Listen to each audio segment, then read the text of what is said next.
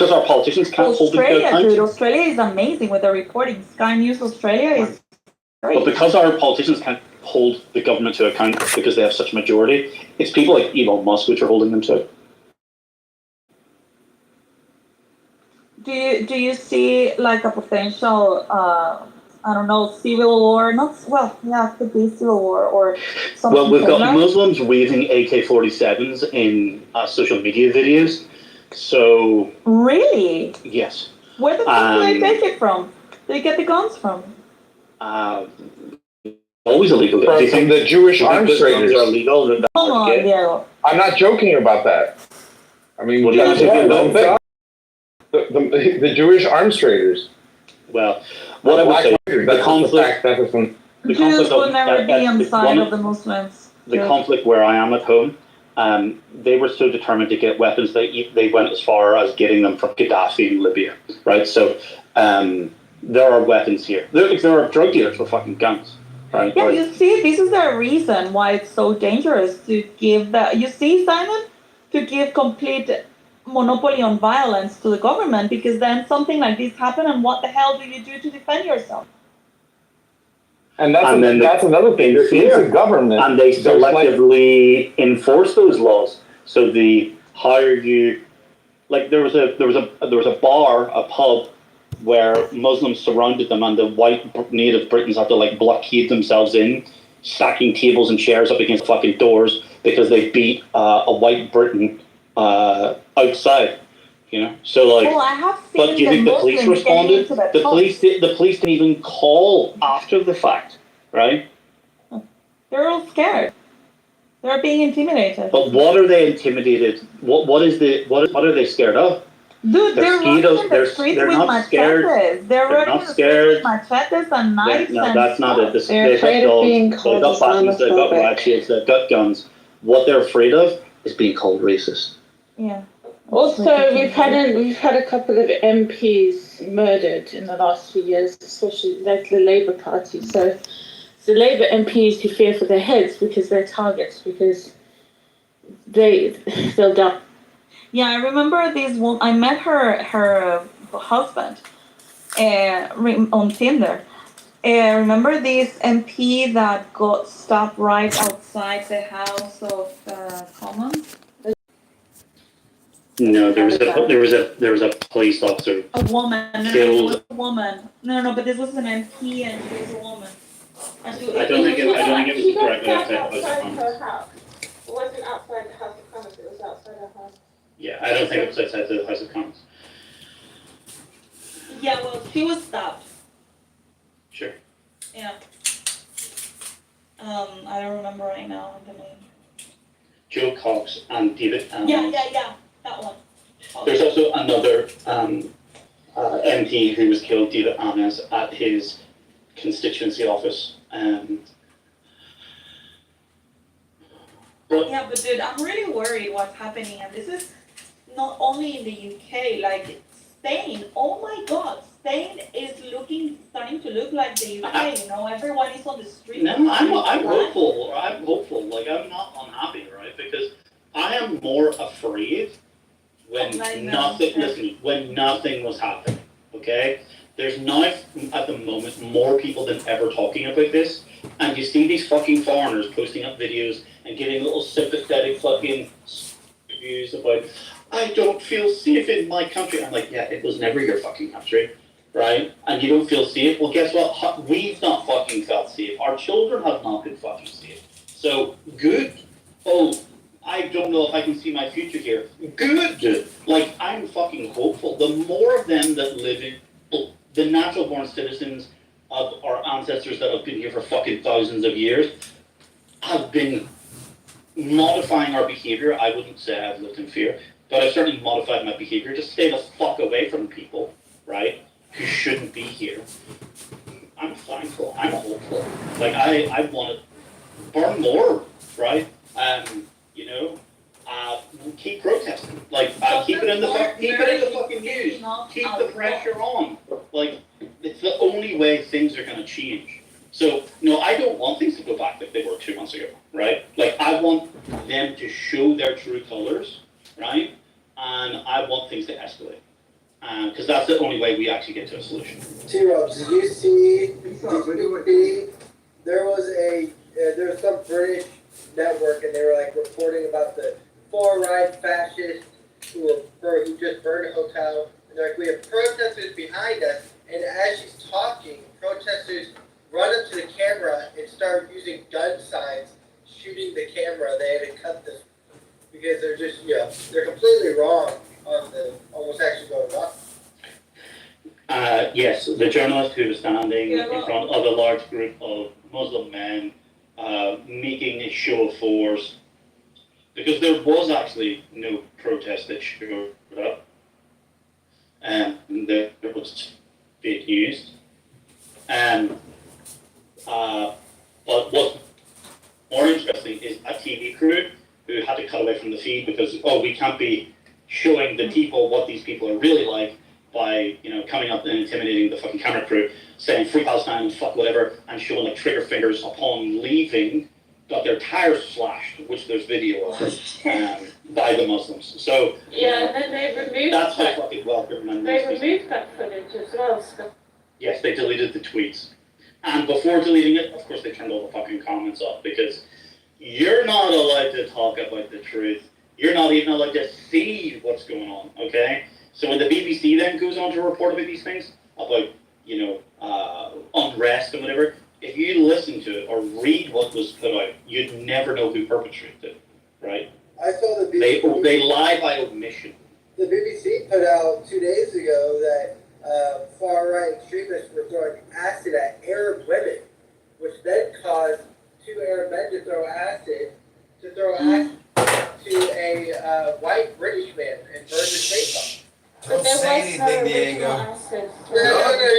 Don't say anything, Diego. Don't say Oh, anything. they retracted it and still oh my god. Lisa, do you want to continue what you were saying about Spain in comparison to the UK? I was interested in that. No, I was just saying that they're going in the same direction of the UK because there are a lot of protests, anti-immigration and anti-Muslims, because they're doing exactly the same thing. Like girls are being raped in the streets, and people are just tired. In like 48 hours, 2 men in 2 separate incidents were beheaded. Yeah, exactly. So everything everywhere it's going crazy, and that's what I was saying, that this is not just the UK. It's happening in Spain, and I'm sure it's happening somewhere else as well that I have seen. But it's happening everywhere in Europe, dude. Where are these protests? The only protests in Spain are against tourism.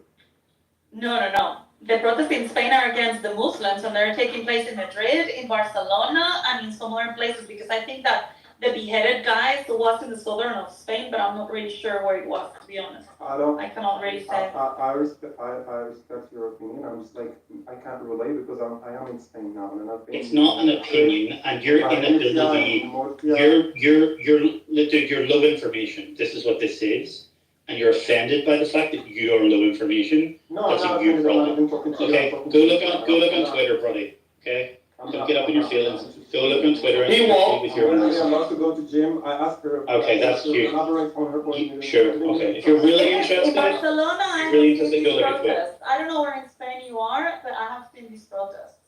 But I'm telling you, can you link me? Can you give me articles about these? Yes, Listen, no. Listen, you see, if you were a media actor, I am. he would go and look himself. I think that in the group, I have posted it under the Islam channel, so you can see it there. I think Okay, I'll check it. I'm pretty sure I have posted it something there, but if not, I will add something about it.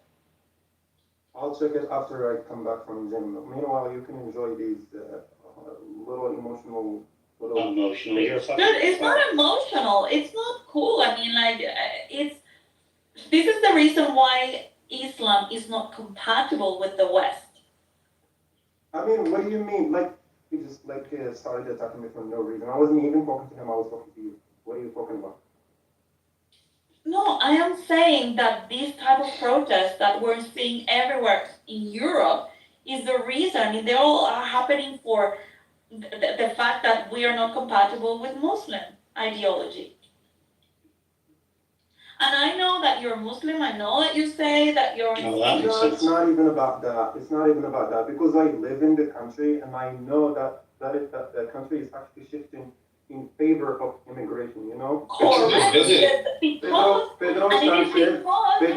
because the government also voted to the right, but the government actually did a coalition, and now it's completely progressive. And listen, I am also Spanish, you know, and I watched all the process of the election. I watched the whole debates, you know, when they were, I don't know how they call it, like la investidura, the meeting they do for the investidura of the president.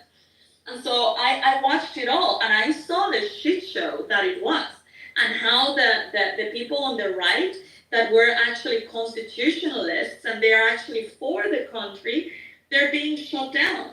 And what's happening in Spain is actually very dangerous. You have a very progressive government at the moment. And I know that they're pro-immigration, but they're shitting on the country. It's exactly what's I have happening. a meme for shutting it down. Why would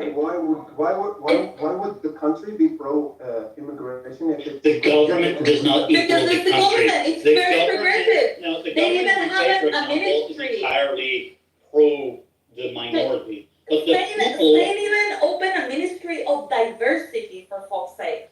Do you know? Okay, so you're Spanish. Do you know what immigrant do for Spain? He's not. Visa? I am Spanish.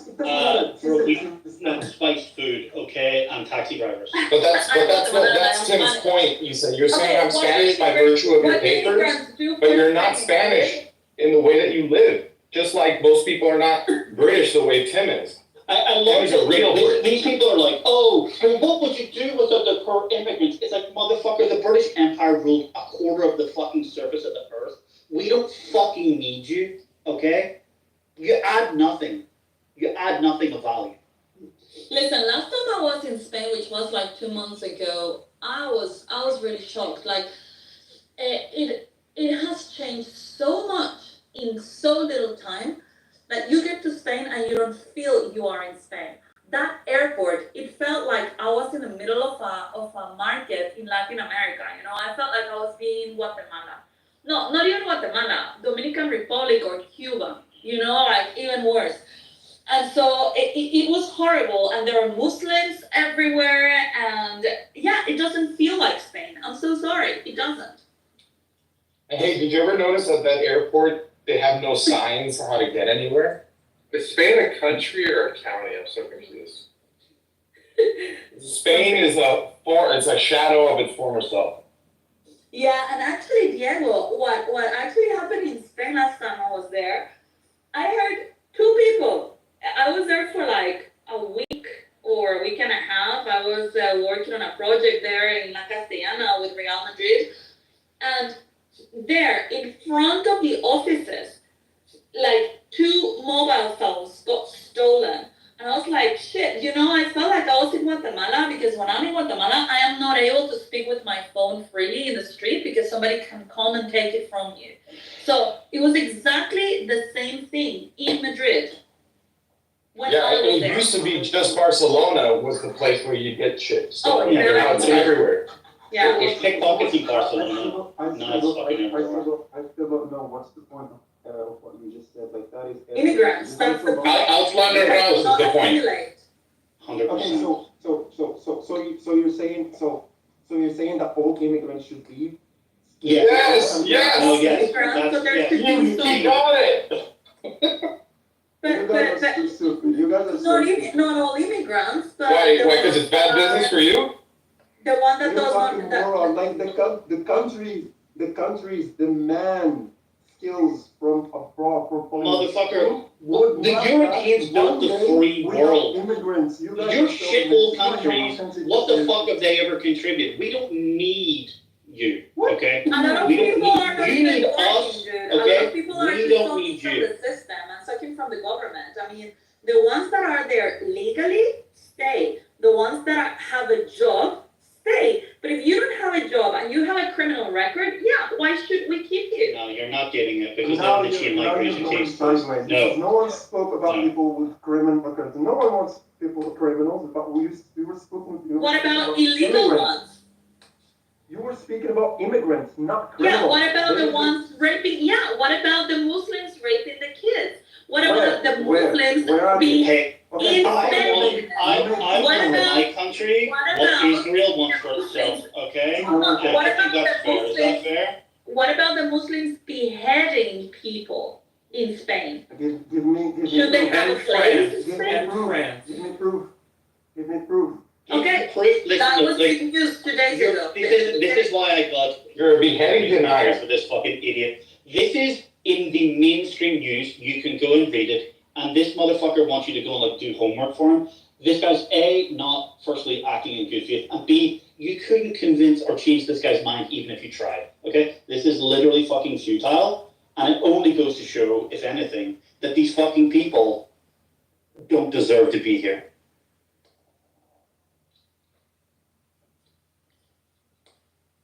Don't stop the rant now, Tim. Keep going.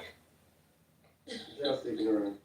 Sure. Just ignore like someone that actually speaks sense. Just shoot yourself in the foot. Why won't you, Englishman?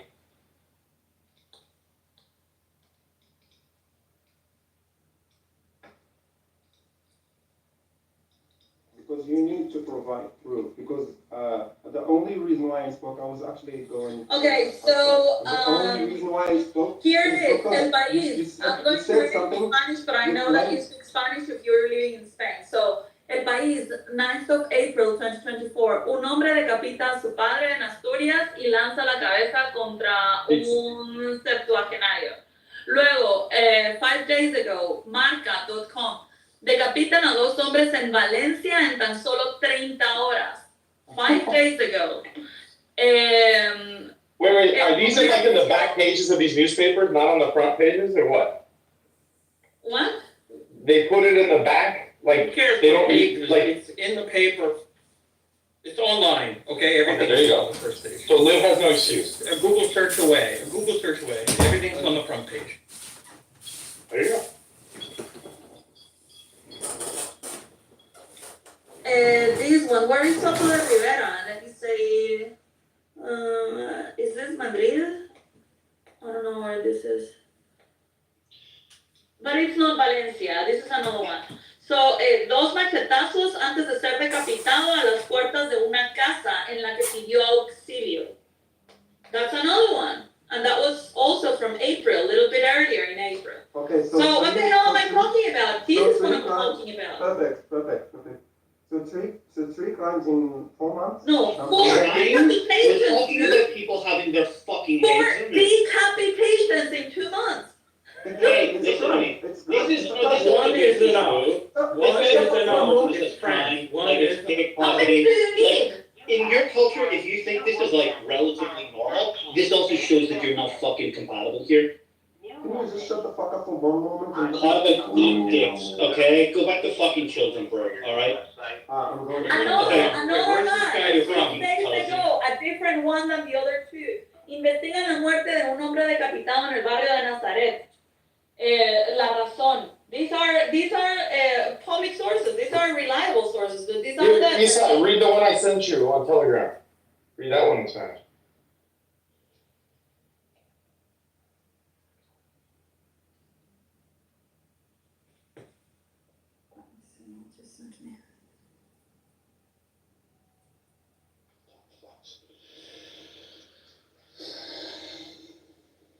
This is not what we're talking about right now.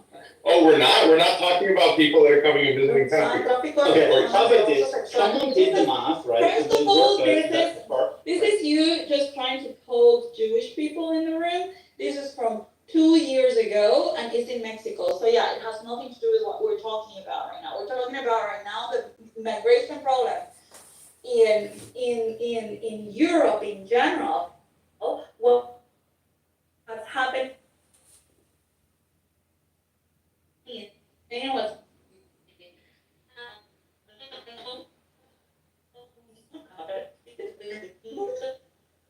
cities that have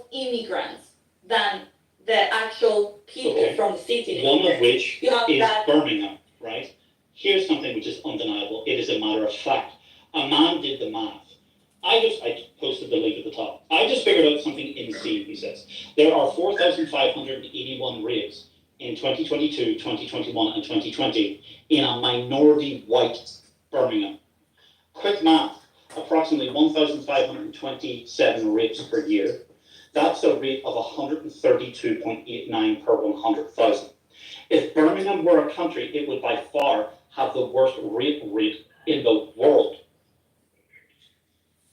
That's what happens when you have minority native citizens in their own fucking cities and their own countries. Dude, I don't know, but really, the only thing I'm saying here is that it's okay. Diversity equals crime. That is it. It's okay to That have is it. immigration. I am an immigrant, but when I move to a country, I abide by the rules of the country. I feel in the obligation to assimilate. You know, like you cannot expect the country You haven't to bend assimilated in over. Switzerland. To You haven't bend assimilated. over. Look, I also You didn't don't assimilate when I moved to You don't Portugal. expect the The country difference to is you're a bend European over for Christian. you and your needs. I didn't assimilate when I went to Portugal. You didn't assimilate when you went to fucking Switzerland, okay? You're just a European Christian, right? That's it. It's just compatible. You didn't assimilate. You're Yeah, just but Tim, you compatible. guys were nasty to the Polacks when they came as immigrants. You guys used to make terrible jokes. Treated them terribly, didn't you? Who? The British treated the Polish people extremely bad. Made them the butt of many jokes. And I think they regret it now. I think they'd rather have Polish immigrants Fuck than yeah. Muslim But immigrants. I know a couple of Polish people and they're great people. Lovely family-oriented people and perfectly compatible with us. But that's just in-group. Like, I fucking fuck ginger people. They're they're cunts. It's just in-group, out-group stuff.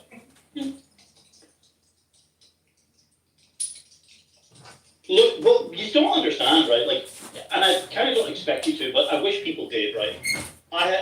There's 30 years of actual conflict, and there's been allegedly 20 years of ceasefire. But yet, even just a couple of years ago, before COVID, there was a bomb found under a police officer's car, right? So stuff still goes on, is what I'm saying. So there's thousands of people killed, 30 years of fucking violence, where we were like noted for having like the most bombed hotel in Europe. Politicians and fucking like members of the state and security forces fucking executed. All the things that you see like in Iraq, but just not to the same high volume. What occurred over the weekend was something I've never saw in my lifetime, and I actually never thought that I would, which is that we had the two sides of this conflict, right? This would be like the equivalent. Imagine if BLM and MAGA had been at war for 30 years and there had been thousands of deaths, all right, bombings and murdering.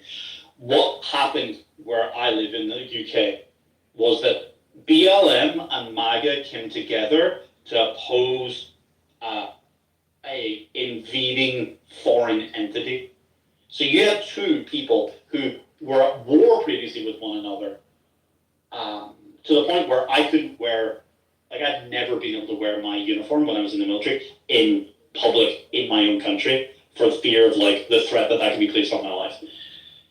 These two sides came together and marched together, like arm in arm, flying both flags simultaneously. And people are realizing that we're putting all our differences aside because we've actually realized that we're more alike than we are different. And that these fucking complete crime-ridden foreigners are the greatest threat that we've ever seen in our lifetimes. That's Put the religious sectarianism on ice for now. No, like maybe forever. Like honestly, like I don't know, from the other side of it. That's my personal view, and it's hilarious because our politicians are like, oh, they're like United Ireland, right? So we literally had. Imagine BLM, right? It's just about two different groups. Leaders of the BLM were drinking in a bar in a MAGA area with the leaders of MAGA and were treated like heroes. This was reported in our local news, and our political leaders are like, oh, these people have to be identified, and we're going to, confer with the police in the north of Ireland and the south of Ireland and make sure. there's like, when people are truly actually coming together, right, and putting their differences aside, if they can't exploit it for their own political gains, this is why you've not heard about these things. It's not been in the news. But what actually occurred over the weekend was fucking monumental. And I hope that sort of thing continues, and I hope that sort of thing also wakes and inspires people up in England that maybe are aware of these sort of things. Because the foreign invading, it's an invasive species. Listen, we know about it in nature and biology. It's a fucking invasive species, fucking ecosystem. It can destroy everything that has ever existed. Okay, so hold on. I don't like to talk about it like that. Why? It's the fucking truth. Because they're just people like you. However, Really? Are there people like however, that? oh my god, I'm gonna talk. So, what I think is that, I mean, That's an insult to Tim. Yeah, I don't believe a 9-year-old child. So don't fucking compare me to these fucking people. Don't compare me to these fucking I people. haven't finished my sentence. I think, for example, in the U.S., you have a melting pot. You have people. The U.S. was founded in the base of that, of immigration. But I think that you need to have some sort of common ground, some sort of cohesion for these people to actually be able to live together. Now, it can be a language, it can be a religion, it can be values, it can be ideological, it can be many things. But in this case, the immigration that Europe is having has nothing in common with them. They are not loving of the country. They put their religion before the country they live in. They don't have any particular, how do you say when you are faithful to something? When you are, oh my God, my English is gone. This happens when I was reading things in Spanish. Like Loyalty, thank you. Loyalty to the country. They have loyalty. They are Muslim first, and then they are British. They are Muslim first, and then they're Spanish. So there is no common ground. There is no common ground in religion, no common ground in values. They come from a complete different perspective when it comes to values. Even the interpretation of death is completely different. The purpose of their lives is to die so that they can actually go to heaven. It's martyrdom, the way of going to heaven. So this is not the way that we see things. And when you don't share language, you don't even share the law, because they want to be ruled by their own laws, like the Sharia law. They don't even adapt to the banking system in the West. They have their Don't own adapt the bank. language. How many of the fucking They don't adapt. never I know who that could speak be. English? But they don't adapt on any of this. So there is actually no common ground. So how can people actually share any values and share a territory when they do not agree on the most basic things? So if you are a Muslim and you come to the country, you have to know that you're living in a country that has Christian values, that has freedom values, that has freedom of speech. That means, yes, they can talk about Muhammad. They can say, oh, Muhammad was a pedophile, and they can draw Muhammad. And you should be okay with that, because if that makes you uncomfortable, it means that you are not a good fit for that country. Then you have to go where you can feel comfortable. But don't try to impose on these countries what your beliefs are, because then you're trying to turn that. They're trying to take advantage of those freedoms to take those freedoms away, which is ridiculous. Those freedoms are the first reason why they are in these countries. They make more money in these countries. Women are able to have a voice in these countries, but then they want to turn them into the shitty countries that they're I don't know feeding. that they make more money. They're given more money, but there's a difference. Well, that's good. I wish replays would have been on for this season. It was amazing. No, but honestly, I mean, this is the reason why I think that they are not compatible. Now, if they're willing to adapt, they're willing to accept these rules, it's fine. But don't try to turn it into Sharia law country, because it's not going to happen. But if that's the reason, then there's other groups. I'm sure Tim can find other groups in England that also don't Yeah, of course, assimilate you want and to put talk their. about the Jews here. I'm just saying, you're talk great. about the Jews. We're talking You're right creating now a- about what's happening right now. If you want to talk about the Jews, go open a room and call it, let's talk about the Jews. Holy shit, We're a not room gonna that do you that said right now doesn't want to here. talk about the Jews. It's the fourth time you're trying to do that, and I'm No, I said, no, you said they don't wanna assimilate. I said, well, there's other groups. They're not the Well, only guess problem, what? are they? I don't see Jews being a threat to Christians. I think that they are secular. When your eyes are closed. Just like Christians, we have separated religion from the state, and we're able to live in secular countries. And this is the reason why we are compatible. This has never happened in Islam, and it never will. Anything that goes against the Quran, it's forbidden for them. They are banned from following any other rule that contradicts the Quran. I don't see that happening in Christianism. I don't see that happening in Judaism.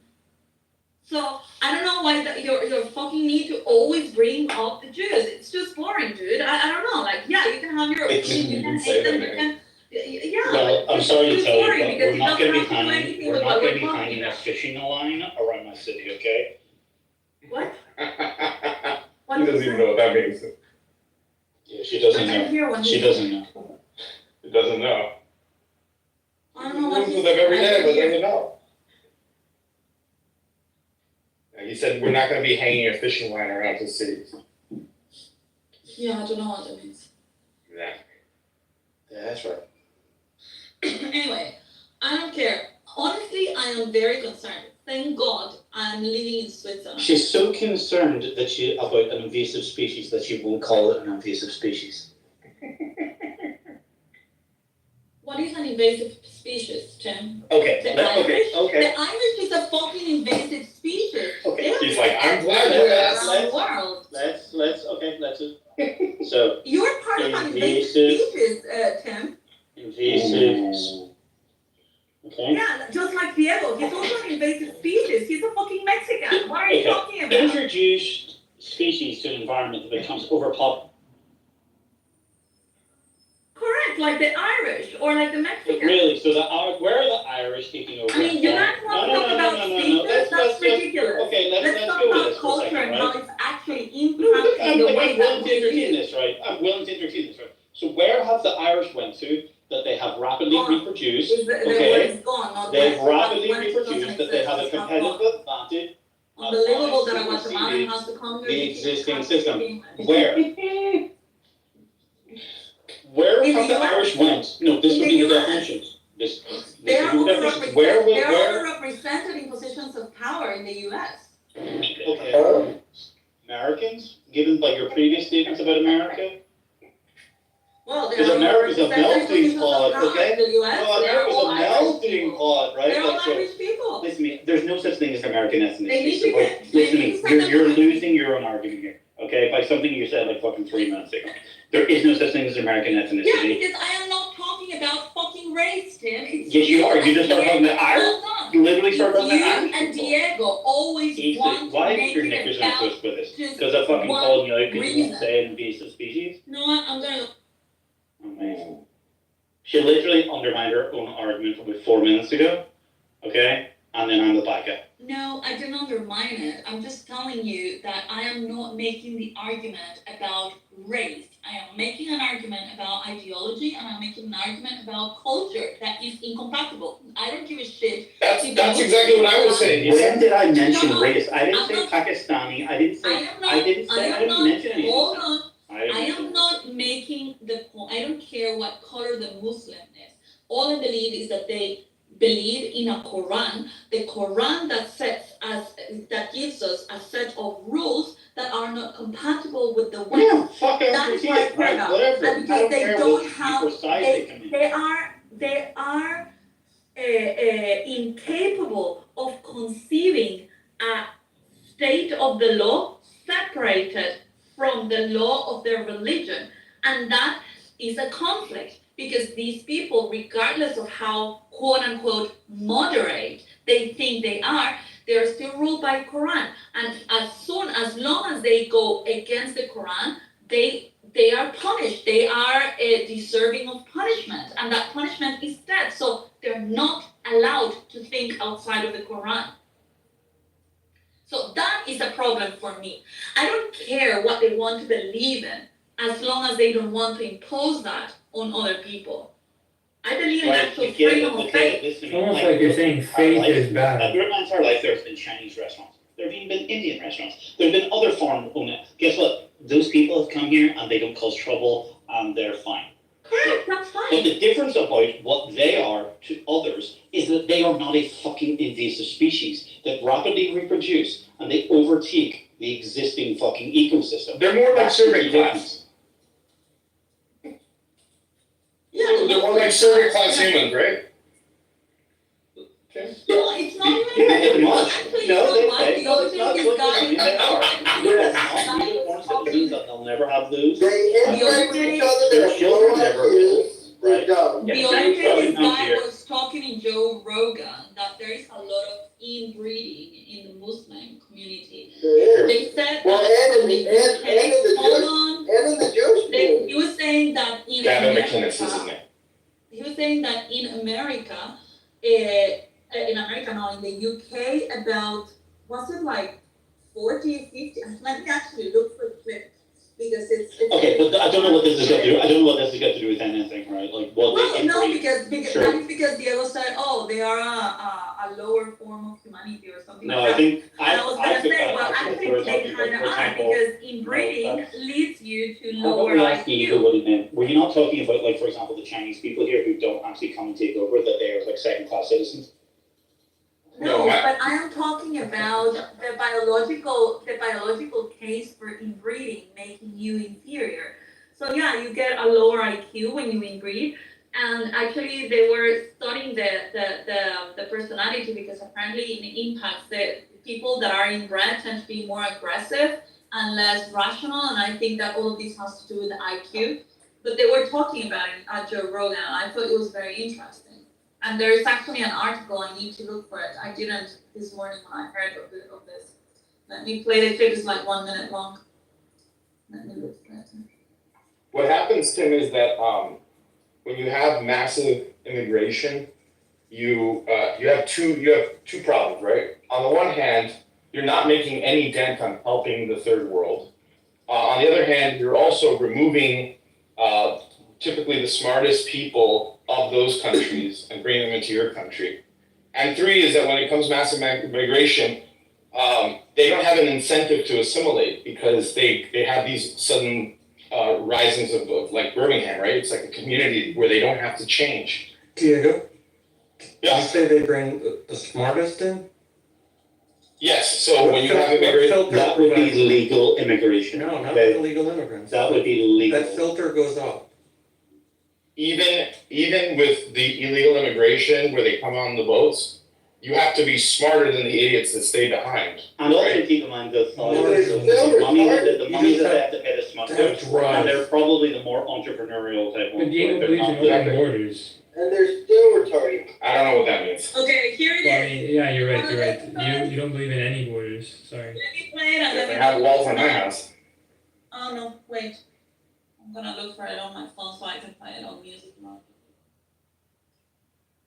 You believe in public roads, that's your problem, son. No, I don't. Wow, I believe Simon, in that's good. private. Oh, no, the public. You're right, you're right, you're right. Well, I mean, I don't how believe else do people travel around That's where I freely? draw the line, in public roads. Right. Well, how else would, I mean, there's a market solution for it. Okay, I'm gonna play the clip. Hold on. It's just 1 minute.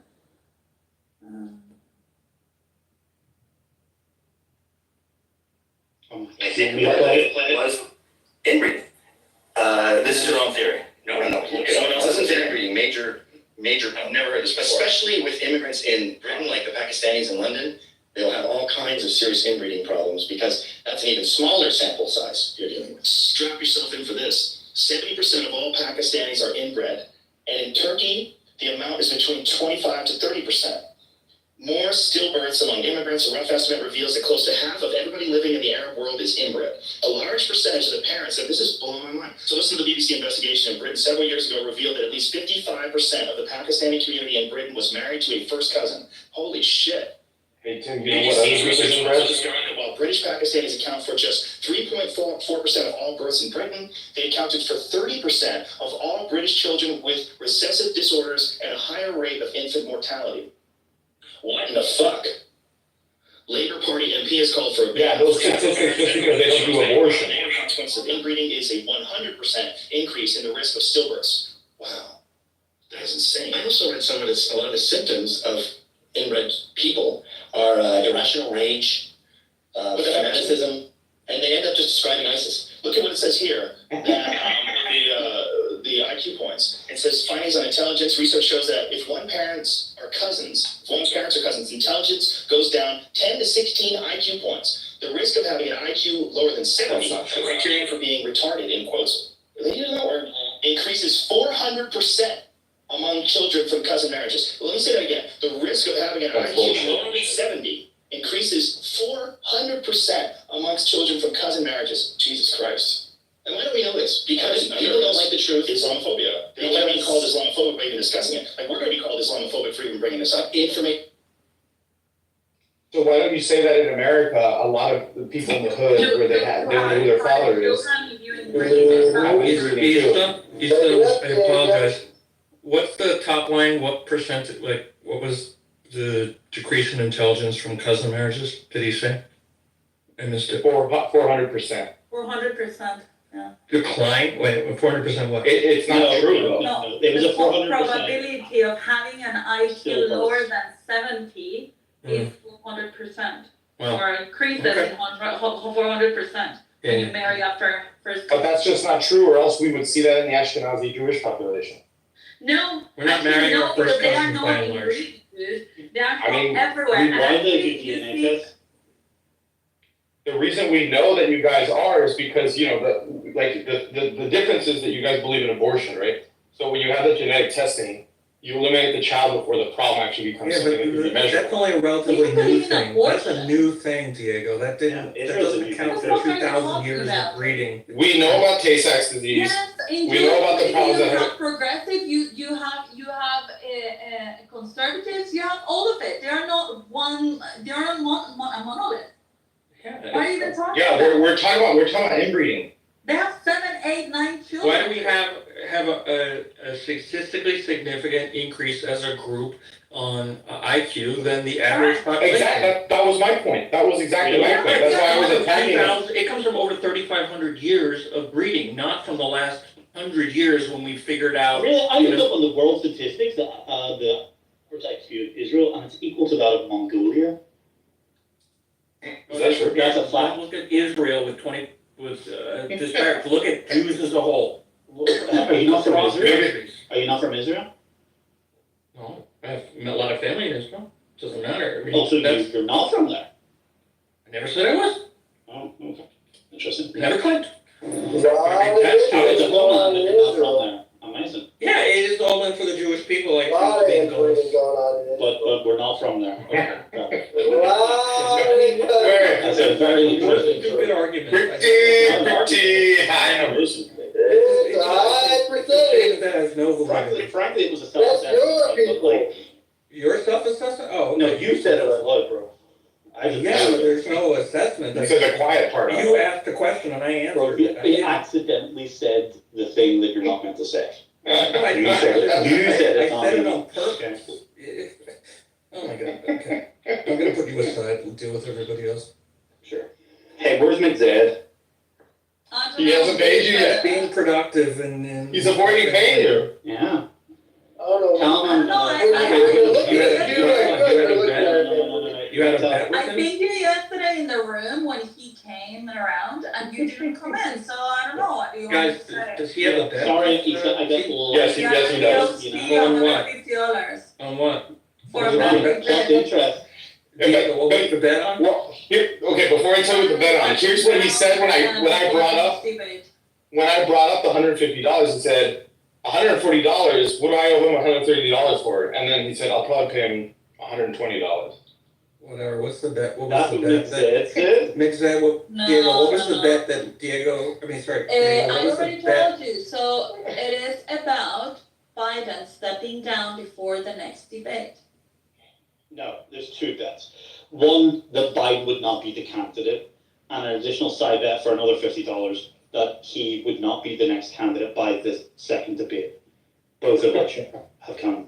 It was like so abundantly fucking obvious, but he The took next the open candidate bet. or the candidate?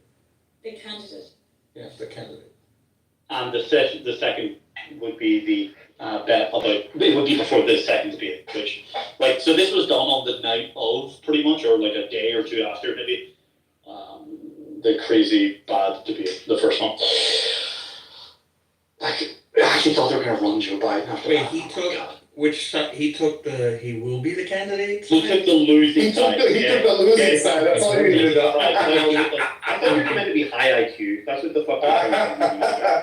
High IQ and high IQ and, After what point and would- ability to what bet, side which of are the distinctly different That things. would he be on if he loses? Come on. Basic reasoning here. By the way, I heard that IQ thing is actually a myth. It was like a very small sample size, putting them at the very tippy top. I think the Asians still hold #1 place on the IQ. Speaking Well, fast I doesn't don't equal know, but IQ. they hold 214 Nobel Prizes. For 100 Wow. times more likely. Actually, hold on. Wow, you know, they give one to Obama for doing nothing. I'm on with my They're argument. so worth, If they're it worth so weren't, much. I'm not done with my argument. If it weren't for Jewish contributions, Diego wouldn't be a capitalist. He wouldn't be an Austrian school economist. That's true. And yeah, he wouldn't be. So all of these guys have been Jewish. So Capitalism is some of the the biggest default operating contributions- system in which some of humans the operate biggest under. contributions No, to that's philosophy, You're, economy, no, you're, politics, and all of this okay, have that's been Jewish. good, that's You good. would be living like a fucking Muslim if you were. Yeah, okay. He Really. might be Jewish. I think he says he'll take his chances. And its values, no, the British Empire and its values are all thanks to Jews, thanks, no problem. Esau, No, okay? I'm not Fuck the saying the fucking values. Guatemala, I'm saying okay? I'm not saying the values. I am Fucking saying shithole is- that if you some think of that's the a fact. biggest contributions to philosophy, economy, Sure. and all of these cool theories we have been Cool Jewish people. theories, yeah, what the And fuck? technological Diego, is am I advances. lying, Diego? Yeah, Am I they're lying? so, But he said so, the real deal. 20%. okay? Diego, Well, I haven't been able to 20% build of a. all Nobel Prizes. Okay, hold on. One mic on Diego. Am I lying, Diego, that it's the Jews having contributed to the Austrian School of Economics, objectivism, and a lot of other philosophies that we now preach? Can you please confirm? Yeah, 30 seconds. Ludwig von Mises is my nigga. Like, I love that guy. But I will say that he himself said that everything that he taught in the book Human Action was merely a reiteration of what Karl Menger had already written. Okay, hold on. I am not saying that he took that from the Talmud or the Torah. I'm saying that the bright brains have come from Judaism lineage, and that is true. Yeah. And whether it is because it's genetic or it is because they every Saturday get together to read and debate and think, which maybe if the Black community did that every single week. Hold on, America. If the Black community did the same thing as the Jews do every single week, maybe they would be smarter. So I'm not saying it might be genetic, but definitely there's something in the culture that makes these people smart. So you're going to agree with me that some of the biggest contributions in philosophy, in economy, and all these things that you and I adore are coming from the Jews. Yeah, my favorite book is written by a Jew. That's true. Oh, amazing. Okay, Tim, now the mic is yours. I only want to make clear. So some Swedish fucking jerk off awards, you know, defining No, what again, means. I am not talking only about Who gives a fuck? Obama simply for being black. Okay, give me a fucking I'm not talking about Give me a only fucking the Nobel I don't Prize. care. I am talking about foundational philosophy Oh, theories. okay. I'm talking about foundational economics. You're saying that like 30 times as if I And don't have to give more. capitalism and Ayn Rand and all of these guys. Okay. What have they been? Jews. And- So and- it's thanks to them. You need to appreciate that. Otherwise, How many do you, okay, so He's a peer review review responsible for the founding of the physical United sciences. States. How many Jews are responsible for the founding of the United States? Christopher Columbus was Jewish. Isa, you know, when you ask people that study philosophy, they do say that Western philosophy is basically thanks to Catholic Church. It's not thanks to the Jews, on the whole. Well, I don't care what they say. I care, listen, the influence, you can have it from different places. But the brains, Diego, the methodology, the thinking capacity, the That comes from the ability to Germans. lay down these theories, it's the Jews. So No, it's from German Austrians. And it's from well, yeah, Austria. German Austrians, yeah, that's right. Okay, They were okay, Jewish, okay, they don't think okay, of this as hold what on, they okay, do. let's Guys, I've And been trying Spanish to talk. philosophy. I've been trying to talk. Let's for a moment It's just not say just what you're saying philosophy, is it's correct, hard blah, blah, blah. sciences. If we're meant to Yeah, actually care about science, this, philosophy, all of these economy, all of theories, this. what about putting shit into practice? What the fuck have they really done? Oh, they jerk off another Germans were- theory, or who gives a fuck? Germans were really advanced during World War II, right? That is true. The majesty of the British Empire is something you can touch. Today my friend Daniel made a joke and it was funny because it's true. Do you know why Jewish people are forced to be successful? Back against the wall. Do you know? Because they cannot blame it on the Jews for their misery. So they have to be That's successful. funny. Yeah, so exactly. So that's the reason why they have to be successful. Now you guys have got the Jews to be I thought- So that's an For their interesting failure. thing. That's like Anyone use Google? Anyone use Google? No, there's a truth there, right? So it's like, because the problem is it's the Jews causing the trouble, right? What trouble is that? Yeah, I think. The trouble that The worst time. 9 countries over 3,000 years. Oh my God, T, you were. So let's say, let's This talk is about the disgusting. Jewish state. I know, No, let them spew, I'm let just them quoting, I'm just spew. quoting Jewish people, right? So like. Was polio our fault? What, Norm? We cured polio. No, but HIV could arguably. Polio vaccine. Yeah, and they tested it on 1 million Congolese where the HIV virus came from. Are you a big fan of polio? By the way, he gave the Are you a big fan of coin clipping? Yes, he tested it on rhesus monkeys in the Congo. So we created. Are the decorative marks on our coins, are they considered anti-Semitic? So wait, you don't want to talk about polio anymore? No, do you want to talk about the coin clipping and manipulations of currencies? And the virus?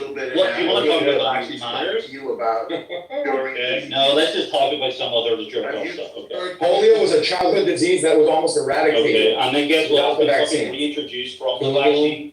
The only modern day fucking diagnosis of it are people getting it from the fucking vaccines. Jews look like they have polio. Did you not know that polio was a massive Do problem? you not know that no one gives a It was fuck? not a massive problem in the late 50s. It was not. It was a childhood disease. It was almost eradicated through herd immunity. That's a big myth. That is delusional, and I'll show you the evidence. And it is the vaccination campaign that eliminated polio. A Jewish doctor went to the Congo and she cultivated the polio vaccine on the liver cells of rhesus monkeys, tested it on 1 million Congolese, and all of a sudden, the HIV. I don't remember what. I only remember the important parts. You don't know what the fuck you're talking about. Now we're talking about some imaginary woman. So you're, I guess, an anti-vaxxer as well. In any event, Jonas Salk, feel free to look his name up, invented the polio vaccine. I gave it away for free. And then, And then capitalize on the money? no, he gave it away for That free. guy wasn't Jewish. There was a race to develop the vaccine, okay? There were 3 main doctors that were working on it. Right. And Jonas Salk solved the problem and made it available to the world, and then virtually eliminated polio. And I'm sorry you're jealous, Frankie, but go do something with your life and you won't. Polio was already dying. The problem now is that if you eliminate the vaccine, many people will die from polio because we don't have the herd immunity anymore. It actually made it worse and more dangerous. One thing I can tell is that you're not a Jew. That's right. Oh, really? What gave it away? The lack of ability to think. There you go. Hey, Norm says it, therefore it is true. But these rhesus monkeys, right, had the simian 1 virus. It's a very strong lead that this Why are polio we vaccine talking might about have. monkeys now? Are we, I mean, like. No, because the HIV may have been an outcome of the polio vaccine. He's talking about his in-laws. Let him share. Oh, no, oh yeah, because I was talking about inbreeding in the Muslim Oh, community. is that what and- Momo's lost his cousin?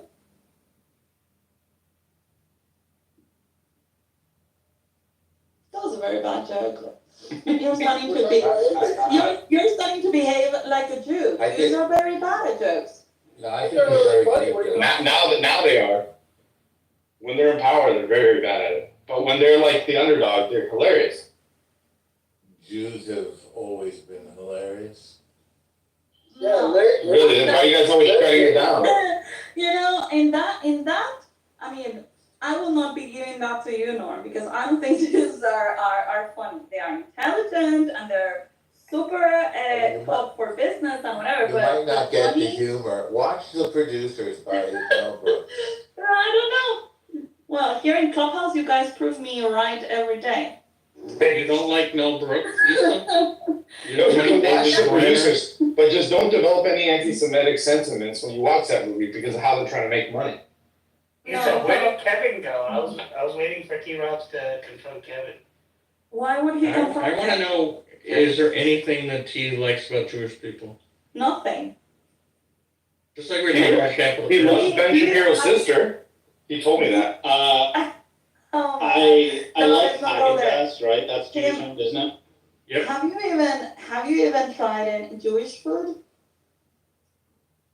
He's done nothing with, he's tried nothing and done I nothing mean, with his life. I don't know. So he uses Google, right? You use Google T or you go to a Yeah, different he's He like search? keeps it smoldering and. Amazing. So I need to be. Why I have need the to be Jews done embraced so by much? the I Jews. can't even It's figure out how to amazing make because like life. I got one. Do you know what he likes the Jews for? Jews? Okay, Do you it's know- so special. Do The you guy know at what he? Motorola invented the cell phone. Do you know what he likes Jews for? To blame them. Because if there was no He said, right, Jews, okay, he wouldn't he be said, able to blame. The Jewish guys in the room are way Favorites from funnier nowhere. than that. So like, come on, this is like you're mocking people for not being funny and you come up with this shit. Like, give me a break. I'm a woman. I'm allowed to come up with. Women, you notice that they're like Sorry, no good women comedians. But I'm a woman. I'm not supposed to. Isn't it that Yeah, Florida you're meant to be family? British, funny. right? There's so many Jewish comedians, you're just not exposed to them. Tim told me that he likes Kat Dennings. I'm sure he has some good reasons. She's a comedic actress, so she's not a comedian. I have a serious question though to ask Yalomo or anyone else who knows this. Are people actually gonna have the balls to call Kamala Harris anti-Semitic now for moving past Josh Shapiro? And secondly, how about Josh Shapiro getting on stage saying, you fucked me over because I'm Jewish, but I'm still endorsing you and I'm proud to have you here in Pennsylvania. Did he say that, or? Was that his exact He did. words? Listen to his statement. Hold on. Fucked me over? Well, no, he didn't say that. Listen to his statement. He said, I will work every day for this. I will work to make sure that the Harris-Walz campaign, is going to win Pennsylvania and defeat Donald Trump and all that. So, There's but no I'm saying, resentment for not being. But- Javi, mira but I'm esta. saying, hold on. What I'm saying is like even Van Jones on CNN. I don't know if you guys saw the clip that's going viral, but he basically said, look, the reason Josh Shapiro wasn't chosen was simply because he's Jewish. And he said, unfortunately, the Democratic Party has a lot of sentiment against Jewish people, and Kamala Harris placated to the squad, and she did it to shore up her base. But then he gave a great point. Who said that, Lennon said it?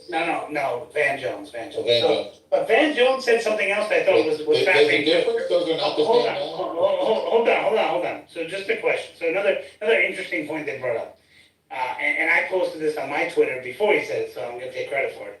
But I said, Kamala Harris pulled a Joe Biden. What it means is she chose someone that if she wins, no one would want to remove her because this guy is even more radical than her. And so she pulled a Joe Biden because you're like, shit, I don't want Joe to go because you got Kamala there. And so it's like, all right, well, let's tread water so we investigate him, but let's not impeach him, or let's not get rid of him because we got to deal with her. And I think it's almost the exact same choice she made at this time. And I will say this, every member of the squad, including Ilhan Omar, has endorsed Walz immediately. Like as soon as the news dropped, they were so excited, they said they'll be on the campaign trail now, supporting the ticket. Amazing. I think she's lost the race today. Well, if Republicans are smart and play some of the words he said and also are able to, play what Van Jones and others in the Democratic media are actually saying, because a lot of them are pissed that it wasn't Josh Shapiro. Like, she got CNN pissed, she got MSNBC, because they're all touting, like, how great Josh Shapiro is. Why are they pissed? Just because they called it wrong? I mean, that's not something to. No, they're pissed because they feel that, they actually feel it was I'm being honest, like, if you look at Twitter, people How are can saying. it be anti-Semitic to pick one guy over another? That's No, because the reason she didn't choose Josh Shapiro is because the people that are protesting her are pro-Hamas, right? And so you're choosing the guy who's an IDF. They're saying that You're reading her mind, though. I mean, you're making up this explanation. Yeah, that's what political commentators do, bro. That's what they're saying, the political commentators. Nav is not a political comment. That's his job. I'm not. I'm reciting what they said.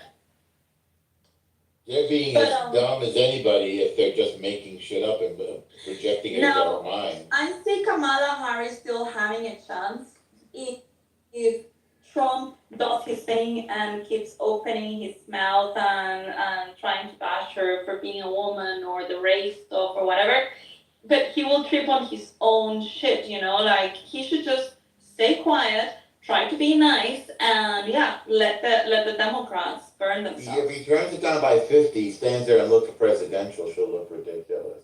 If he handles it the way he handled the Biden debate, just sort of stand there and shake his head. Exactly. He doesn't have to do anything at this point, but he will not be able But he does not know how to to help do that. himself. He can't help himself. Well, he So, did it during the Biden debate. Well, look at the last week when he went to the National Association of Black Journalists. That was a complete and utter PR but disaster. I love I it. think it was a It was classic Trump, but it's not what you do to get elected. I know that. I mean, like doing that is what's going to lose points. Exactly. For people that are thinking about not supporting Kamala, you know. He So live he in just town now. needs to stay quiet, look pretty, and just Be be presidential. nice. Give Yeah. a path going forward. Don't talk about the past. Like, don't be harping Yeah, on don't it. hurt Amazing my with feelings, his but, you know, wife and we can tolerate war, you know, as long as my feelings aren't hurt. Okay, If good. he could run No on his reason. record. If we go into a recession, she's toast. Unfortunately, we don't have a parliamentary democracy. Yeah, I think that we're already in one that just, you know, they keep updating the definition of it. If we are, she's finito. No, yeah. we haven't had successive quarter. We haven't had the definition of recession. But you know, what By somebody said the GNP other day, that guy Chamath from the, I think it's the All In podcast, he said that the growth is spurred by government spending, which is based on debt, so it's kind of a sugar rush, which is, it's not sustainable.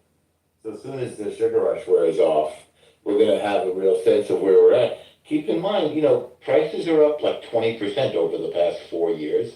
So everybody's taken a 20% cut in income across the board. I mean, the prices are a little bit ridiculous at the moment. Don't you think? Yaakov, have you noticed that?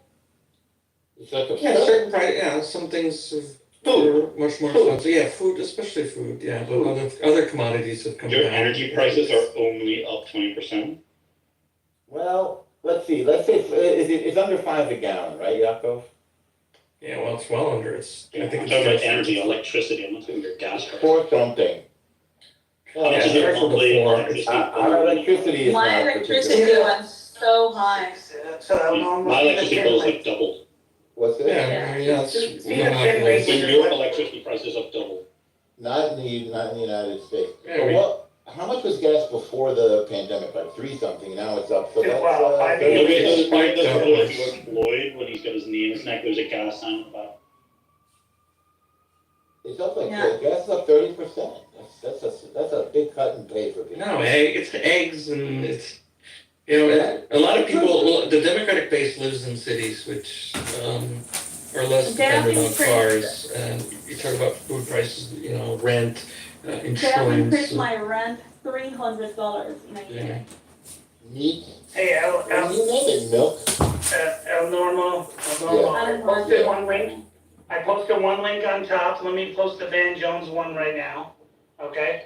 And so you have Van Jones cited the Jewish Insider, which was the previous one that I posted. And and he talks a little bit about it, and on his podcast talks as well about anti-Jewish, in the Democratic Party, where more pro-Hamas leaders led by Squad as well, like Rashida Tlaib and Ilhan Omar, are making a larger dent in the politics.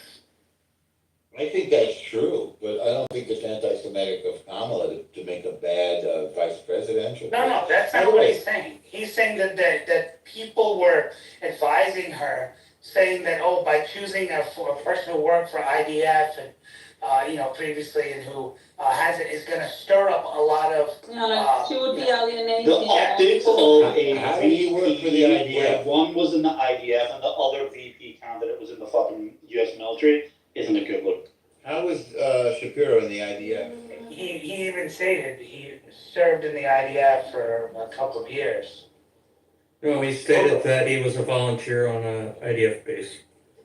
He wasn't conscriptor, and he wasn't Right. He wasn't like a full-blown soldier. I understand. I'm saying, but he's handing out water bottles. Did he take an oath of allegiance? But that's what I'm Right, saying. Van Jones these saying, things matter, right? Like, I'm not how criticizing. do you You do can that? volunteer. I can volunteer for the British. No, but Tim has a point that you cannot plead allegiance to another country and then try to serve, the United States. I mean, like, It's not United an States issue. has. He didn't serve. Well, I don't know if it would We be an didn't pledge issue. allegiance. I How do feel we that do it that? would be a conflict of interest. How Do you so? not do that in the IDF? America's You interests do and it with Israel's allegiance? interests are aligned. Well, In the but what would IDF, happen you if take at some oath of point you're allegiance not like aligned every other anymore? military. You would have What someone. about dual nationalities? People have two Yeah, that's a passports. conflict of interest. Exactly, it's a 100%. conflict of interest. That's the reason why you need to plead allegiance to just one America of is the. made All up the of members of the French hyphenates. Foreign Legion are. America's made up of hyphenates, and you don't need to pledge any allegiances to serve in the IDF. Yeah, but that is part of the problem that the US is going through. What problem is that? Yeah, there's all these But people- Chinese dual people nationals feel in the American administration, and that's a Instead big of problem. America first. Do you guys practice talking over each other? Yeah, every day. Yeah, Tim does all the time. Yeah, there's all these dual national Chinese. No, I I'm thought sorry, it was they're Lisa, actually. I was actually, she started speaking first. What were you saying, Lisa? current administration, and like people should be losing their minds that there are dual passport holders in the highest levels of. That's another. If they're, fantasy. they're not Russians. Yeah. Got it. Yeah, you just made it up. Isa, what is it that you were Oh, saying? you gotta mute. You gotta mute. I don't Okay, remember Okay, we're talking about dual nationality hyphenates. I said America's Oh, made yeah, up of that- hyphenates. that people that feel America second and another nationality first can be a conflict of interest, Well, who especially thinks of when you America have. second? Hold Why on, you can't asked me a question, then let me finish. So when you are, This is a straw man. all right, When you were what?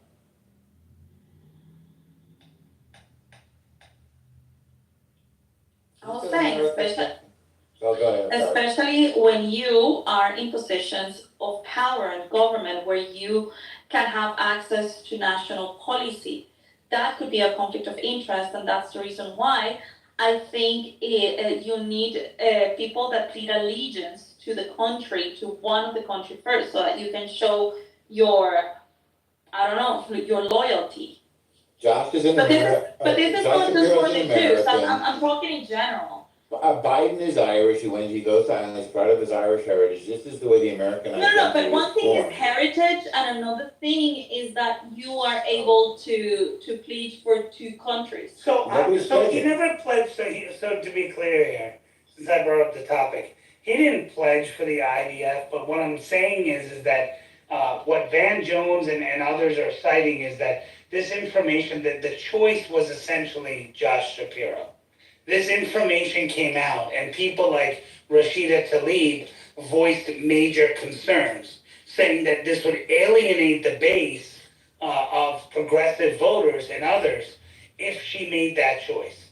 I was pointing out, saying that in itself is in my view anti-Semitic. Now that doesn't mean Kamala Harris is anti-Semitic, but the decision-making process and the people But that that's influence this process are anti-Semitic because they do. It's politics, I understand, but I'm just saying that if it was a Republican who did the same thing, it would be all over the news saying, anti-Semitism rooted in this. And Van Jones, who's not a fan of Donald Trump and not a fan of Republicans, in fact hates them, Listen. is basically calling that out, that anti-Jewish bigotry in the. If the reason why he was not chosen was solely and only because he was a Jew, then yes, it's anti-Semitic. If not, that was not the reason, then yeah, you can see it as anti-Semitic if you want to make that argument, but I don't think it was the argument, Well, what If it Rashida wasn't a Tlaib, problem, what Rashida we could Tlaib be said, we just 60 said, times and what Rashida, sorry, go on. okay? Why, if it wasn't an issue, why did they have to go and remove that part from his Wikipedia page? Correct. And Rashida Tlaib made a statement saying the minute people find out about his IDF connections, they're gonna revolt. They'll sit out the election. So while you could say it's politics, it's also the greater question is what does that have to do with his ability to run the country as a vice president? He's not allegiance to it or anything. He just happened to go there and serve and support and help. Like Al said, he handed out water bottles, right? Yes, but that's the reason why I was saying, they would have to give a reason why they chose the other guy. But if it's only because this guy is Jew, then yes. They're not gonna say that openly, but of course they won't. But the people that made what I'm saying is, you took a decision earlier from party elders and stuff, and then now it's Rashida Tlaib and others who are coming and saying, hey, this is gonna be a major issue. You wanna get the Muslim vote in some of these areas like Dearborn, Michigan, and other areas, right? If you put it, their exact words, I mean, you can read what Van Jones says too. If the feeling was that if you put a Jewish guy there, Muslim people aren't going to vote for him, and they're not going to turn out. Now you put a guy who is very has made very pro-Hamas type rhetoric in the past. Before October 7th, he's made pro-Hamas rhetoric. Now you have those people who will go, well, okay, yeah, you're not going to be all in on Israel. We don't want the policy all in on Israel. We want the policy to be more like, okay, yeah, Israel should defend themselves, but, there's no need to decimate these people. You know what, they're fine, they're good people, and you should come to a two-state solution, and if you have to give up some land, you give up some land. That's what they want people that are going to do, and if that comes in, great. Now, Rashida Tlaib wants a one-state solution called Palestine. I hope she has no say in the future. Of course, now the strategy I think it would be for the Republicans to actually try to call them or put them on the spot, about like, oh, what do you think about Jewish people, or what do you think about the state of Israel? So that regardless of who the pick was for vice president, they are obliged to actually say what their opinion is. So that, yeah, it doesn't matter, but they still have to speak either against the Jews or against the Palestinian, but they will have to take a stance. Well, that's what they're doing. The problem is Kamala won't take interviews or take questions, but hopefully this Waltz guy will, because he's a governor, he's a sitting governor, so I'm assuming he's going to take questions. So it'll be interesting to see how he answers those questions. He's supposed to be the attack dog. That's what VP candidates usually are. I'm hoping that Trump doesn't decline the debate. Well, so you realize that Trump proposed a debate earlier, and his exact point was great. He said September 4th, we'll do it on Fox News. We'll have it at an auditorium or a coliseum where we can fill out the audience. We can give the money to anyone we want, and it's before early voting. It's much earlier.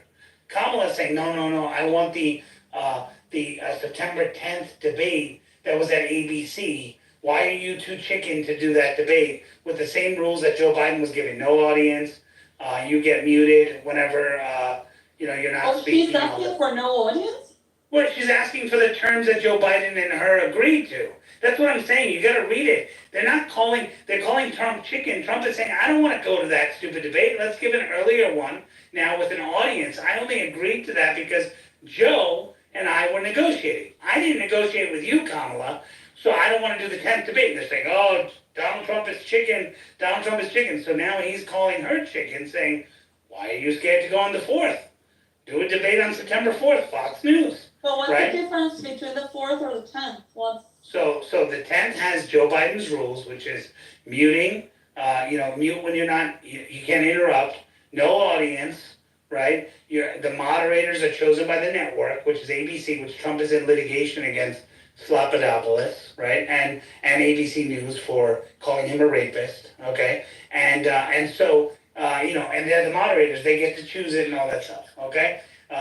The 4th debate is with an audience, no muting, right? Normal debate, okay? And it's on Fox News.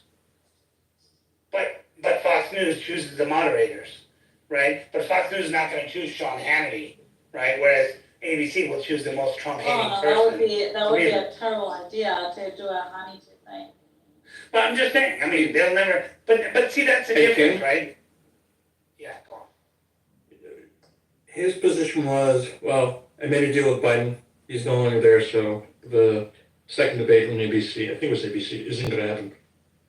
And I believe she said, well, no, I'm still on for the ABC. Yeah, Was she going to have one podium? Regardless if he was Yeah, it's like it's going to be one podium and essentially a press conference. What do you think is going to happen? Well, she said she'll do a town hall that day, but then are they going to suddenly allow an audience in? Because there was no audience. No, they agreed to no audiences in both, which was correct. So no, they didn't. No, the Fox News one. Fox News one. No, I'm talking about the original two debate Yeah, deal but with it no was audience. with Biden, not with her. Yeah, exactly. So that's why Trump. But do you see the gaslighting that happened? Right. The terms of it is Trump is backing out of the September 10th debate. But it's a debate. No, you backed out with Biden. If you change, right? See, if you change the terms of a contract, right? The contract is done. It's right. But the American people don't know that, so they go. Everyone, the average American will say, "Why is Trump backing out of this debate that's set up? Why is he so scared?" That's because they got that. Oh, there's a debate set up. Trump is scared. So Trump smartly. That's what I'm saying. I'm giving him credit. He smartly came in and said, "Okay." You think I'm Yeah, but he didn't read the room. He didn't explain it in those simple terms that you just did. Sure, he did. Did you hear the Aiden Ross podcast yesterday? He said it on Yeah, there. but that's not big enough. A podcast is not national. But where did he do an event that was big enough? I mean, in two of his rallies. No, but you should speak to Fox and just So you think seen a press release that put it like that? So you think he should? So you think he should do a press conference to explain? No, a press release. Release a press release. It's so convoluted. It was one paragraph, like you just said. Naveen. Did you read his last press release? Naveen, hold on. No, just let Jacob say. Okay, go on. It was so convoluted and talks about, and he uses like names calling on Biden, and it was just so obfuscated. The point of we had a contract. I love the way you put it. It was very succinct. It was just the way I look at it. We had a deal. You changed the terms of the deal, so the deal needs to be renegotiated. Which is what was released on his Truth Social. But I guess that doesn't count. But it doesn't count because it was an official release from the campaign. That's like a soundbite. It doesn't count because people are not looking at social. Yeah, well, it's a self-selected group of people. Or something. Just release a statement, just like So you're saying when Trump releases a statement, ABC and others all play that statement. They don't. So what's the difference? He could make it public so that people know what's happening. He did make it public. He posted it on his Truth. Yeah, that's a self-selected group of people that go there. What are you talking about? It's retweeted everywhere. Truth. Hold on. The people who go to Truth are people in love with him, supporters. It doesn't even have a broad base. It was retweeted officially from his campaign on Twitter. Is that not? It's not an official statement. You're saying it has to be on ABC and they have to air it on ABC. Like, how do you get it official? It would be more powerful if he went to mainstream media. But if he doesn't want to That's do what it, I just said to it's you. fine. So It's you're okay. saying- We're not gonna so fight A- about his marketing strategy because So we have nothing to ABC do wants, with it. you're saying if ABC doesn't want to release it, his strategy is ineffective. No, That's what you're saying? but That's the more official he makes it, the more They don't people release will- anything officially, he says, unless it's derogatory against Alright, we someone. don't need to fight about Okay, it. let's move on. But you guys aren't answering that. You want him to go to mainstream media. Yes, to we release something. think that would be the way to do it, And- but and- you don't think that we're not gonna and he move from rele- that and he position, released- so and this he- conversation is And he useless. released Move a on. statement, and the mainstream media is not Fine, willing we to. already know your position, and he's not gonna do what we say, so let's move on to keep the topic. But this specific thing is not advancing the conversation, it doesn't matter. Amazing. He's not gonna do it. Okay, how about this? This is pretty interesting. Listen to what What I is- said. In the UK, we had the former First Minister of Scotland, so this would be like the Governor of Scotland equivalent.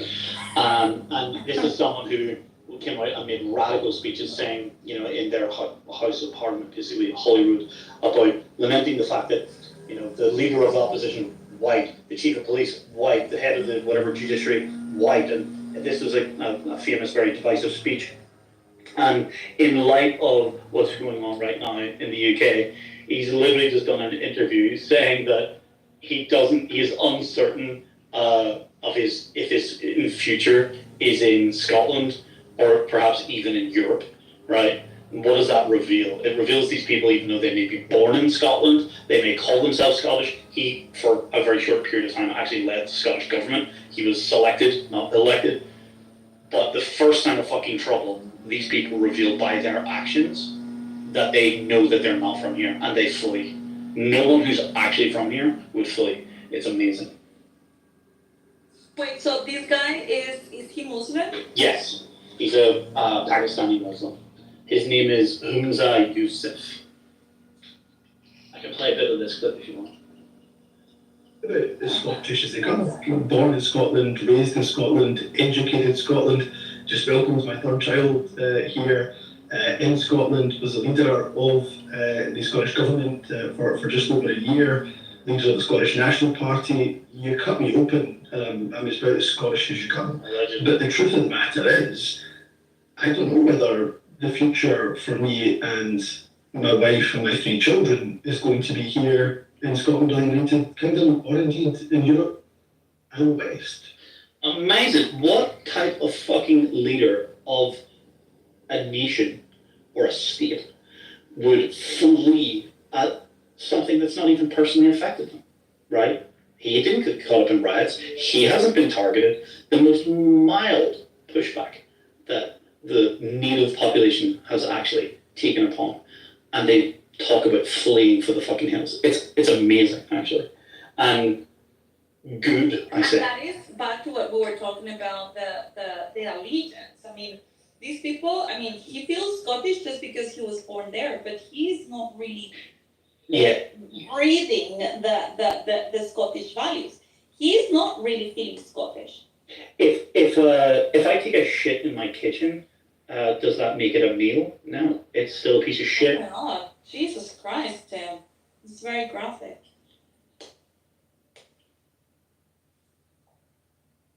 Anyway, by their actions or their description of their thoughts of future actions, right? They reveal something that we all know to be true, but it's amazing. Yeah, but that's the thing, and that's the reason why I was saying that they do not assimilate. And actually, you might be right. Like, for example, if I am living in Switzerland, well, I am not Swiss, you know, I don't have the passport, but I would expect the Swiss government, if they were to give me a passport, that they would expect me to put Switzerland first, you know? But then let's say that my heart would be divided. It actually happens to me, like my heart is divided between Guatemala and Spain. You know, like I consider both of them my countries. Like I have very tight relationships in both, you know, like my whole mother family is in Spain and my whole dad's family is in Guatemala. I was born in Guatemala. But I still feel like, yeah, Spain is my country. but it causes a conflict, you know. If I were a man and I had to go to war, and for example, they would ask me to fight against Spain in Guatemala, I don't think I would be able to do that. Neither the other way around. So yeah, and that's the problem. When you have people that are your citizens, I guess that you want them to be really Scottish or really Irish or really Spanish. Like, you cannot have You their want the place captain to first be done with the ship. for You don't want him to Islam give up. and then for the country. You want the captain to be willing to go down with the ship. You don't want him to flee at the first sign of fucking trouble. It's pathetic that these people call themselves, and that the other natives that vote for them actually consider them fucking Scottish. It's pathetic. When you ask them, if the UK entered in a war, say for example, right now they decided to give support to Israel. to Israel, correct? And they would need them to enlist to go and fight and kill Palestinians. They wouldn't do it. They would never do that. Because they have a conflict of interest. They have Correct. a different. And they feel first Muslim, and then they feel from the whatever country they're living in. And that is one of the And things. it's not just that conflict. I've literally seen, if you're referring to the same thing I'm talking about, I've seen a man in the street interview where it's actually a foreign guy doing TikTok videos, right? And he's interviewing other foreign guys, and they say, like, if Britain were to go to war, he was like, nah, I'd go back to Pakistan, or where the fuck he was from, you know? Exactly. So what are we doing? It's not even just like an individual conflict, which is like, for example, say Israel and Hamas, right? It's not even just an individual, but that is a very good one to point out. But it would be any war. They would not die for this country. Like, they are if taking someone, advantage from the country, but they're not That's doing right. anything to the country. that's right. The country is not gaining anything by having them as citizens. So go back to and Pakistan. That's fine. And what's even worse is we're being, in the West, we are essentially being forced to dig our own graves. We are paying for these people, right, to come in and actually eradicate us, right? They are going to come in and take over. That is the equivalent of making someone an incredibly evil act to make them dig their own grave. Well, that is what actually pisses me off. You know, it's not the people. It's not the fact that they can live, you know, in a society that is multicultural and all of that. Like, I believe in freedom of religion. I believe in freedom of belief. All of this kind of stuff. I don't care. But the fact that you want to weaponize the freedoms that we have in the West, like, for example, freedom of speech, although freedom of speech in Europe is really bullshit. But anyway, let's say we have it, like in the US, you're weaponizing those freedoms that you are enjoying so that you can take them away from us. And that is not cool. It's not fair. Like, why should a Western country that is based in freedoms allow someone to weaponize those freedoms so that they can take it from you and put Sharia law? It's ridiculous. If you want Sharia law, go to a Sharia law country. If you want to stay here, you have to adapt. You have to live with the fact that, your religion can be mocked and your religion can be criticized, and that your religion is open to everyone's opinion, just as you are able to have an opinion on everyone else's religion. And it will be okay, you know, as long as nobody is committing violence on you. People should be able to criticize your religion. Yeah. It's really scary, Kyla. Okay, I'll be there. The boss is calling. Oh, sorry. Yeah, no, my dog, we have a I didn't realize it was unmuted, I apologize. Yeah. That's okay. Our dog is freaking out from the carpet cleaner machine. Dogs My don't like dog does the that. exact same thing. Yeah, really? Freaks the fuck out. The vacuum cleaner. Yeah, there's something about the tone or the frequency, I don't know what it does. Hairs are the same. But my dog is fearless of no living being, horse or, you know, big dog or whatever. I mean, your dog is a living being. But It's massive. but terrified of cardboard boxes and plastic bags. Yeah, it's like how do they have that split personality? My dog will attack people. No, but there's no cardboard boxes on the fucking savannah or the in nature, right? So just some object that they don't have a DNA memory about, right? Like it was funny the first time she saw a spider, instantly just like 2 paws crush, right? Like kill, right? Just instant death, right? But if I shook a plastic bag to kind of open it up, or even in my office, I moved a whiteboard. She's like, what the fuck is this? Yes, talking about you. Moved my whiteboard and she like straight out of my office. I love watching these animal videos on Instagram or X or whatever, where they do something the exact same thing to the same species, you know, and they react in the same way. Like when they put a cucumber next to a cat. That's right. And they just jump like that. I don't know what's with cucumbers. It doesn't happen to every cat, right? But like, yeah. But cats are born, like, there are house cats who have never seen a snake in their life, right? They've existed just inside the homes of people, right? And yet they have this, like, DNA memory that they recognize the shape of a cucumber, and upon seeing it, like, freak the fuck out. I like this kind of talk. Every once in a while we should talk about cats. I literally posted something. The Undertaker, the WWE wrestler, who's like one of the scariest wrestlers, is deathly afraid of cucumbers for some reason. And he posted a video about like when Paul Bearer like made one in his drink, and I posted and said like the Undertaker and a cat have many things in common. This is one of them. What's going on in your PTR?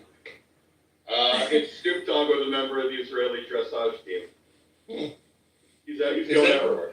What's dressage? Is that when they just walk around and the horse look pretty, it's no jumping or stuff? Yeah, he was talking about how he was doing a crip walk. Dressage is horse dancing.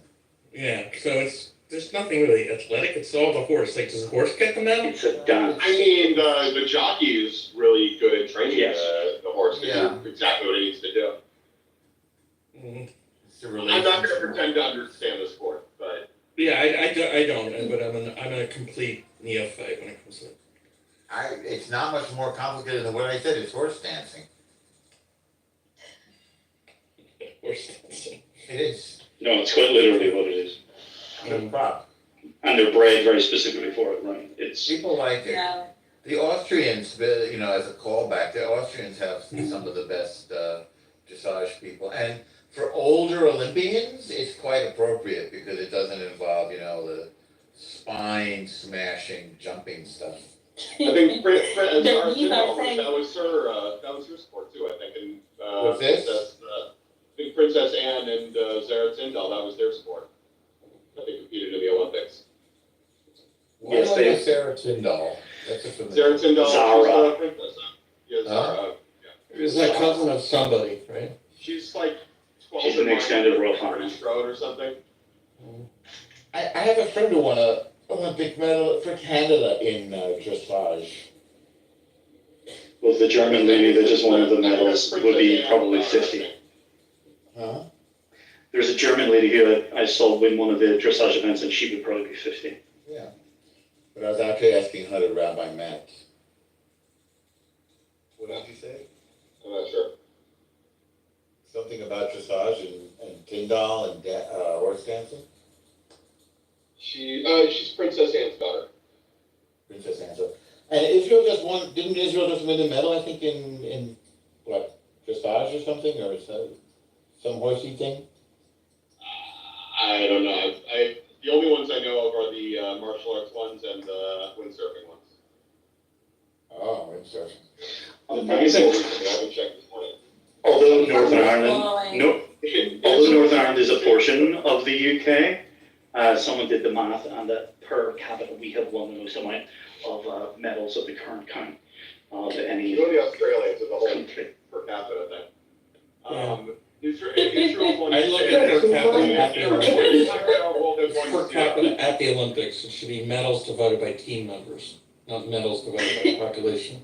Why? Small countries can punch above their weight. Like, if a small country gets it in an outproportioned size, oh my God, you bang on all of it day long about Nobel Peace Prizes, and we're so fucking special, but yet we're so few. Oh my God, and you don't get it? No, I get it completely. The Aussies also spend more time training than any other team. Yeah, they're 8% of our population. 8% of our population. 76% of our team size that are 9 times more likely to field a team that large than the average country. So yeah, it should come down to judging a big team versus a small team. And the only way to do that, like Guatemala only has 2 people, but if you look at medals per contestants, then that's a much more valid way to. And then maybe I was in the matrix because you mustn't have heard me. I'm saying that someone did the math, and Northern Ireland, which is about 2 million people, has the highest medals per anyone at the current medal count, which is subject to change, right? How large is the team? US has more medals than anyone. It's not a team, that's the thing, right? The members of our people from Northern Ireland can compete for the Ireland team and also the British team. So it just depends where they choose to. Guess which one are you counting for? Well, we're counting anybody who's born here. To the Northern Ireland team on this? Yes, the number, like per head of population, and as a country size, the amount of medals that we've won. Okay, so how many people in the Northern Ireland Olympic team? I don't know. There is no Northern Ireland. You're not getting it. There is no Northern Ireland Olympic team. People here can choose whether or not they. Great Britain. It's either Great Britain, no, but it's also Ireland. They can. I understand. So okay. It's actually depending on the spots and the. But he's responding to you, Jakob. So. Yeah, I understand. Well, not the vagueness, but the problem statistically is that they're part of the UK, so they could go south of the border and do Ireland, or they can go southeast and do Great Britain. It doesn't matter because, like, if you win a medal, that means you're better than the other guy. So it doesn't. I don't get it. Yeah, but in order to do that,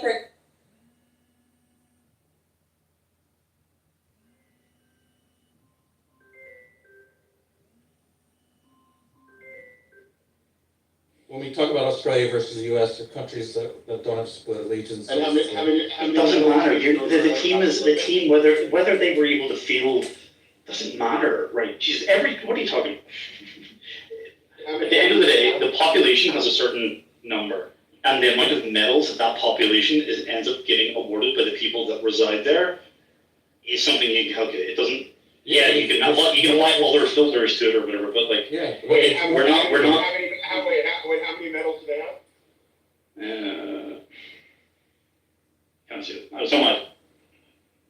Australia has a 470 member team versus 630 for the US, with 8% of the population. So they're putting an outsized team on the field. Yeah, well, we would actually, we're not going to be putting an outsized field, so it would actually lean more. I understand. I'm just talking about just the mathematics of looking at country by country, not this. Northern Ireland is a very unique case because of exactly what you said, and I agree with that. But when you look at country to country, it's not the population, it's the number of team members that got there through whatever means necessary, whether it's a lot of extra training, because a country with 8% of the U.S. population should have a team that's 8% of the size. Yeah, in general. But no, they're 9 times. So they have 76% of our team. Team size, 470 to 630, yet it's 27 million to 335 million. So they're fielding a huge team for their relative population. Therefore, mathematically, team performance, not population performance, but team performance is medals divided by number of people on the team representing that country. Didn't someone almost drown in the pool because they didn't know how to swim in the Olympics? I don't know. Who was that? I don't know. Some African country. I don't remember which. I was reading it the other day. Fake I don't remember that. Because the same people, they become like they're representative of the team and they'll lose in the heats. Did you not see like the pole vaulter from Estonia that didn't even get past the fucking vertical point and fell back to the ground? Oh yeah, I saw that one. I found the French guy who's... That must have been so humiliating. Knocked it over with his dick. Yeah, the French guy who said it was a big disappointment. His team has gotten away. Oh my God. That will go down in Olympic history. I know, but here's the thing, it's like, you miss out on a medal, but you're remembered for eternity for having a big dick. Which you prefer? Do you want a gold medal? That's why it's statement. His his girlfriend or his wife, I mean, she will feel very proud. I mean, she doesn't care about all that. It's like, oh yeah, that's my boyfriend. Huh. Exactly. What he didn't realize was a double entendre when he said it's a big disappointment. That's what he's Now, here's the thing, like, you can go on and win other Olympics and medals, but, you know, Where is he from? Gold medalists are kind of penny, right? Actually, there are many every single year, but to be remembered for that is like, I think that's pretty amazing. More heroes get better remembered, legends never die. But with Australia, you have, you know, a country, you know, when you are in prison, you spend all day working out, and it's a prison holiday, so that's all they spend their time doing in Australia. I wish Rowan was around to hear me say that. We've had this debate on and off. He hasn't conceded yet.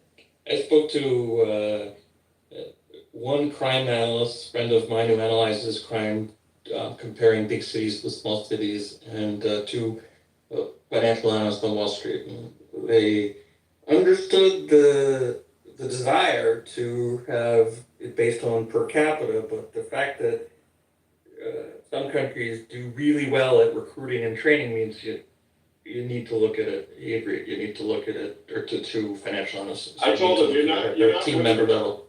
You're not winning the bet if you're going to say you have to win 1/11th of the amount of medals the United States wins. No, that's not the bet. Yeah, exactly. Exactly correct. Well, I don't know US that won the most Guatemala medals has the last 7 Olympics straight. Okay, I'm not gonna, I'm gonna put it in the chat. And there's the whole thing. I'm proud that Guatemala has got 2 medals, 1 bronze and 1 gold, and they're both in shooting. Dude, we're good at it. You're good at something.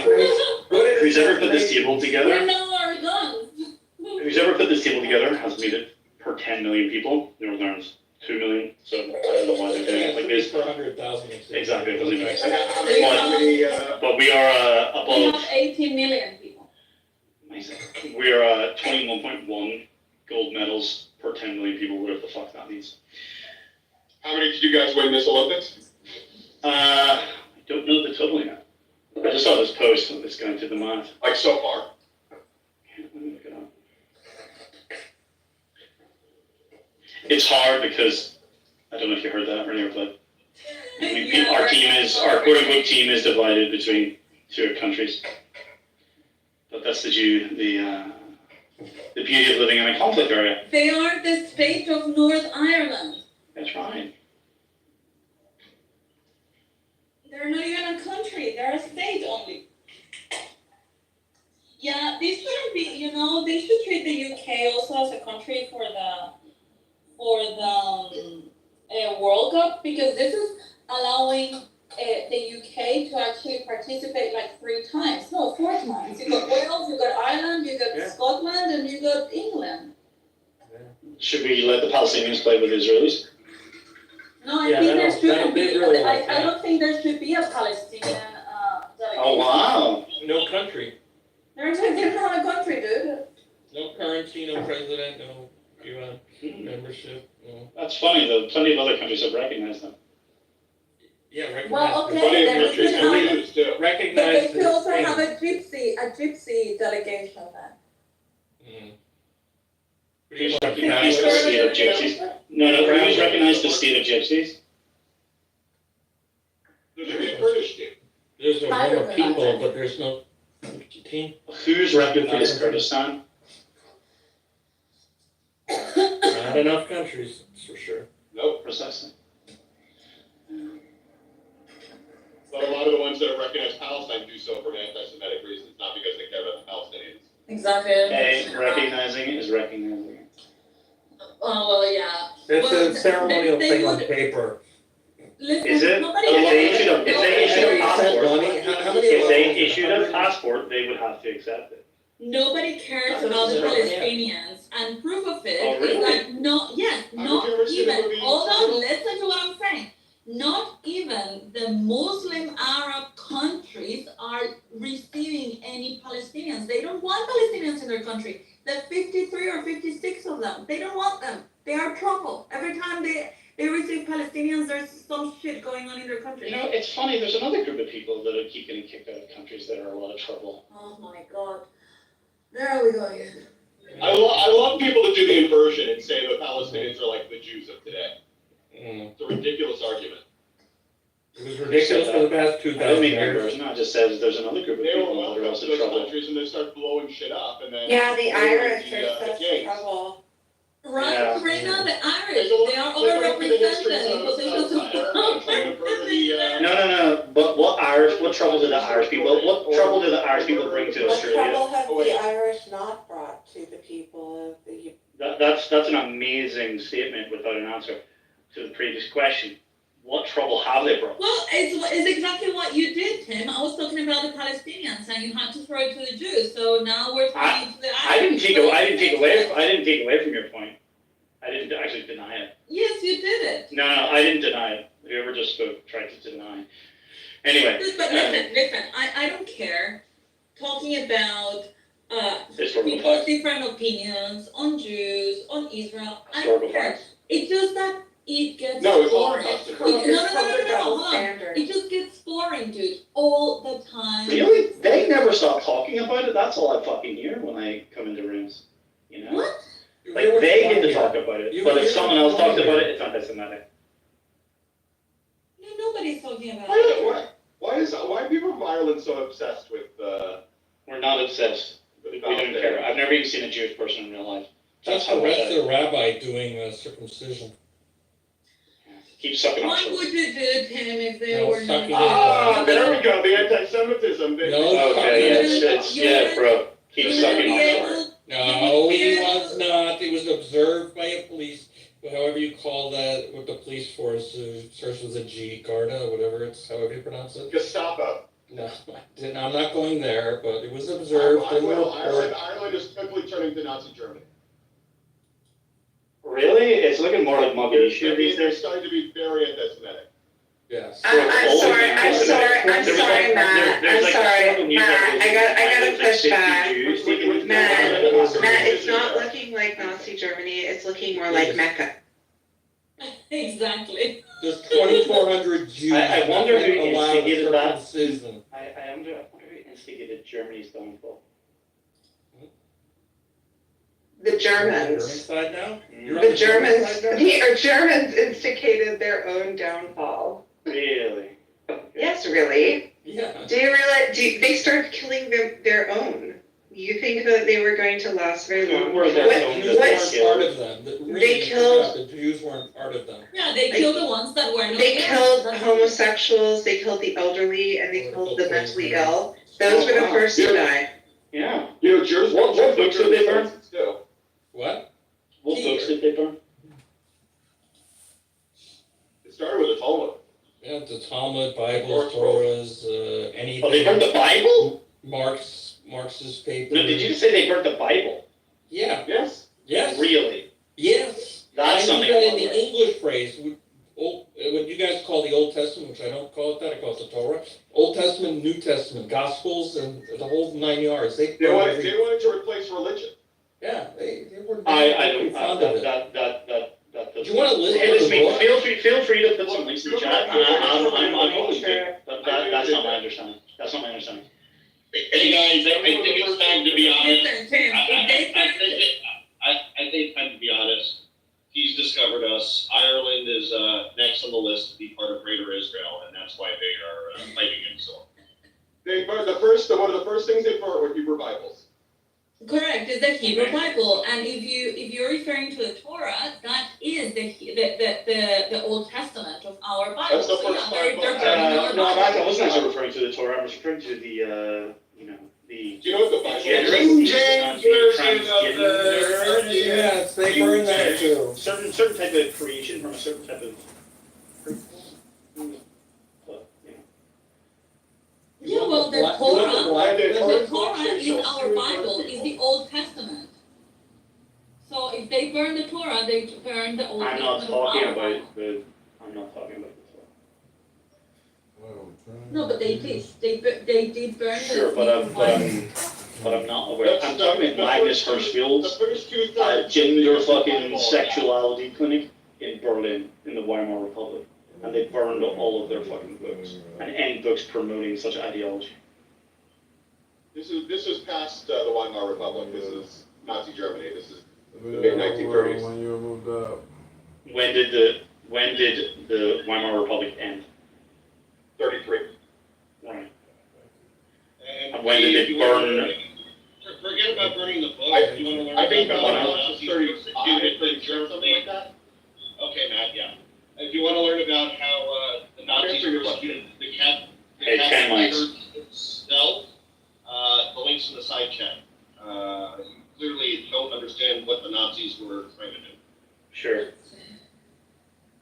Well, the education. They were trying to free themselves from an international alien race. Oh, fucking God. So that's what he says, and that's what they say in their own words. You really expose yourself. That's what they say in their own words. So am I not meant to take them with their own words? Or should I trust their enemies? Sorry, Should I trust what their enemies? Should I trust what their enemies say about themselves? Should I trust their what? That they were trying to rid themselves of alien race. How about just saying they were wrong, this was their belief, and it was reprehensible? I haven't seen any. That's words funny. come There's out a very of their mouth famous saying it was general. bad. There've even been movies about him. You General know, by not Patton. saying And General anything, you're Patton supportive. basically said that we fought the wrong enemy. All I'm saying is by not saying what they did was wrong, you're inherently supporting it. I can say whatever the fuck I want. Yeah, I know. And You frankly, look stupid doing it. sure, I could look stupid. Yes. I can look stupid by the same recurring problems. You sound stupid too. Weimar problems. I don't think he sounds stupid. He With only our sounds Weimar stupid when he doesn't know anything about Nazis. He sounds like an anti-Semite when he. Of course, so I'll just, really, I don't have a copy of Mein Kampf sitting right beside me. I don't know him. You probably. What is it by your bedside? You probably. It's right beside, it's on my desk, actually. You But I'm not sure. Like the Arabic version or the German version or the English? Yeah, the Yiddish version. What is Yiddish? I don't know what Yiddish. It's something that I don't give a fuck about. Not a clue, right? Yeah. Don't you feel dumb when you use words you don't Sure. understand? Oh, so dumb. So Even dumb. I know that. Don't you feel dumb? Yeah. Is that what this is about, really? Your feelings of Is intellectual he the Irish So- Soren? He's an AI. Yeah, he's an AI. All right, that's. Irish. I know he's Scottish. He's Scottish. Yeah, we're He's not Scottish. from We're Rhode Island. Scottish. Soren's name is Julia, by the way. You claimed to be Northern Irish a couple minutes ago. Julia. I thought you said you were Julia, Scottish. yeah. They get Oh, the all wrong right, big one. Scottish. Wait, is Soren the old warrior? Yes, he's Julia. Oh my god, that explains everything. That motherfucker always annoyed. Did Soren come on October 7th? Like, when did Soren first appear? I don't know, I just met No, him. he's on October 7th. If Norm's correct, he's been on since the beginning. Since the He's always beginning. been IRGC. Yeah, but I just met him when I started hanging out with Daniel because he's obsessed with Daniel and he follows him everywhere he is. He's probably gay. He's like a puppy. So are you still gonna tell us what the Nazis, their agenda was? I mean, actually listen to the Nazis the adults themselves? are talking to each other right now. Okay. I think the world knows their agenda. You know, really? You don't. I think I've heard it for sure, because it was not until, somewhat recently that I began to listen to them in their own words. And it's counter-narrative to what I've been told. Do you put on your Nazi Wait, uniform hold on. while you're What were you listening and told march around the about- Oh, room? I do, especially when I'm jerking off. T, what were you told and what was, once you read what they did? Well, I can actually just go and read something off the actual. They got a bad rap. There's a No, Jewish no, what library was website, taught in which school? is very, Yeah, very that's interesting true. about Hitler's speeches, particularly one in January Do you 1939. ever read what contemporary Germans have to say about it? Or is that you have not enough? Why would I not just listen to the primary source than the man himself? Well, since you clearly haven't Why would I not just listen to them I'll in tell his you, own I'm gonna words? answer your question, No, because you Marcus, clearly don't just understand say what you anything want that to you're say. talking about. You might want a little bit of. Tell me what you explanation. liked about the primary source. What resonated with you? What points did you think, yeah, I could get behind that? It's the Drew Hayford that I like the best. No, hold on. Let's go with the primary source angle. Tell me what resonated with you and what you thought, yeah, we could do that in our country. If he took over, I would be all in support of doing that wherever you lived at the time, pretending you lived there at the time. What resonated with you, T? America for the Americans, England for the English, France for the French, and Germany for the Germans. That we show. And you don't think that the people living in Germany that he killed weren't German? Do they consider themselves German? Yeah. Really? Mike? Yeah, Really? Yeah. Really, yes. Really, yes. Okay. Really? I think there would be also, as we were previously mentioning in another conversation, a conflict of interest or What's the a conflict? conflict of allegiance. What's the conflict? Certainly all the handicapped people that he murdered would consider themselves German because they were no other ethnicity. Political prisoners. And the Jews certainly considered themselves German. You know, my dad's a German. Obviously. My grandfather. But they don't consider themselves anything else, right? They're Jews who happen to live in Germany. Hold on, Dave, what would you think they would consider themselves? I don't know. What's the common denominator amongst all of you? Well, you don't know. Then What is the common denominator? no All of country you called can Israel at the time. Be a fucking man and just say what you're thinking rather than casting aspersions like a pussy. What the fuck is it that you think, dumb fuck, since you're meant to be above a Ooh, fucking he's a little object? sensitive now. Okay. I'm the one saying, I'm the one. why don't you make your But you argument? gotta say, instead of letting okay. us But you're not actually making. Young You're man, the one stop getting picking up your in nose. Okay. Make Cry your harder. fucking argument, you. Okay, cry harder. So what is it gonna be? What Is there anything else? other allegiance So- are you so- referring to? What do you think? Gee, stop on the count. The thing that would prevent someone in the British military from becoming an officer, particularly, for example, in military intelligence, right? That you have to be a actual You military. can't name Hold it, on, let and him we can't finish the discuss sentence. it. Wait, what's the sentence? Finish the sentence. The thing that would prevent someone from being He's afraid to say it. If you want dual nationality, a conflict of interest. Okay, how about we read So our the friend primary, Jay. how about we read the primary source? Can we Why give don't you you the say link what you you want to think? keep up? Just say what you So were gonna say. no one. Apparently, you're willing to listen to the primary source, right? So like, Well, No, first we want to no, hear so- your complete thought. no, we're gonna listen to what all of you fucking say, what they No, I want to believe. hear what you But why say. not just listen to the What's primary the other source? nationality? Why not just listen? Why do you? You're literally deeply putting more held belief effort and you're afraid into to not articulate it. listening Why is to that? the primary source. See, What are this you is it. It's afraid like, of? is this why they have to make it illegal in Germany to talk about certain What are things? you? Yeah, We it can't actually is. talk about it? It actually is. Tim, Okay, what are you amazing. afraid The of? German nation does not wish its Just interests to be say it. determined and controlled by any foreign nation. Right? France to the French, England to the English, America. Okay. Oh, great! So they gotta get into the People that are muting in now this because country. Don't change the We're subject. not English. we spies, we're not can't hear the French primary spies. source. God forbid. You know, this is actually about Jewish He website. violated that. He violated that primary source. Amazing. What he was saying was The that fact- the okay. people- hold on. What he was saying was. So what the does people it matter that that are- hold on, for Jeff, them before Jeff, Germany would? Jeff, please. The Amazing. people that are You're gonna acting like kill were not fucking German. children. The people that were residing within the borders of Germany are I'm reading this from the foreign World elements. Holocaust Remembrance Center, right? Okay, these are big boys. You can't listen. Yaakov, please Oh, finish your statement. these are fucking. You were afraid to express yourself because you're a pussy. Oh, So well, I'm expressing let myself. somebody, let somebody with a pair of balls talk, and then when you go.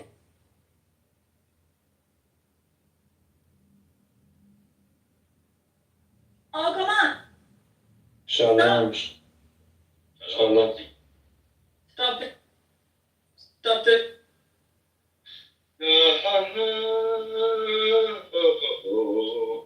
It's a problem.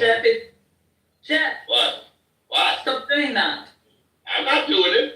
Yes, you're doing it because when you're unmuted and you're the only one. I'm not doing it. I promise you, I am not doing it. Jeff. It wasn't Jeff. When you grow some balls, then you can talk. Doesn't that seem fair? Okay, hold on. So, Whoever is can doing I not it, handle it? stop because otherwise, hold on. Amazing. Come on. These rooms are modded, all of you guys, because I want to see how mature you are to engage in conversations so that nobody can kick you and you are able to self-govern. So can you just please I don't know, like engage in conversation. I mean, Tim, don't speak over them. And dude, if you're asking Tim something, then just let him answer.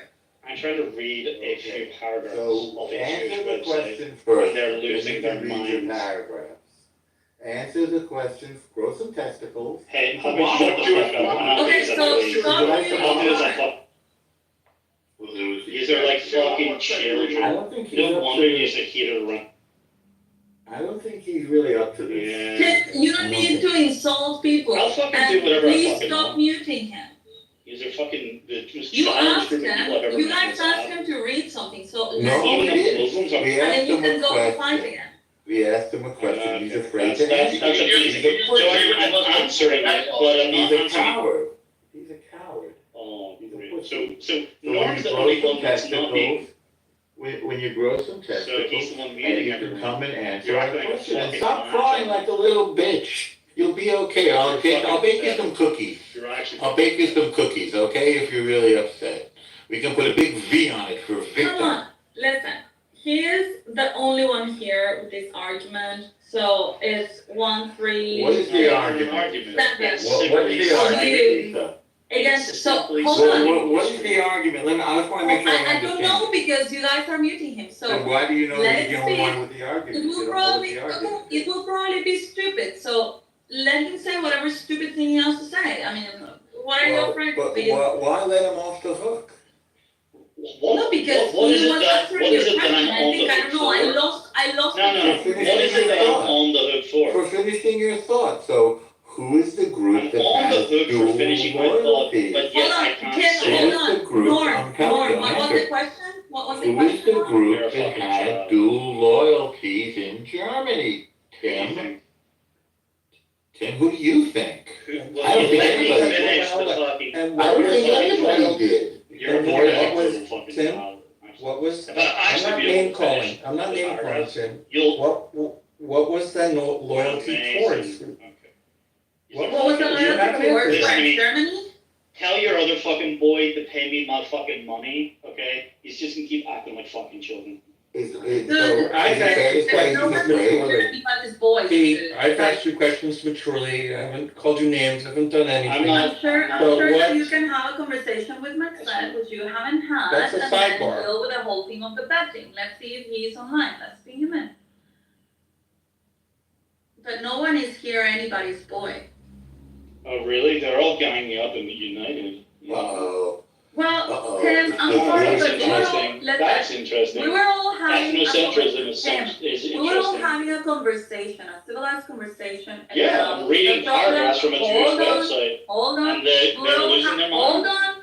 We were all having a civilized conversation about the problem in Europe with the immigration and the things that are happening in your country. And you were the one choosing to poke them. And now you're crying because they're ganging up on you. Listen, We if you didn't have to listen talk about these issues, few but you paragraphs, chose you would that. understand how it's relevant. But dude, That's you why are they're the losing their always mind. the one He bringing said- up these that's it. topics. He said, Nobody if you would else listen, is. if you would listen to the primary source, maybe you might understand why. Tim, but you were the one No, bringing you up see, the you don't topic. Do you want think to know. this is the You thing don't with the even same thing want with the to. Palestinians? That's Do you fine. think Listen, that just say you're you don't going want to be you don't able want to know, and that's you fine. you think that you're going to be able to poke Stop someone and blaming expect them not to react? So, that's amazing. Stop Listen to blaming me. the He's the Jews. baddest man in the world. It's just ownership. He was the baddest man in You the should world. own it. So too. let's just not. You should own it. Don't blame the Jews. Blame yourself. Okay, yeah. Own Let's it. let's just blame this Jewish website that I was going to reference. Dude, but we Stop were blaming not the even talking Jews. about Jews. You brought it up. You know, I Exactly, think because there may be a fact you don't understand, Tim. Following this conversation about what is going on in Europe right now. I think Tim doesn't understand that as Jews, we actually have learned Nazi ideology and we recognize it when it's being promoted. Here at the beginning of the conversation. Tim, if you're gonna continue to talk over everyone who speaks, I don't give a fuck. you're literally talking over everyone who speaks, regardless of how we speak to you. That's amazing. I was talking about so This is not what you usually permit. He's not here for any long-meaning conversation whatsoever. Sure. But I wanted to hear what you were saying, Jeff. Oh, what I so was we saying have is, to redirect. yeah, I'm gonna be talking over me. Change direction. We can't Oh, you don't gotta shut your mouth here. Shut your mouth. How about eat shit, faggot? alright? Oh, Tell me to come fucking on. shut the fuck up. That's about your level.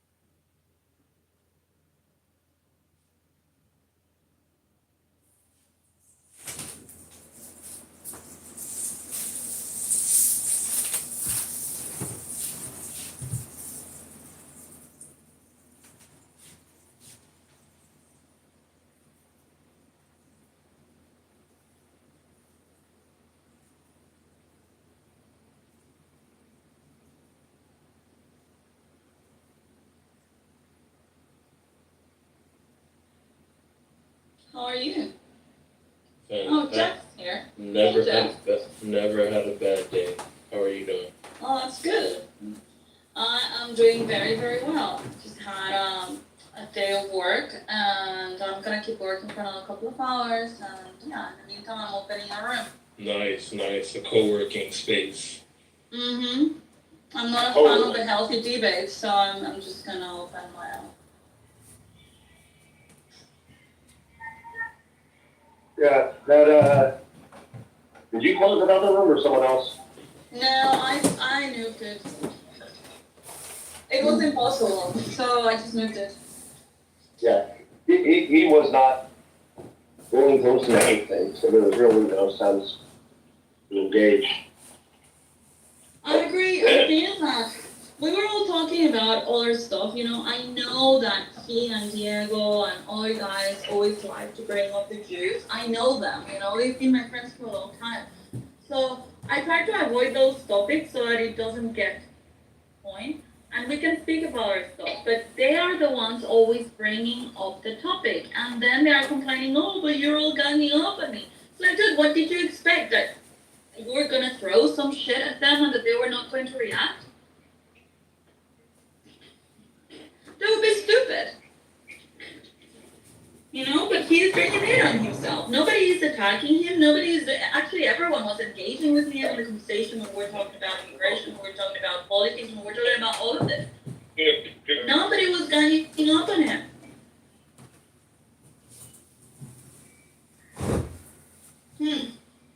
Yeah, this is what I always tell him, like, well, we can have all civil conversations, we can have interesting conversations. You even can bring up your disagreement with Israel or your disagreement with Jews. But when you just start, like, attacking people, don't expect for people not to attack you back. You know, I mean, we talk with a lot of people that are, you can claim they are anti-Semite or anti-Jewish or anti-Israel. It doesn't matter, as long as you're able actually to engage in a conversation. But if you just start insulting, interrupting, yelling, whatever, it's just ridiculous. He's the biggest cunt on this app against the Jews. Come on, like, he's literally lost his fucking mind. And he was like, oh, eat shit, faggot. You're just like, okay, what are you, 12, reading Hitler? Like, what the fuck is wrong with you? Like, yeah, you can't have a conversation like this. You can't.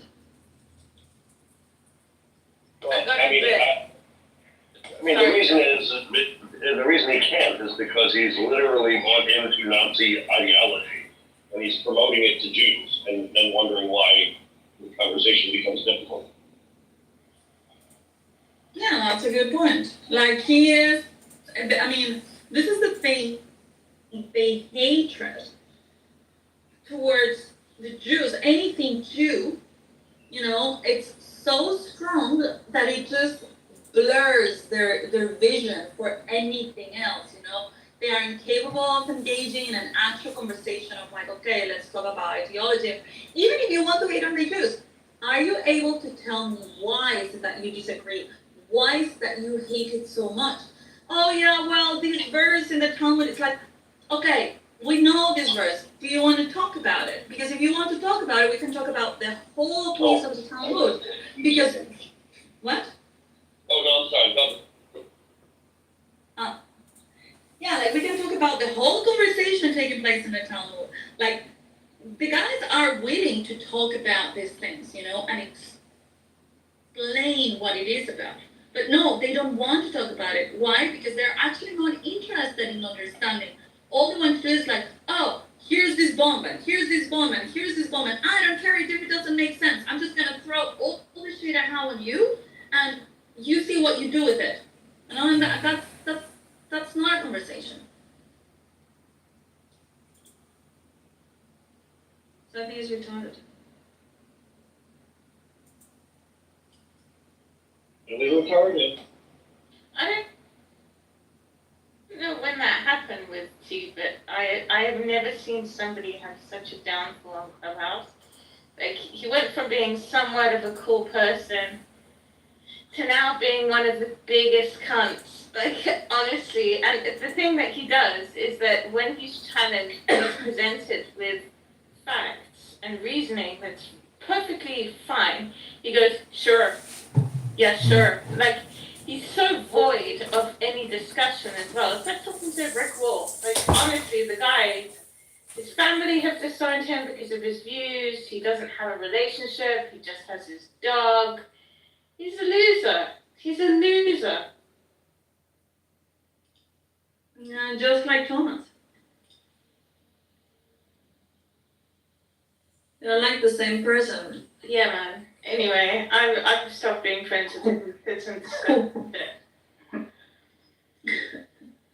Yeah, he doesn't come to my rooms anymore. Today he came in because Diego was here, and then America was here, and so when they are the three together, then they're like, okay, well, we can gang up against you, you know? He was complaining that they were ganging up on him, but he was doing exactly the same with Yaakov, when Yaakov was the only Jewish person, you know, in the room, and they were all trying to gang up against Yaakov. And he actually kind of like evaded, like he ditched every every shot that was fired at him. That was nice. Yeah, but yeah, I heard that them ganging up.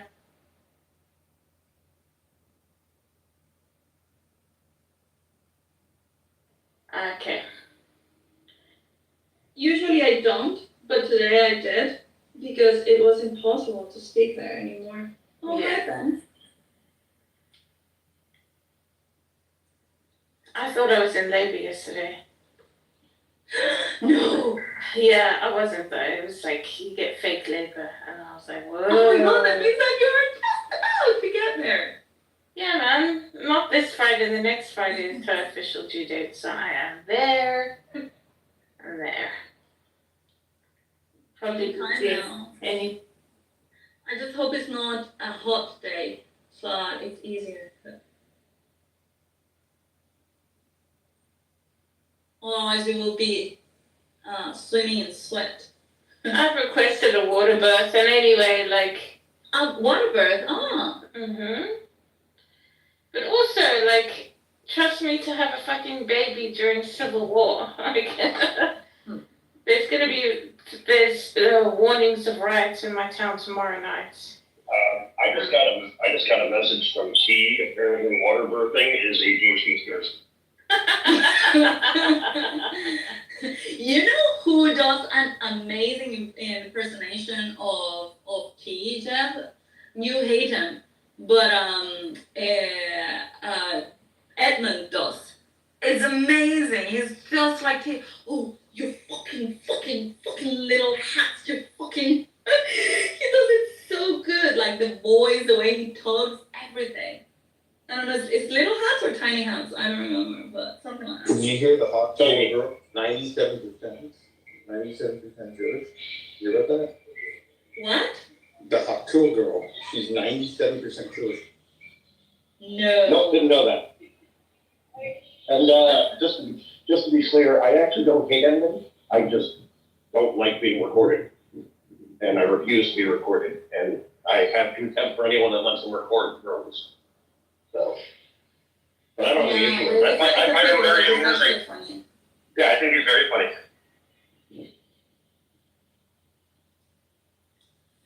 You know, he does a great impersonation.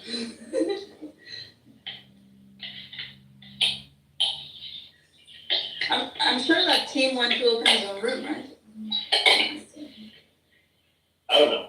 My crew with the Irish on the staff is mostly Americans, so.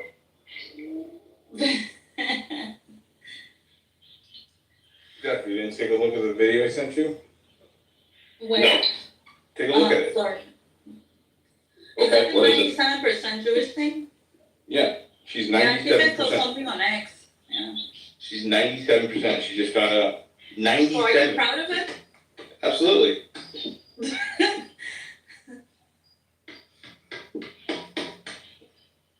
$97. That means her parents lied to her about something.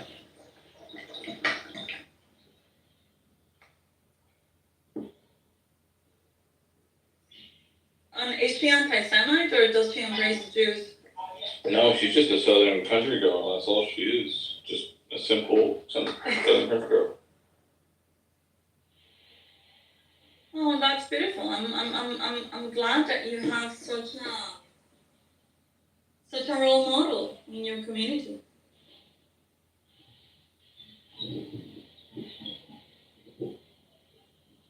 For little girls and gays.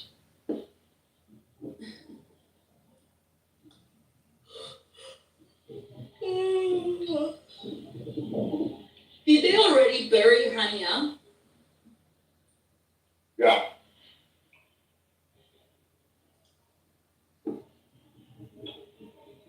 Yep, he's been buried.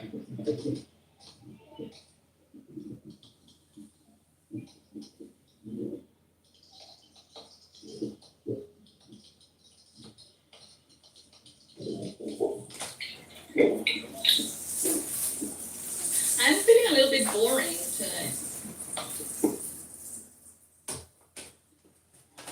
Me too.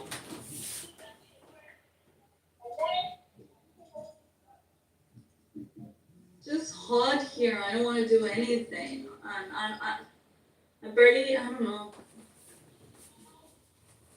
got 29 degrees in my house.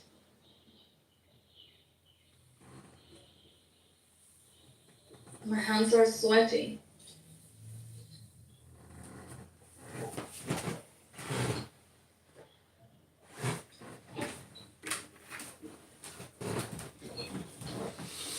Here it is. Percent of the Pakistani community in Britain was Sorry.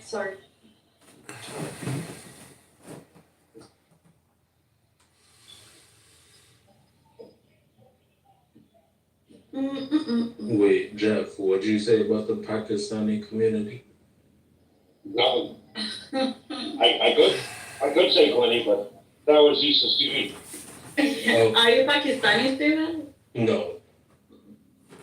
So what it was Joe Rogan, but what he was saying is that 70% of all Pakistanis are inbred, and in Turkey the amount is between 25 and 30%.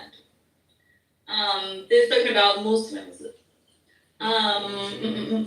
What else? A BBC investigation in Britain several years ago revealed that at least 55% of the Pakistani community in Britain was married to a first cousin. And it also says that the BBC research said that British Pakistanis accounted for just 3.4% of all births in Britain, yet they accounted for 30% of all British children with recessive disorders. And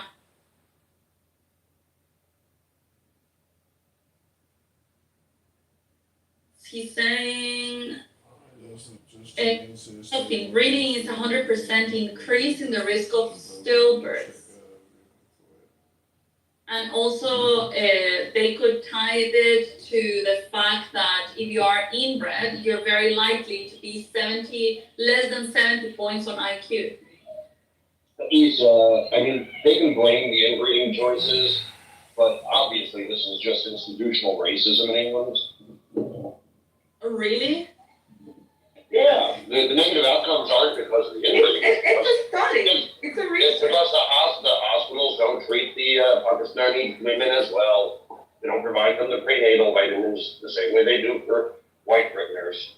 No, that's higher. I don't think that's true. No, he's fucking with you. Clearly, it's institutional racism. Oh, Yeah, so you're no. trolling me, sorry. He is I was trolling you. actually getting ready to fight with you. I'm not working anymore now, but I work sometimes as a toy teacher. And I had this Asian, I wouldn't be able to tell where they're from, but this husband and wife came in and they were like, oh, how can you accommodate? We've got 3 children that are heavily disabled. And I looked at them and I thought, fuck man, your cousins, like, what are the odds of having 3 in a row that are that disabled? I was just like, nah, like, fuck. Yeah. It follows well. It says also here, mental health is also at risk. The probability of depression is higher in communities where consanguine, whatever, marriages are also high. The closer the blood relatives, the higher the risk of mental and physical retardation and schizophrenic illness. Intelligence goes down 10 to 16 IQ points. And what about the positives? Like, some of my cousins are really. But then also, Issa didn't say that there was like irrational rage that was. Oh yeah, they say that there is a correlation with inbreeding and the irrational rage in the personalities. It says here the risk of having an IQ lower than 70% increases, which is the criterion for being quote unquote retarded, increases 400% amongst the inbred. Issa, can you put that link in the chat? Yeah, I can. Thanks. I think I can. Let me see. Because I had it on my computer. Let me see how I do this.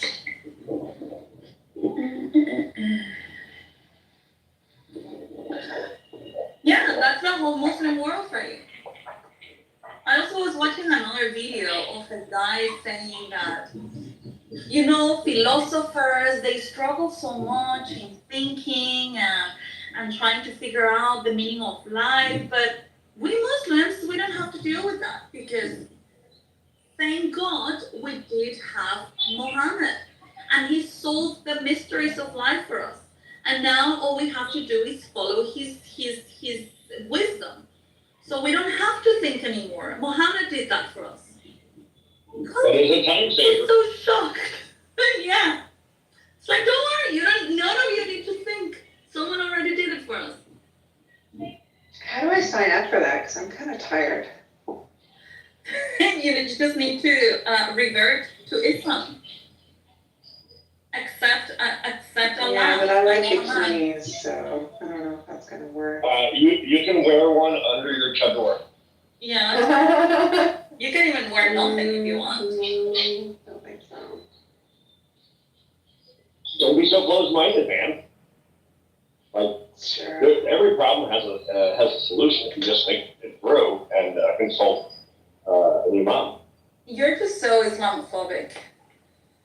That's good. I hear That's it. what I say. You hear it in my tone? Uh-huh. Yeah. And your ringtone even.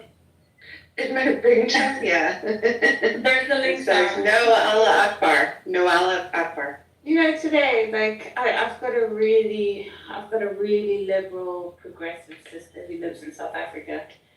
And I was telling her about what goes on in the UK, and I mentioned all the social issues, and she said, "You sounding racist. You sound far right." And I was like, what the fuck, man? Like, it's seriously incompatible with this society. That's why there's problems. And, oh my God, she was like, yeah, but you know, Glennon Doyle says this, and I fucking hate that author. I think she's such trash. This sounds like a you problem, Sarah. You're not wanting, you should be wanting to die for other cultures and all yours, you know? You're so racist. She's right. What's the topic? You guys Yeah, talk you're a about? white person, so you should allow other people to dominate you. Oh, So that's double domination, white and woman. Yeah, I'm going to push back on Rena using the word person. She's a woman. Isn't everyone legally a person in Canada? There's no men versus women. No. I thought it was part of the carbon tax. It was like Everyone but the Jews. Oh, no. Clearly, they're not women. We got a pink tea in here. oh, my favorite Jew. Hello. Back home. You came back home. I always come back. I had to fight the fight. You missed a good one. Before. Well, what happened? Oh, T was defending Hitler's works. T was defending Hitler's writings. Also, Jakob is a reunion.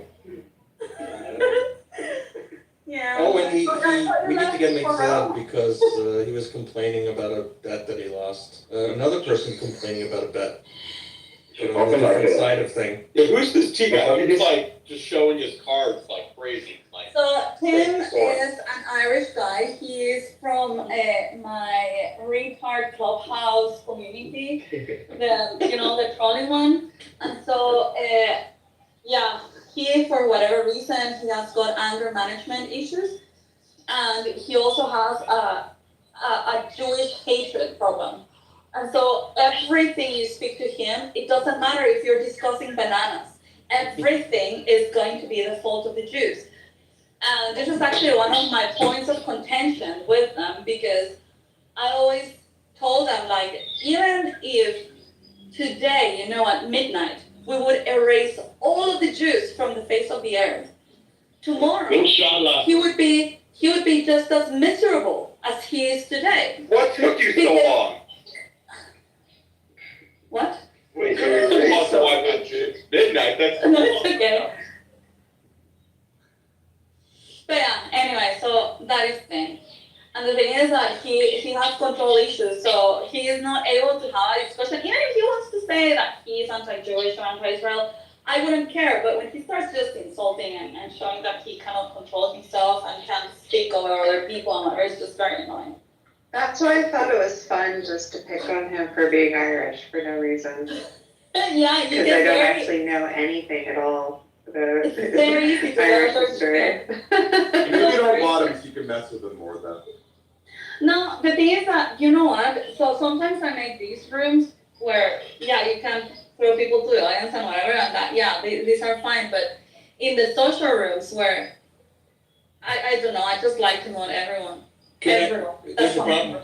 It's just, it's kind of like a ritual, I But don't they're know. not focal ones. They turn into hotly contested things, and you can't send anyone to the audience. Like, No, yeah, I would describe it more as antisocial.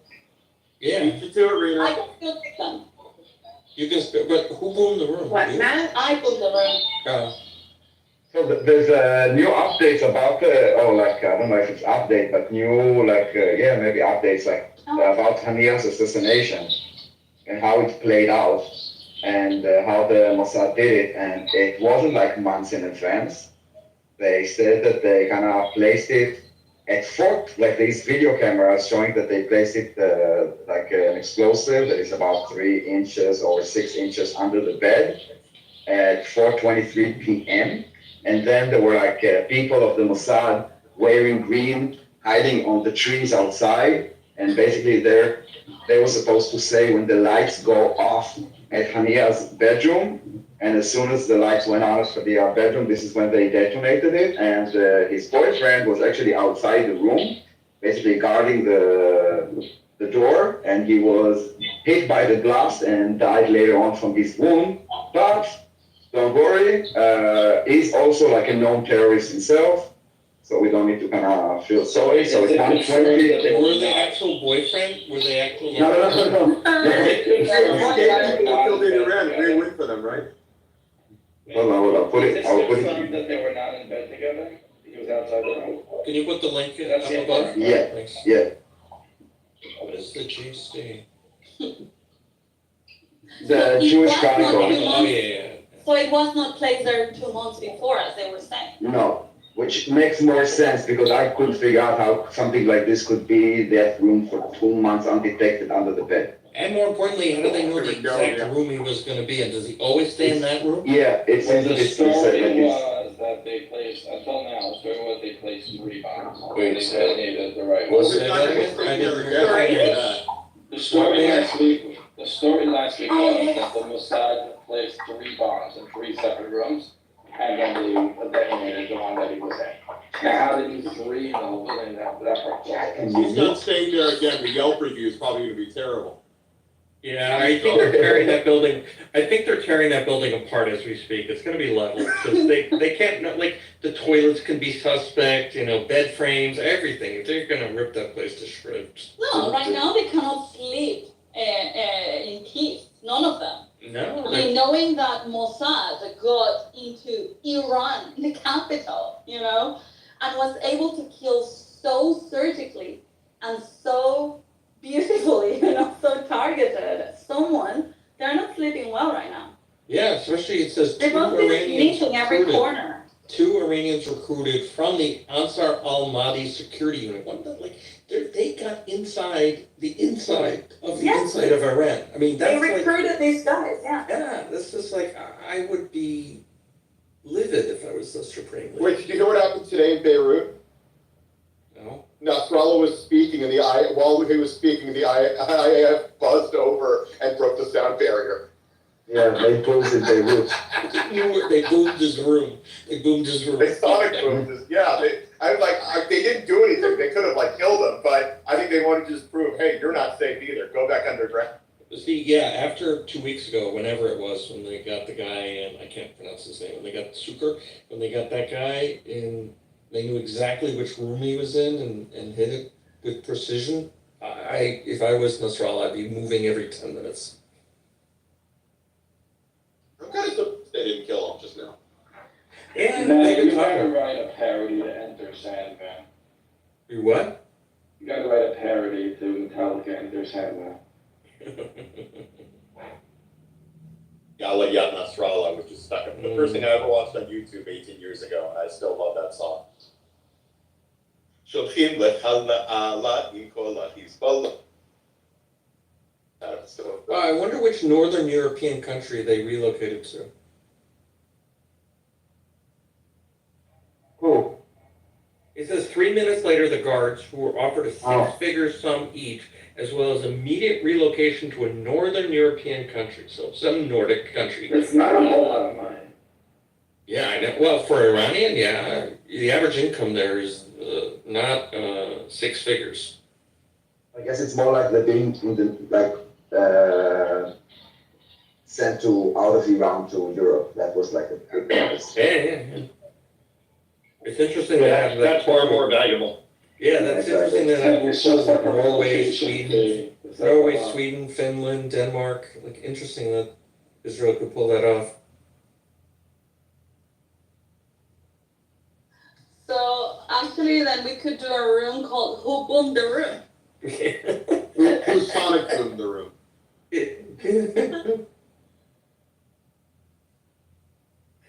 Somebody nuked the room. No nukes, no nukes. And Iran already like announced that they will close their airspace tomorrow between 11:30 and Yeah, they issued a 2:30. NOTAM yesterday. No, but now we have also not just dates. We also we have like the hours from 11:30, which is. Thank you very much for the warning. Thank you. Imagine if the Germans did with the Brits Blitzkrieg in Poland. Yeah, for our reaction, it's a very slow reaction. Is it because they're retarded? No, I mean last time it took them like a week, I think, right? But there was an Iranian source who was quoted in the Times of Israel a couple days ago, said they're more concerned with finding the leak and finding out who did this than they are with retaliation. Oh yeah, I read that this morning. Well, that makes a lot of sense when you think about it. Like, where would you focus? They're more concerned finding out how it happened. The Swedes, they think they only have one leak. Oh, that's so sweet. What? I think they are very innocent if they think that there's only one person that is working for. Well, no, they need to Mossad find the in Iran. plot, the whole, all the people that have been compromised. That's pretty much all of them. Yeah, I know, and it just leads to really paranoid, delusional, like. It's not paranoia if it's true. No, I know. What I'm saying is they'll root out This half guy, the people in the hits government. the room, boom, and get rid of him now. Yeah, It's gonna be great. It's But gonna be isn't like, it beautiful the psychological fear that actually this has instilled in them? Because they are, I mean, like right now, like really, who of them have actually had a peaceful sleep in the past week? I don't think any of them. Asa, according to my spreadsheet, 86% of them did not sleep peacefully over the last week. but that information was given to me via the Mossad, so it's deemed to be reliable. are sleeping pills that the U.S. produces part of the what do you call it? Part of banned from being It traded doesn't to. matter. It doesn't matter. They've got their own stuff. Yeah, I know. Yeah. Jacob, you're a data guy. I want your opinion about this data. Hi, Soren! Hey, Oh! wait, Soren has been sleeping very well. The irony Norin is, Soren, Norin called you a different name. Could you help me with that? Just say hello before you start fighting, dude. I finally realized why I find it so irritating. You're Poria. You've always been irritating. Okay, Jacob, you're a data. Poria, which means Purim in Aramaic. Wait, what's with this Poria controversy? Wait, hold on. First, Soren, hi, how are you? What's with this Poria controversy? I don't know what's going on. Listen, Jacob, you come up with the data all the time. There is like this history of like this CNN report yesterday. I put the link on. What's your opinion about the data which was used by CNN? I only do about the data. I don't do capability of data. the Hamas battalions, that it's not that bad that Soren this is cries actually for all data active. every night. What's your Yeah, no, opinion I about that? do data. Hold on, I do data, not data. So first Fair of all- enough. Tomato, same So- shit. Anyway, data. So what's that, Jacob? What about Semantic argument. Come on. You're What about anti-Semitic, CNN? Soren. Wait, this is a YouTube video. Why No, isn't there's there a a- link directly? Hold on. Why isn't there a link to? I don't want to see someone's take on it. I want to link directly to the CNN article. Primary sources only. So when you post that, I'll be So able that's to my look guess. and evaluate That's a it. video of the CNN. Soren, Have you actually watched that? Soren, let's deal with things you can agree on. How excited are you that the Democrats have openly said that we don't hire Jews? I don't know. That excited, wow. What the report says is actually the almost all the Hamas battalions were attacked. So that's in contrary to what the IDF says. So I just want your opinion. What you think? Is CNN? It's I don't know how many minutes long, so give me a moment. Well, wait, It's 4 minutes and 5 seconds. Okay, Soren, can you ask again the question? Clear for everyone, So please? basically, the CNN released a report yesterday saying that almost all Hamas battalions are intact. That's surprising and contrary to what the IDF says. I was surprised to me too. I was under the impression that almost at least half of the Hamas military powers should be gone. I mean, that makes sense. But according to what the CNN says, it's not like that. They come up with this data analysis, by the way. So that's why I thought what Yakov's thinking about, because I know he keeps I'm gonna go watch it. I can't watch Okay, it. but he is going, okay, leave the room and go Yeah, watch it, okay. and then you can They come need back. to mute them. I'm really glad No, because we're not gonna stop. No, I know. I said I wish there was a mute button. Yeah, for no, me you can. personally. Yeah, it's a good thing though, it means that there's lots of Hamas left for us to kill. So Daniel, what do you think about that? No, I'm trying to understand what data. It's data or data, whatever. I didn't see it yet. I will also watch it. Where- But, can you- what data are they? Yeah, can you share your link so we can see the CNN sources? I did already. It's in the chat. Okay. CNN probably didn't list their own sources. It's the conjecture news net. I don't see the CNN source in the chat. I just see a YouTube video. It's a YouTube, that's all. It's a CNN YouTube video. I'm just copying it. Okay.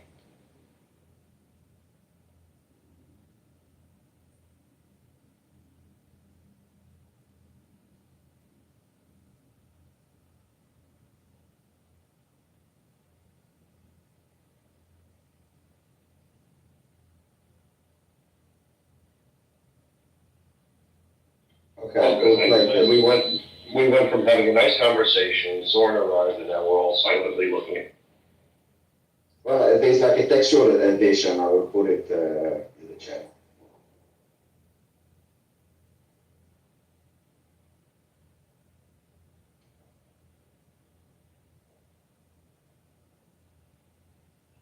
Puria, oh Puria, come hide them, no. This is so much bullshit. I'm watching the video.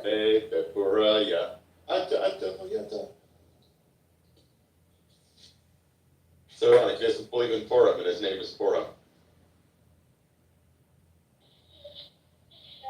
Well, Haman denied it too. Yeah. We should just call him Haman. Amalekite.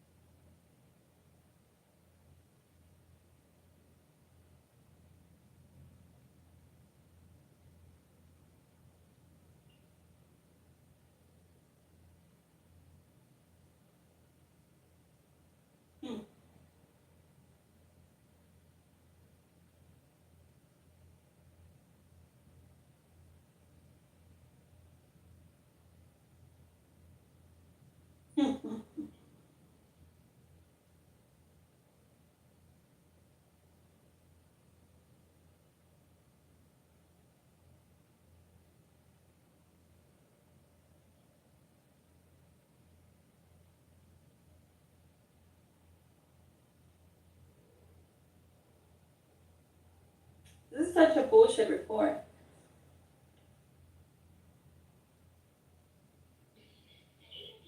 Lisa Dean? Hello. Everybody's watching it, I guess. Or Hamas soldiers. Yeah, I think that what this video does is just basically it's saying, oh no, Israel, in spite of all you have done, Hamas is still standing strong and they are regenerating. So you're not really killing them. You need to come to a political solution because you are never going to end them. They keep their recruiting capabilities have not been diminished, and they are recruiting from civilians. So if that's the argument, then stop crying about killing civilians, because you're just recognizing in that video that civilians have already been recruited by Hamas. I mean, that was the argument that I always made. It's become much more easier for Hamas to recruit people, to orphans, you know what I mean? Yeah, then the quote-unquote civilians that have died, they are not civilians. They actually have been recruited by Hamas. And then you're giving us the reason when we say that... Let's understand that. They had 24, 3 are eliminated, 9 are decapitated, but some of them are still militant ready. It sounds like Israel is slowly and officially winning the war. Now, Israel could get rid of all 24 battalions in the next 24 hours. It would just kill a whole lot of civilians. So pick your choice. Do you want a slow, methodical war that weeds out Hamas, or do you want a whole bunch of dead civilians? Correct. I know you want dead civilians because you're IRGC. I'm talking about everyone else. And a hole in the Mediterranean Sea. I mean, Mayor, when you call me all of this names, do you really believe that, or? No, I mean, come on. let's dig down. Hold on. Don't focus on the personal stuff. Focus on the question. Yeah, and it's very easy to target anyone, particularly if it's coming from a Jewish background, because you can label me anything. But obviously, you can call me anything Just you want. ignore it, Soren. It doesn't matter. Forget about the name calling. Just focus on the question.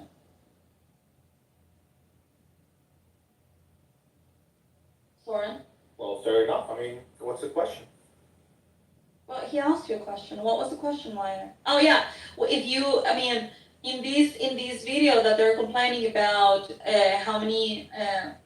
Just repeat the question about the medallions. Right. So there were 24 battalions. There are 3 that have been gone, and then there are, I think they said 7 that are severely decapitated, and 6 are militant ready.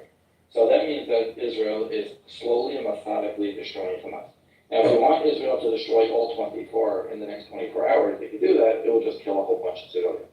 So if constantly Hamas embeds themselves amongst the civilians, it's going to be a slow war. Like, you can't have it both ways. So which one would you rather? Would you rather kill a bunch of civilians and get this over with quickly, or the methodical way that Israel is doing it, and it's going to take another year? Also, the report This is says, also data from far away. also the report says that this report excludes northern Gaza and 8 battalions there, so they kind of ignored those the northern parts of Gaza in this report. There's 2 issues that I see that are problematic.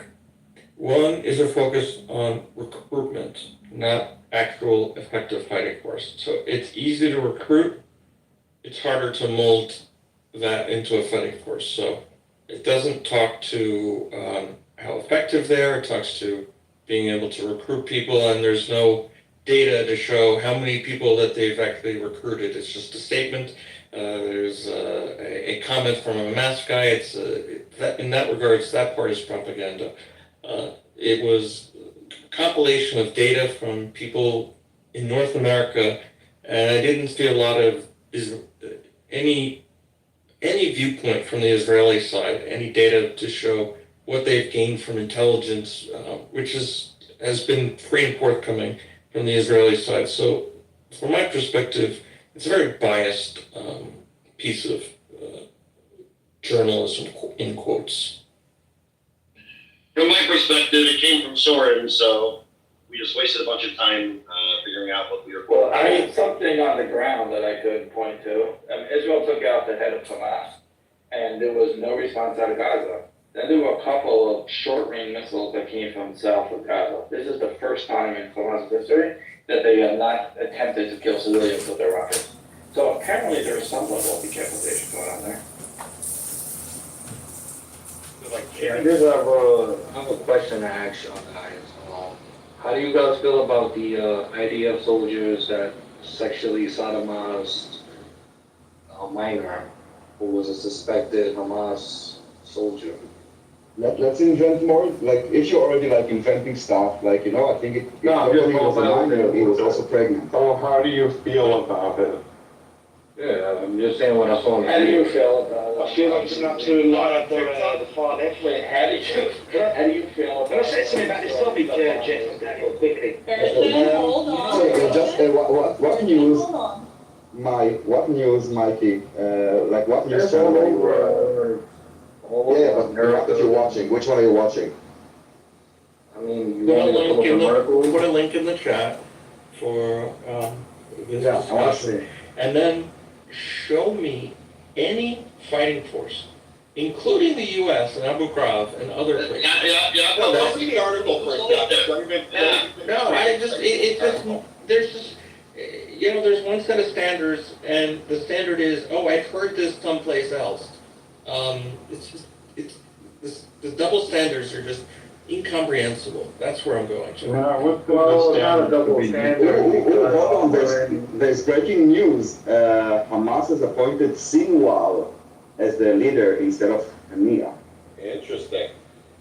Yes. Can they find him? I thought it was to be Montreal again. I want proof of life. I want proof of life before we. So even though my key is troll enough, I mean, it's fair to say that forcibly sodomizing people is something we should be against. Hold on,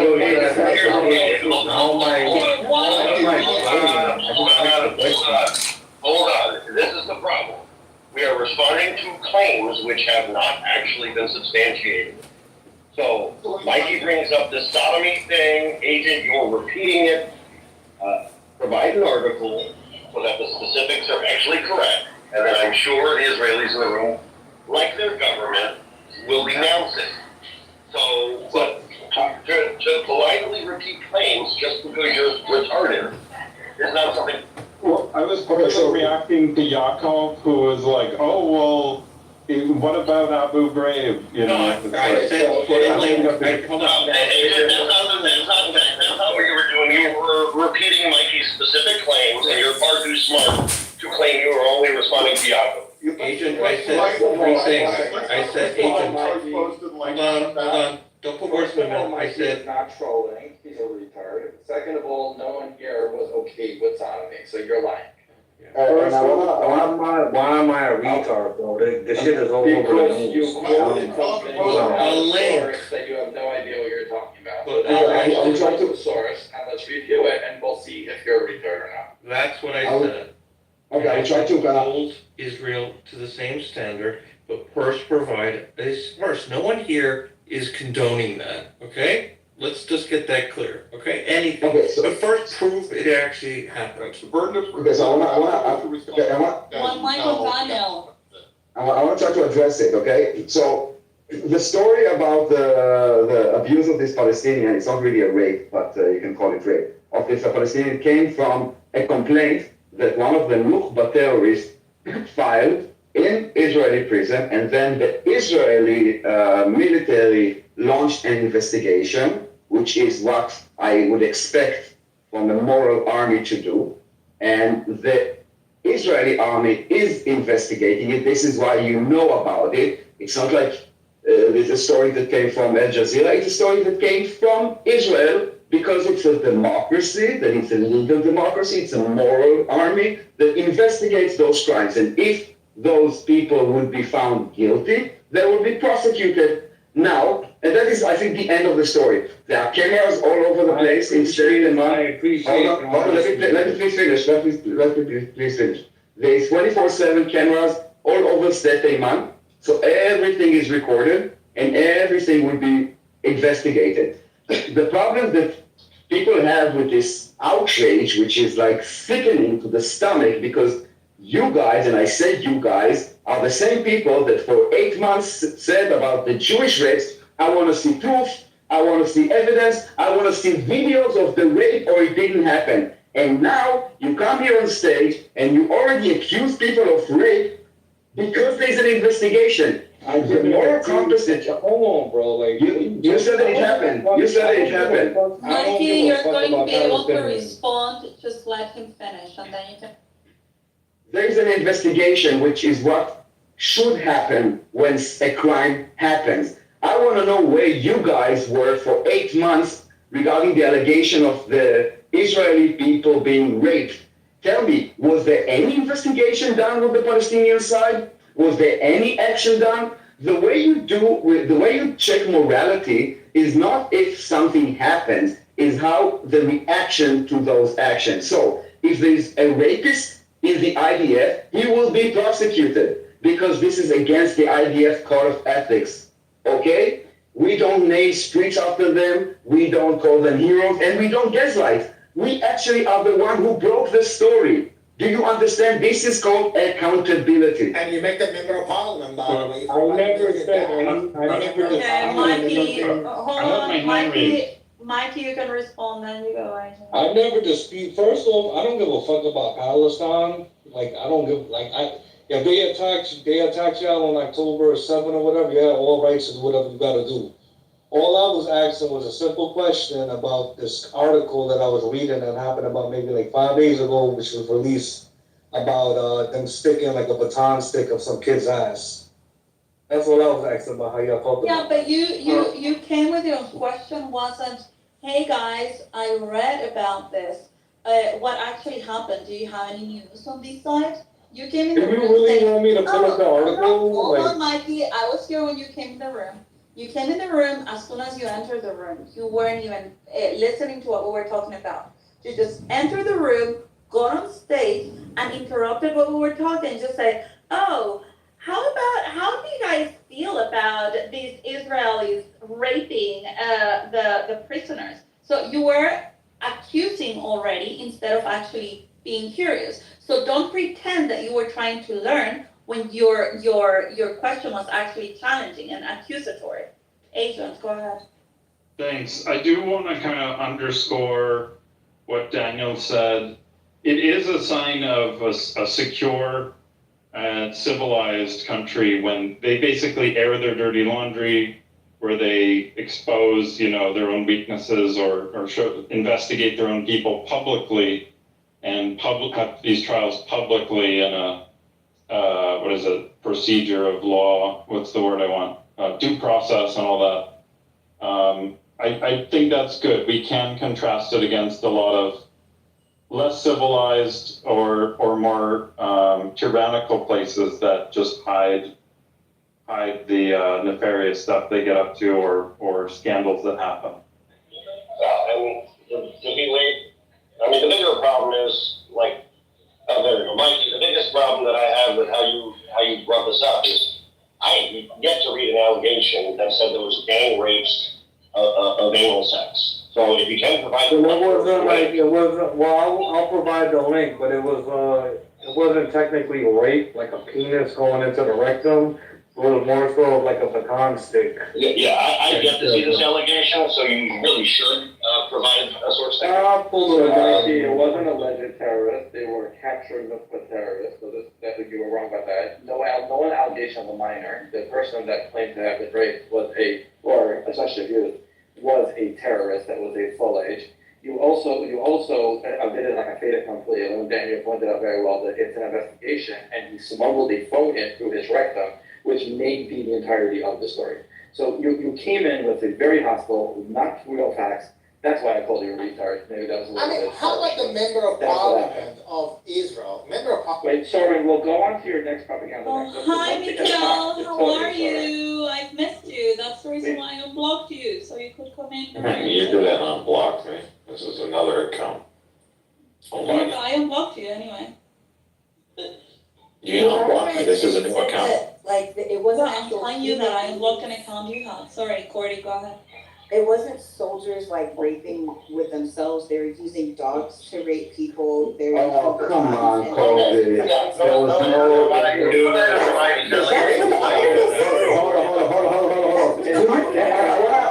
Hold on. Do you really believe, Cody, that you can train a dog to rape a person?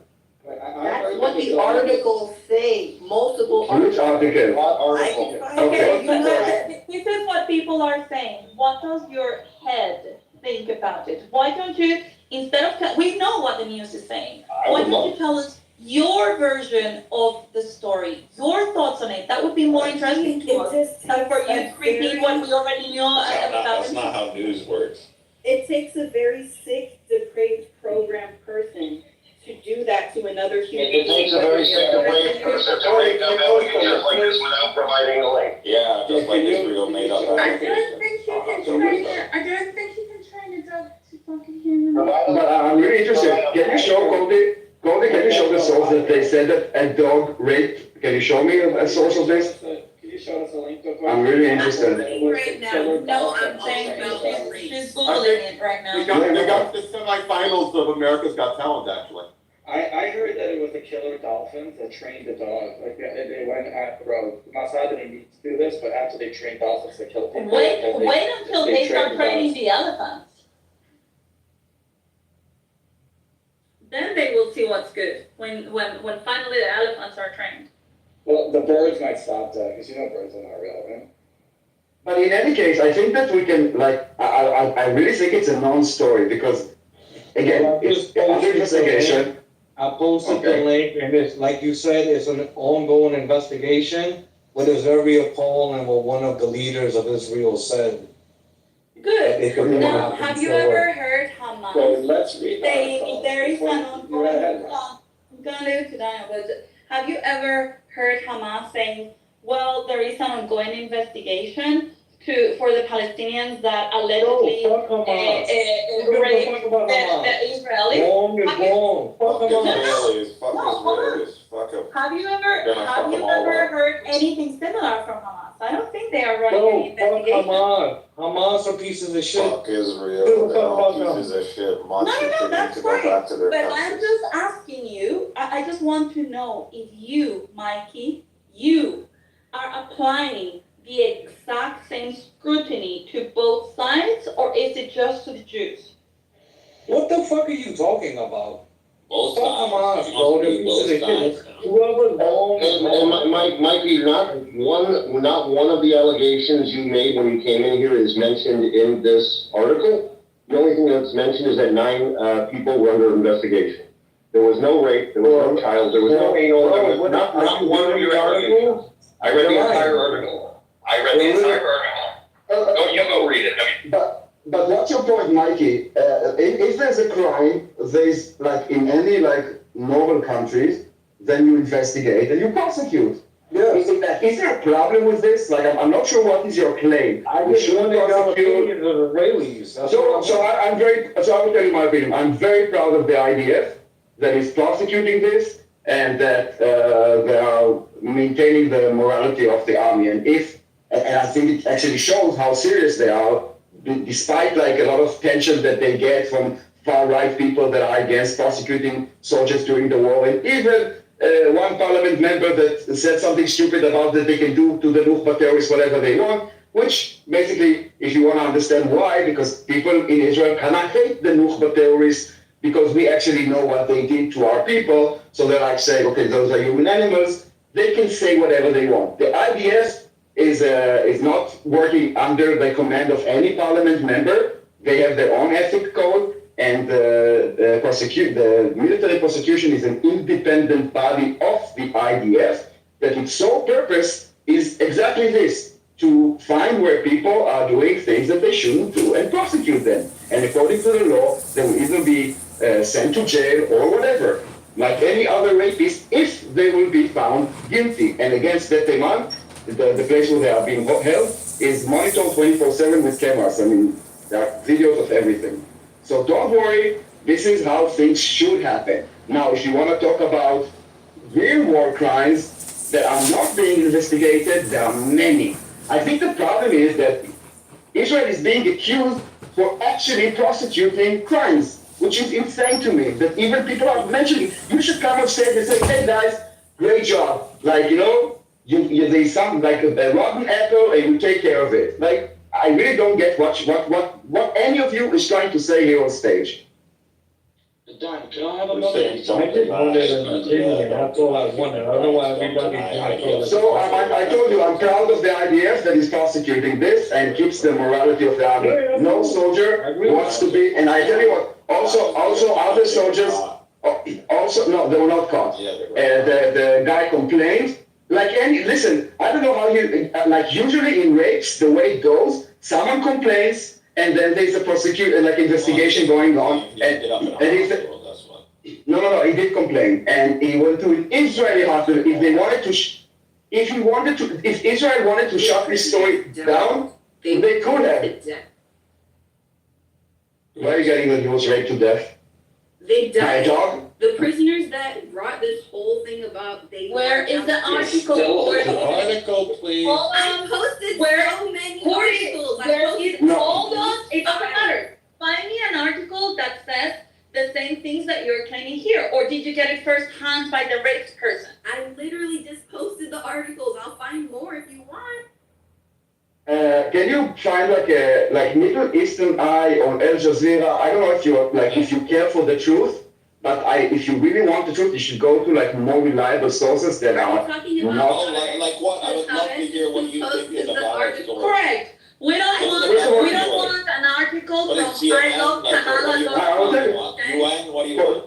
No, you need to find a few, like basically, if Please you, tell us these, I'm trying to answer, but you need to shut up when I answer. That you have. Yeah, you need to shut up so I can answer. Here we go. Okay, because you asked a question, I'm trying to answer. I'm trying to answer you. When you Critical thinking is, you can use, you need to find different sources if you care for the truth. And different sources could be, one of them could be Middle Eastern Eye, no problem, but try to find two other sources that are addressing the same story. That's it. Not that hard. Another And not question even, here. Daniel, because again, I don't want an article or reference from ilovekamala.com, like anybody can open a website. Anybody can just put whatever they want to put. So no, you have to get a reliable source. And by reliable, I even include CNN, I hate CNN, but that would be a reliable source because at least they have something to lose when they post bullshit. So get us a reliable source. Yeah, and even this source, just to go back to the purpose of a conversation, which most people seem to not understand, does not even make the claim that we all questioned, that in fact there was any type of rape involving dogs. There was an allegation that dogs were used to abuse prisoners, but nothing to do with teaching a dog how to rape a person, which was your ridiculous claim. So are you going to withdraw your ridiculous claim, or do you have another article that says that crazy? Article, like the first one. No, what it says is that the dogs bit and abused the people. It does not say anything about rape. Allegedly. Allegedly. These are allegations that an article from a very biased source makes, and you are in fact either misunderstanding or intentionally conflating two different elements of the allegation. And we don't want an article from The Onion. Or It taking it and actually running says with it. that people that return to Gaza, which is very odd. Allegedly, these were abused, and then they went home to Gaza, and then reported they got scratched by a dog. I'm hoping we can hear from Bart. Guys, can I have a moment on the microphone? Meanwhile, the Israeli hostages have not even seen the Red Cross since they've been. Right, this is a good question, guys. Apparently, this is the update I've got about the Islamic Republic. Apparently, these countries have been begging Israel, like literally begging them, to not retaliate harshly once the Islamic Republic attacks. I think right now, I think that this is the best time.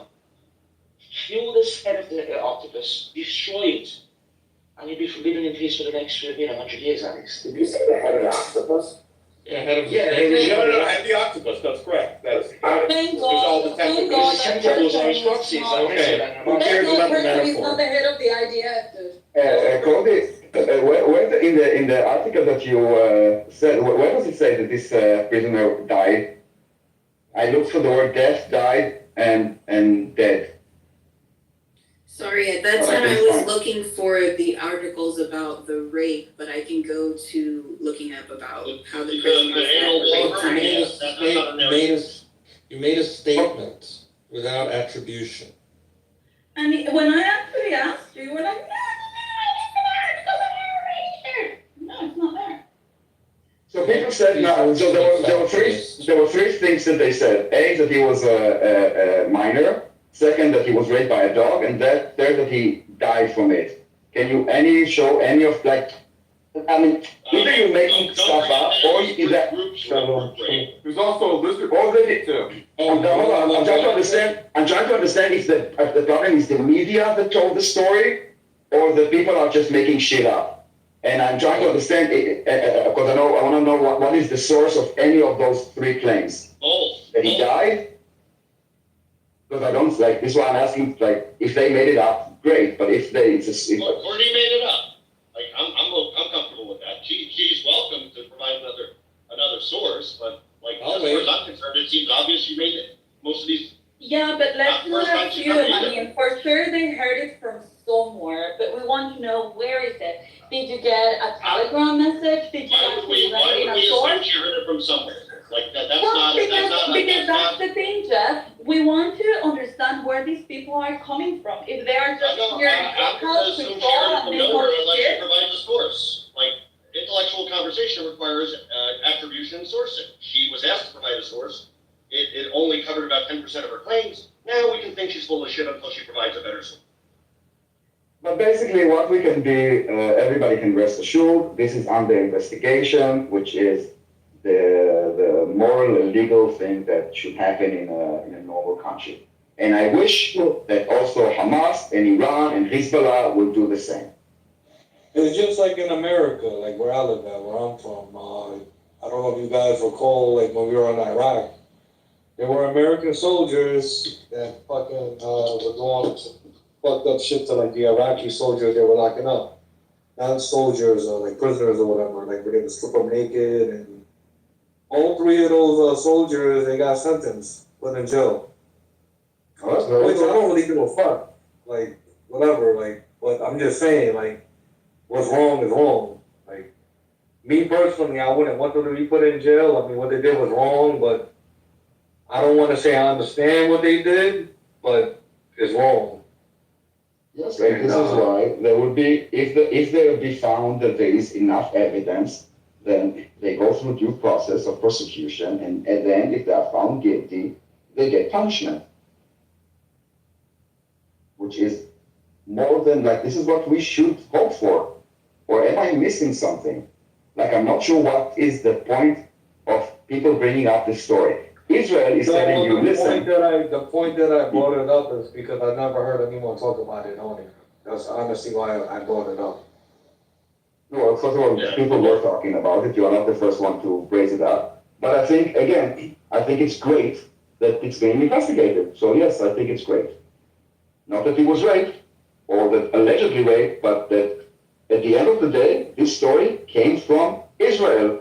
The reason that you guys know about it is because we launched an investigation. You didn't discover anything. You didn't like find like us in the, everything that happens, usually you bring it from Israeli sources. This is how it is in a democracy when you have opposition and you have freedom of press and you have freedom of protest.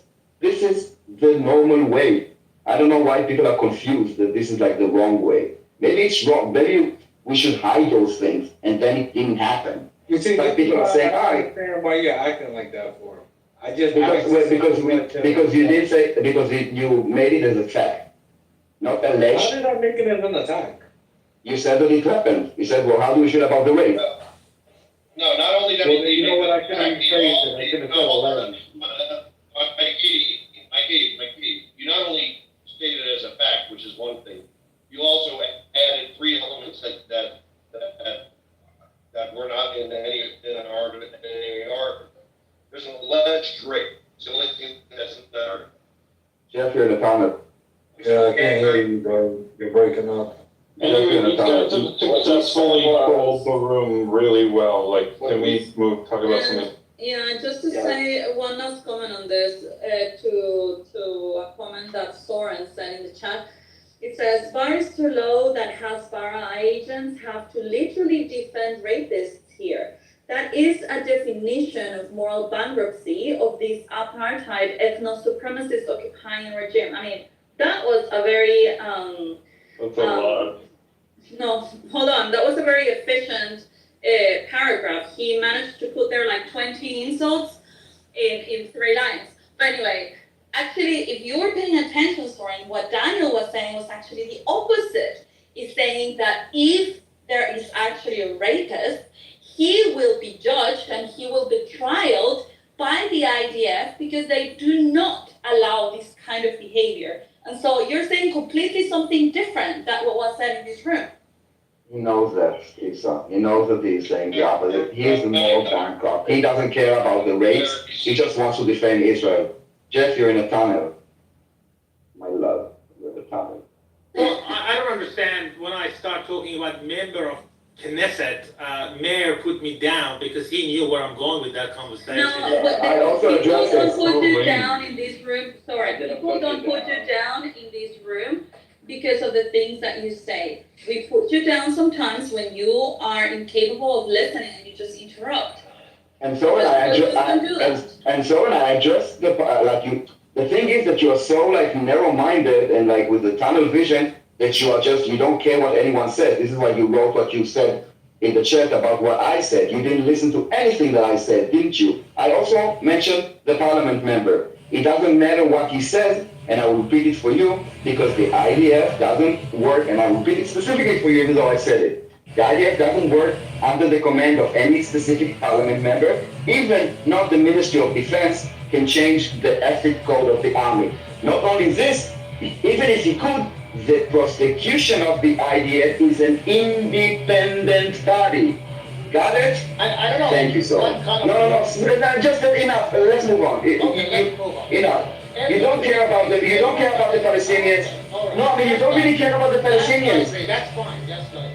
Yes, right. You know, you're just a liar. You don't care about the Palestinians. You just want to defend Israel. I mean, I like that you're in the rooms in the sense that we have someone to present the other side, you know, of the discussion. But you actually need to make sense because you're really losing respect that we have had for you or the tolerance that we have had for you in the past months when you accuse us to do of something that you are doing. You're saying that we are gaslighting you and we are very consistent in our points.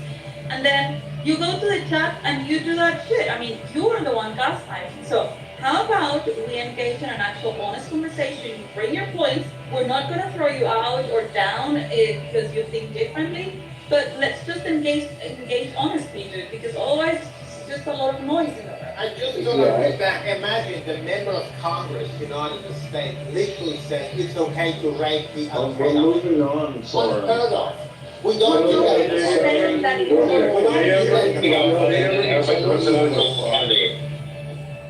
The dude that said that, like, he's, fucking like what Daniel just said, like, he's playing like home. Okay, so sorry, first of all, I like when you're in the room because you say such stupid things that shows everyone the other side has no comment. I did not put you down today, and the only person that put down was Mikhail because he kept on interrupting. If he could control himself and stop interrupting, I'd love him to say stupid things to show everyone else what the other side is. And for the last stupid thing you just said, look, no one on the Israeli Knesset, if they did it wouldn't have mattered, but no one on the Israeli Knesset said it's okay to rape. They're talking about how to prosecute soldiers during war. There is a rogue person who thinks that the way to prosecute soldiers during war should be differently than what is happening. It's also irrelevant, like Daniel said, but this time it is an independent body, not controlled by the parliament. So it's a completely irrelevant point you keep bringing up. So just since we're gonna engage with it. Who slowing down Soren? I did not. I do, because he won't let anyone respond. He keeps interrupting everyone trying to respond to him. And he is an impediment to his own conversation. That makes sense. You're interrupting me too. Daniel, before you run away again, are you gonna give us the media sources that you find valid? Are you gonna give us? I'm not running away. Where did I run away? All right, please give us the media sources. What media sources? No, I told you, use a few different media sources. It doesn't matter, like, not just one, okay? Try to find a few. If you find CNN. Give us CNN. So you want from post You'll find CNN. for CNN. Again, I'm saying, if you find one that is like, We posted BBC, we posted Guardian as well.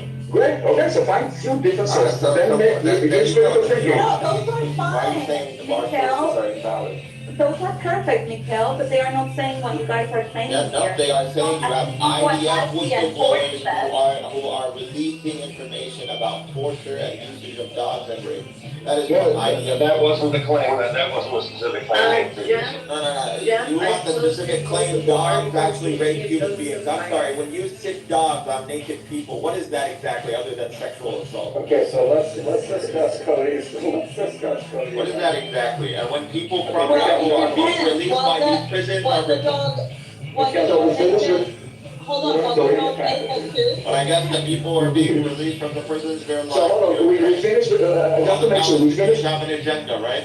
we finished with one story, right? Now we wanna go to a different, which is fine, I just wanna make sure. The story about this guy, the Nukba terrorist, we finished with that story. The Nukba terrorist, you terrorist, marked out, you claim he's a Nukba terrorist, no one knows. Relax, He hasn't been sweetie, tried. relax, No one relax. Has he We don't need to, we know, it's, relax, dude. First of all, we don't need to put them on trial, okay, because while we're doing, now it's a piece of war, okay, so we arrest them, you don't need to put them to trial. And he is a Nukba terrorist. You don't wanna believe it? That is fine, okay, so forget the word Nukba, okay? So this Gazan that was arrested in Gaza during military activity and was a prisoner in Israeli settlement, made an accusation, and then we finished the story, right?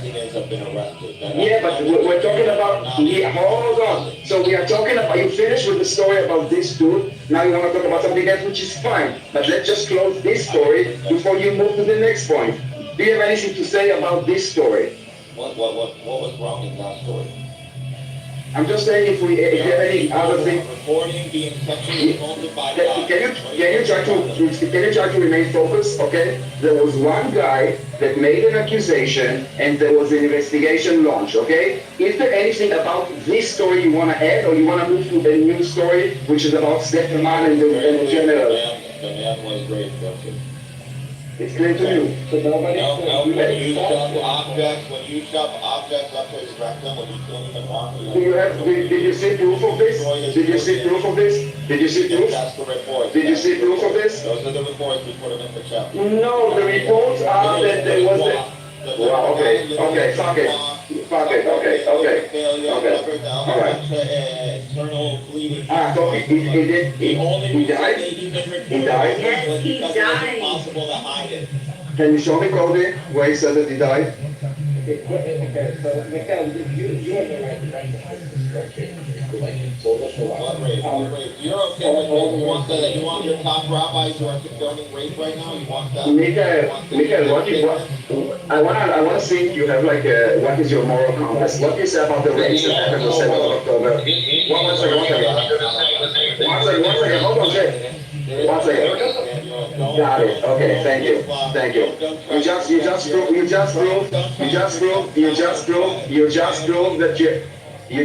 just proved that you have no moral compass, okay? Well, because what you okay.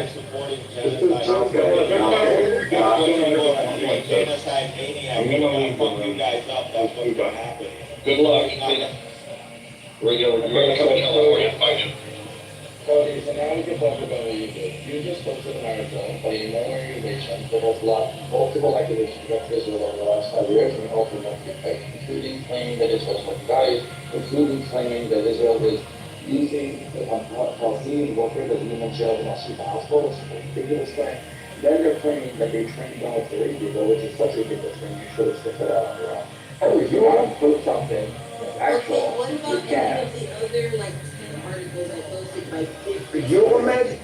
Really? Euromed? This is your source? I just want to understand. One he didn't... Oh my God. We're gonna do 40, we're gonna do, hold on. We're gonna do something for you, because, you know, who am I? Hold on. We're gonna set a rule. Whenever you post, or anybody for this matter, post a link to a news, you're going to have read it first. So you're going to point us to what specific paragraph, what number of paragraphs we need to look at. Because what you're doing right here, hold on. You're listen when somebody's talking to you so that you can actually do what people are asking you to do. So, all you're doing right now is posting 10 different links that you're obfuscating the most right now. And you're putting us some homework to read the whole fucking article and then tell you, well, you know what, it is not even. How about you do that work when you want us to see what you want claiming, and then you direct us to the exact paragraph. We're not going to be reading the whole newspaper for the last 2 months for you. Asa, when I posted one thing, you said that that wasn't enough. So I went with a variety of different outlets. Yeah, but just for you. going and That's why I posted that. Then I went a further mile to take a quote from the article and to Exactly, so how much more detail do you So want? listen, we already proved you, we are not, listen, we are not lazy here. I already told you what I wanted you to do. I want you to talk to us to get up. I want you to point us, I'm gonna mute you. I want you to point us to the exact paragraph where the claim that you're making is written. Because it seems like you're a little bit too lazy. You're very intellectual. You're very intellectual. No. I want you to point me to it because we have been reading 10 articles in the past hour and none of them show the claim that you guys are making. So you're going to point us where in the article because you're being very, How is that very, not? listen, that's not a good job. I don't know if you ever went to school, but that's not a good job. That's just being lazy. You know, whenever you want to back up your claim, whenever you want to back up your claim, you I can put paragraph 2, sentence 3, if that's what you need. You can tell through. No, just say guys, but I posted a link in the chat, and I want you to look at paragraph number 2. That's it. Links, and that's it. You said She's what I said was made up. I was telling you that it was Seriously. you're saying too lazy.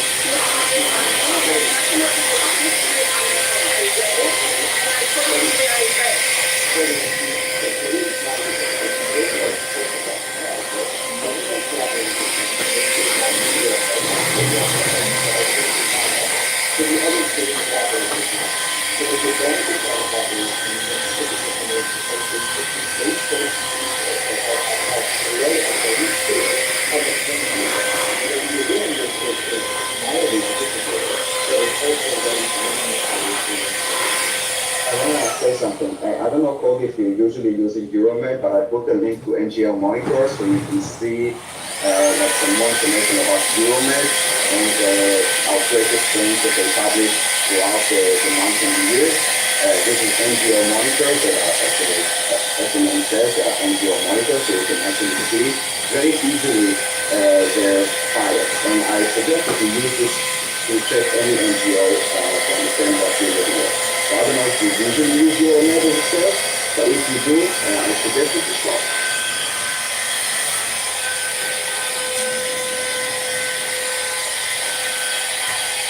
Like a feeling you get for the full time.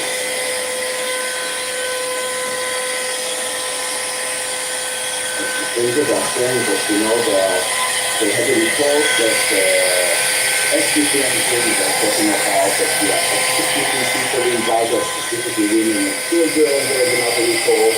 They had a report that October 7th was, the scene was captured by Israel, and that they were like, that innocent civilians came and we took the guns on them, and all kinds of stuff. So if you really care for the truth, I'm not sure you will make this the whole source. I don't know if this was a two-year dog relating. Yeah, this is what I do, and then you guys are not supposed to. This is what I'm trying to understand.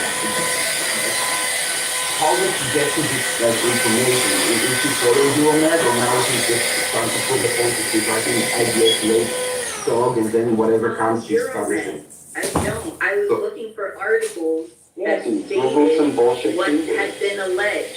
So I that understand, but I understand. some deranged person. No, I understand. Listen, I think that your heart is in a good place, but you need to use critical thinking, and not everything that appears on the internet is true. And not every NGO means that they are working for humanity and unbiased. And there are very easy ways to check if a source is legitimate or not. For example, if they have accountability, if you know who's funding them, if you can see what they said in the past, if you can see who's the writer behind the article. There are many ways to check. But to look for, like, I can right now probably like Cordy Rape, and I can publish a fake article about you. It doesn't mean that it's true. And you do know that there is a war on information going on, and like a big war on information. The genocide, apartheid, the ethnic cleansing, execution, and all this bullshit. And the responsibility lies on the person reading the article. This is how people get radicalized. They see like titles, and they kind of probably someone would put a screenshot of this Euromed saying like IDF is using dogs to rape Palestinians. I heard this story like a month ago. But that's not fair though, Daniel, because when fucking people were denying on October 7th that the fucking Hamas guys were raping like kids and all that shit, right? Putting kids in ovens. What did people do? Denied it. Denied it, right? Yeah. Yes. So why would you deny their claims? Well, they work both ways. That's what I'm saying. No, again, there were no claims. What I'm saying is that Israel, there was a complaint by a prisoner, and it was investigated. None of this happened with the rapes of the Jewish women. When the Jewish women were raped, the entire community, the international community was like, no, we want to see proof. We want to see videos, they said. We want to see videos of the rapes, or it didn't happen. No one believed them. No one believed them. So, Mayor, you're right. He's either retarded or he doesn't understand that no one has denied that a rape may have happened. Just that the argument, the paper trail, the allegations aren't actually there. And we're all really glad that Israel's going to prosecute. Like they don't. Also, Mikey, when you make a claim, like if Daniel would right now accuse Cordy of raping little boys, then do you think that the burden of proof is on her to show that it was not true, or on him that actually it happened?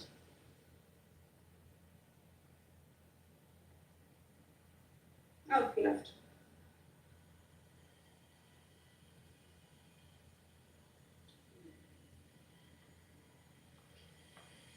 It's just not physically, it doesn't make sense to position. I mean, physically, dogs raping people.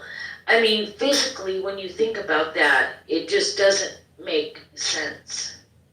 If I mean, they're I don't tied know, up, like, if they're bent over and tied up, and then a dog is released on them, it's You're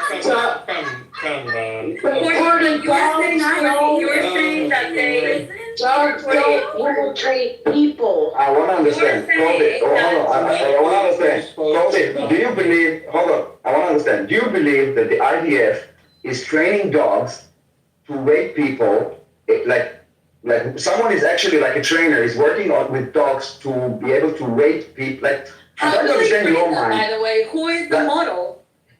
The thing is that people, like, when there's something against Israel, they will just believe anything. They will just believe anything. How it would happen, but I know that bestiality exists. Number It's one. the other way around I know usually, the and other way around that people that having if sex you with animals. deprive an Bestiality animal of is people anything, if having you sex deprive with an animal of animals. food, they will attack. If you deprive an animal of anything, they will engage in whatever that It is. doesn't matter that she's Of course, afraid of her. bestiality exists. That is what the Palestinians do with the goats. but do you think that, but why would but hold on, but before that, why would the IDF train dogs to rape people? Like, how does it sit in your head? Like, Because what? they hate them. What's the logic? They hate them. Who is They hating, want to torture Who hates them. food? Who is hating who? So we knew in advance, when did we start training those dogs to rape? After 7th of October? Overnight. When did you start training dogs to attack and maul people? We didn't. Ages ago. We didn't. Sorry, I don't The footage that's on the dogs would suggest otherwise, because the dogs. Okay, so tell me, Cody, how did this? Cameras strapped to their backs. I know, and let me know, Cody, let's use critical thinking for a second, okay? Without being trained. Wait, what's Cody, strapped to their back? Wild dogs. There was a video of, Cody, let's, That the most advanced army in the world has dogs that are just randomly attacking people without being commanded. Yeah, they have I a understand, higher Cody. IQ. Dogs have a higher IQ than the Palestinians. You're right. Cody, this video, how did it get to Al Jazeera? Which video is it? Which one are you? There was a video of a dog that attacked this old lady in Gaza. I think this is what she's talking about. And I'm let's talking just about the Down syndrome child that a dog. Oh, the Down syndrome child. Okay, you want to talk about this? Okay, let's talk about this. What do you know about the Down syndrome child? From sources, not people. Jacob, No, because I know I went into the story and I know the entire bullshit around it. What do you know about this Down syndrome story? And what evidence did you see that it's true? Except mauled to death. how do you know? No. How do you know? How do you know? How do you know that he? Allowed to. Hold on. No, I understand. No. Hold on. No. But I want to know, how does she know? What evidence or what proof did you see for anything that you're saying now? I will help you, okay? The only proof that you know, and you can find whatever article you have, is that it was his mother, or at the beginning I think it was his brother, and then it was his mother that said it, right? You want us to read the article together and then use critical thinking and to understand how it doesn't make sense? Okay, so I'm trying to understand. What you're telling me is that every report of a military dog attacking a human is false. That's what you're No, we're not talking right now about all of them. You brought I'm not talking about every report. That's so funny. You respond with a straw man. Hold on, 40. Let's focus on one because we cannot cover all of them right now. That's not my point. Hold on, let's focus on one first. Let's focus Wait a on the minute, Down though. syndrome My guy purpose first. of stating that was not to focus on one. It was just to prove that. Oh, it was just to obfuscate? I tell you what the problem is. I tell you what the problem is, okay? In general, are trained I to understand. attack. That's a part of their training. I tell you what is the problem. I tell you what is the problem. Dogs in the military, Wow. police dogs, they are trained to sniff shit Okay. out. They are trained You to heard- attack, period. You That's said not it 6 times. I got That's it, not okay. make-believe. So why are you The problem is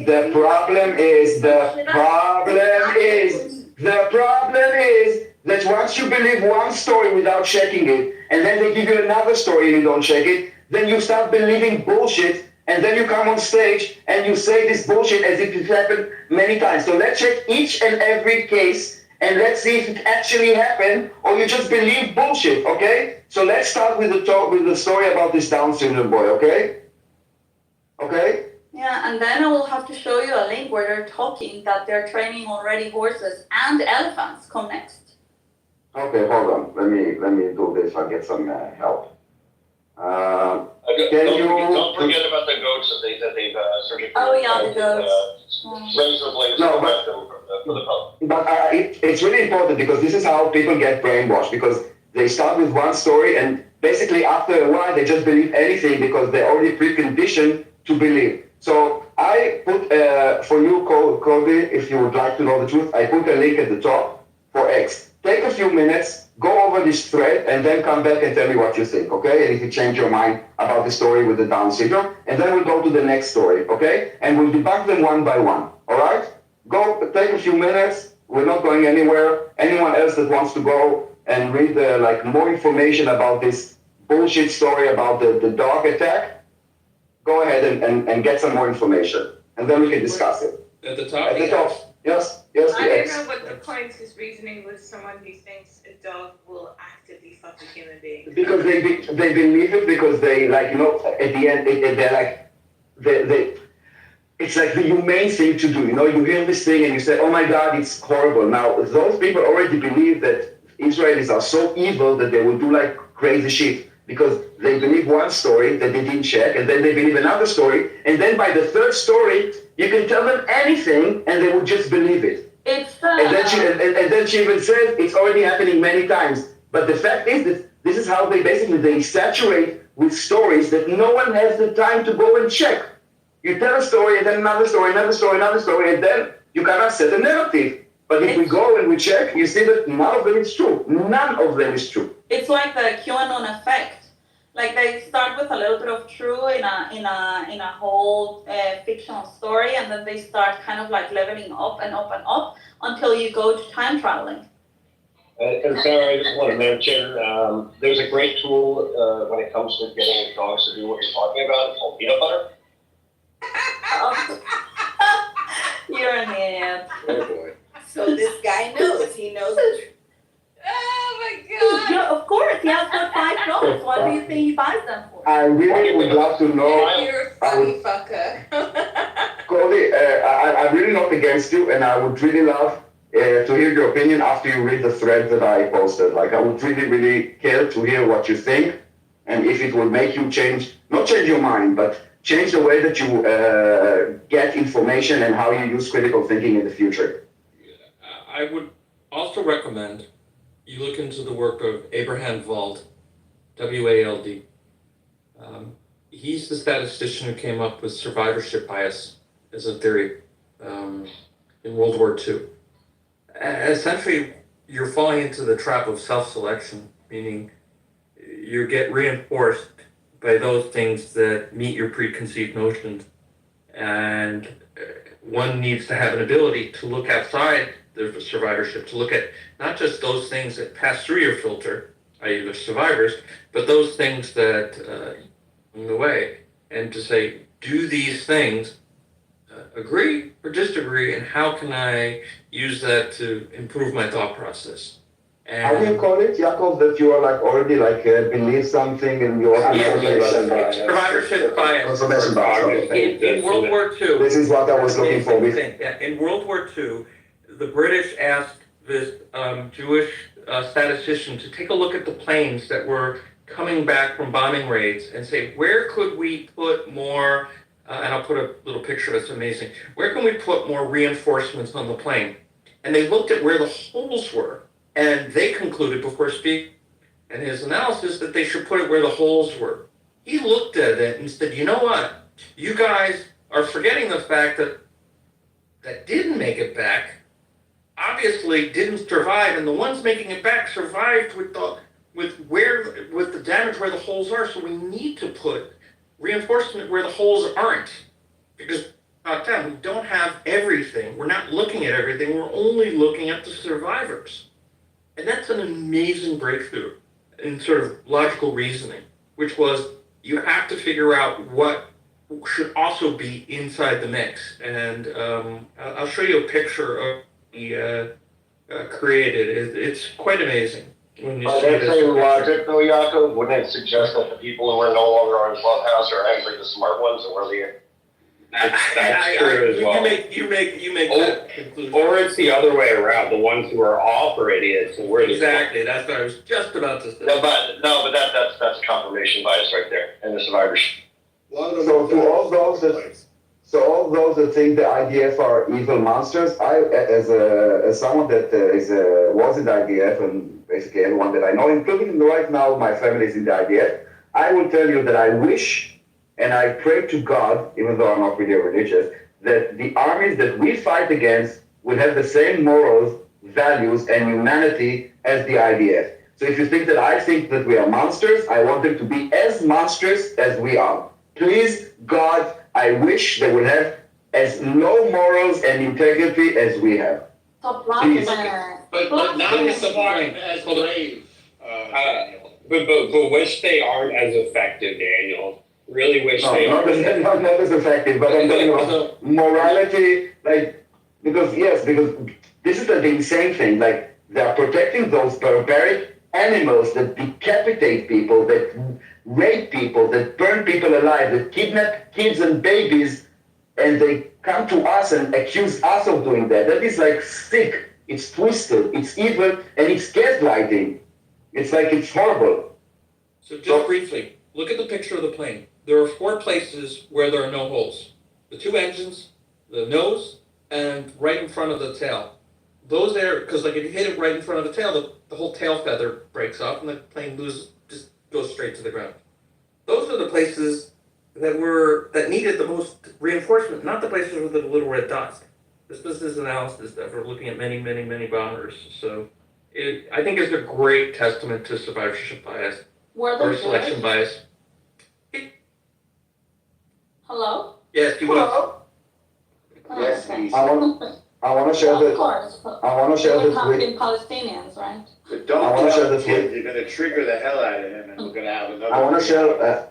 No, wanna share a tweet. leave him alone. I Sorry. want to share a tweet that I shared with Isa before that I thought it was funny. that the reason that Jews are successful is because Jews cannot blame the Jews for their failures. He found the problem with that. I told them. She told us about that statement. Okay. No. I told them just before in the first. Okay, sure. Diego and Tim and America. Yeah, I saw that tweet, and I think all of us have had that thought, actually, all of us Jewish people. No, actually, it was good for me. He It's actually still came up funny. with a problem with that thought. He said, well, of course they're not gonna blame themselves because they are the problem. He's bringing force in, like he doubled down. Ah, that's smart. Wonderful controlling today. Wait, who did it? Sorry? No, it was Diego. Diego, sorry, Diego. Diego or Tim, one of the two. Yeah, one of the two was doubled Not down. that clever. I said No, because but that was we like have our backs to the walls. Like, why do we do it? Because we have our backs to the walls. We fight hard because, there's no place else to go. That was a funny room until it lasted a long time and we were all having nice. I got into the whole I always, the Hitler validation part just was a little bit much. yes, I say two reasons. My first reason is because we have a lot of good role models. My second reason is because we're all short and can't play sports, so we stay inside and study. And you're not funny. I'm funny. I don't know what you're talking about. Jews are not funny usually, at least. No, I think Jews are funny. There's a lot of famous comedians. Yeah, you want the list of Jewish You guys comedians? are proving me right. You want the list of Jewish comedians? Yeah, well, they're not in Clubhouse. I am no. Yeah, I am no, no. you're Anyone who knows me. Clubhouse. You're then What do you mean of all the people that, the comedians that All aren't right, Jewish? you know what? I'm gonna start keeping score. Every time you guys tell a joke, I'm gonna put a little. Did you give me credit for the peanut butter comment? That's what she said. Yeah. Yeah. Are you gonna use the database or just your fingers? Oh, Elle, you're in the Matrix. You're in a Hamas tunnel again. I shouldn't laugh at that. Uh-oh. Actually, I think that Daniel is the only funny Jew here. What? No, just because he's purple or blue, just because he's blue does not make him funny. I'm thinking of changing my PTR. Funny looking, but not funny. Just because I come into these rooms to yell at Arabs doesn't mean I aren't funny. Brian, you're not that funny. Jeff, you're not that funny. No. You're right. Anyway, Correct. we can go back to what were we talking about? Oh yeah, Courtney, Wait, are I you just doing the read article? that the guy of Seymour is gonna take over in here. Yeah, we are. Yeah, but I Is saw he that. alive or are they just trolling Of you? life before they can, say he's the head. I just love Yeah, how is he Israel alive or are they buzzed, just trolling you? I just love how Israel buzzed Nasrallah today with with sonic booms. Like I read that article, thank you. And Sinwar's gonna have to be a much more public face if he's the political head. He's gonna die soon. Yeah, he's so dead. He's so dead. That was a great article, thanks, Rabbi. What, the Onion article I posted or the Babylon V article I posted? No, wasn't it AP or where was it? Oh no, I was posting bullshit articles because other people were posting bullshit articles in the chat. Wait, so that buzzing wasn't true? Oh no, that was true, yeah. Yeah, that's the one I was talking about. Oh, yeah. Well, it's interesting though, because the other guy was Iran's pick to succeed and precede Pania. So it sounds like they're going to go it alone in Gaza going forward. Well, Khalid Mashal was the previous head, and he's a lot more moderate than Hania was. But that's who Iran wanted. Like it was announced, he was going to take it over. And then Sinwar decided that wasn't good enough. Trouble. So he basically has cut off the end of the I can't find that post. Hold on. So, Cordy, are you done reading the article? No, she posted something else in the chat. I don't have X, so when I click it, I can only see that one blurb that he says. I can only see the one tweet about BBC News deliberately holding back truth, but nothing that shows any detail as to what they're speaking But about. then you went to Instagram and then you put a link to some dumb You thing. cannot be that lazy. Come on. I'll Just try a to. little bit of effort. We're even giving you the link. I don't have X, so I couldn't see That's the a shame. information that he That's a shame. I'm Instagram sorry. is doing.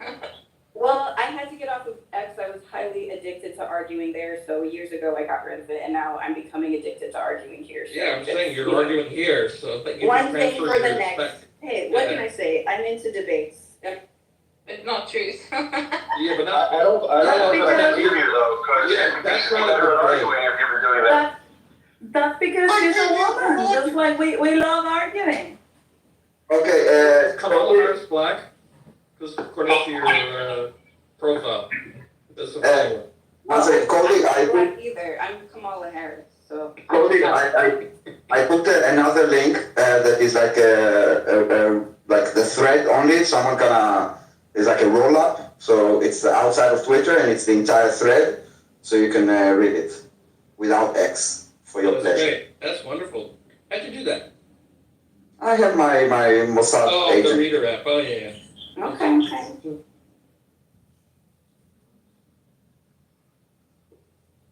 For every problem, there is a solution. Did you hear also? I heard this other version that says that I don't know who said it, but it was like, you see, I told you Israel has got infrared satellites or something like that they can with laser, you know, that they can shoot with laser from the outside, and that's how they killed Hania. I just posted Technology. I just posted an article in the chat that I didn't read that says that actually Harris is 98% vodka. You see, Wait, that was who me. believes I in couldn't the believe it. infrared? That's not even a technology the US has. It's like just not even possible. The power source required in a satellite to do that? Oh, my God. The American Ministry of, like, how do you call it, Jiu-Jitsu, whatever, how do you call it? DOD, the Department of Defense? Yeah, no, not defense, the legal. DARPA? No, the legal, how do you call it? Oh, well, you mean the military justice? No, not military, just legal. The Department of Justice. Department of Justice, thank you. Filed a prosecution against a Pakistani citizen, suspect with having ties with Iran and trying to do political assassinations. It was reported in CNN that the FBI believed that one of the targets was Donald Trump.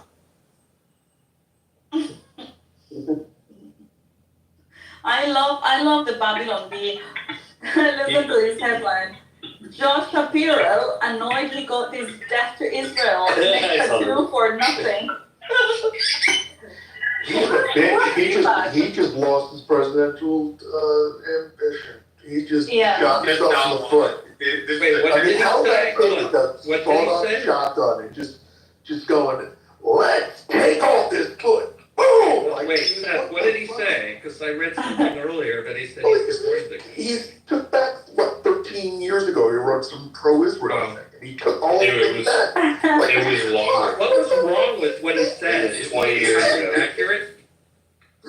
He said that Palestinians were too battle-minded for a state during the first Intifada. Right in the middle of the first Intifada, he wrote that. And she's right. He's still right. He hasn't ruined any of his chances for high national office. Are you high? He has not ruined any of his chances. It's actually much better for him. It's actually much better for him to not be the vice presidential candidate. For two reasons. He won't be president because he's a Jew, Caleb. So. Okay, thanks for interrupting. I mean, it's true. A Jew will never be president of the United States. That's the way it is. That's fine.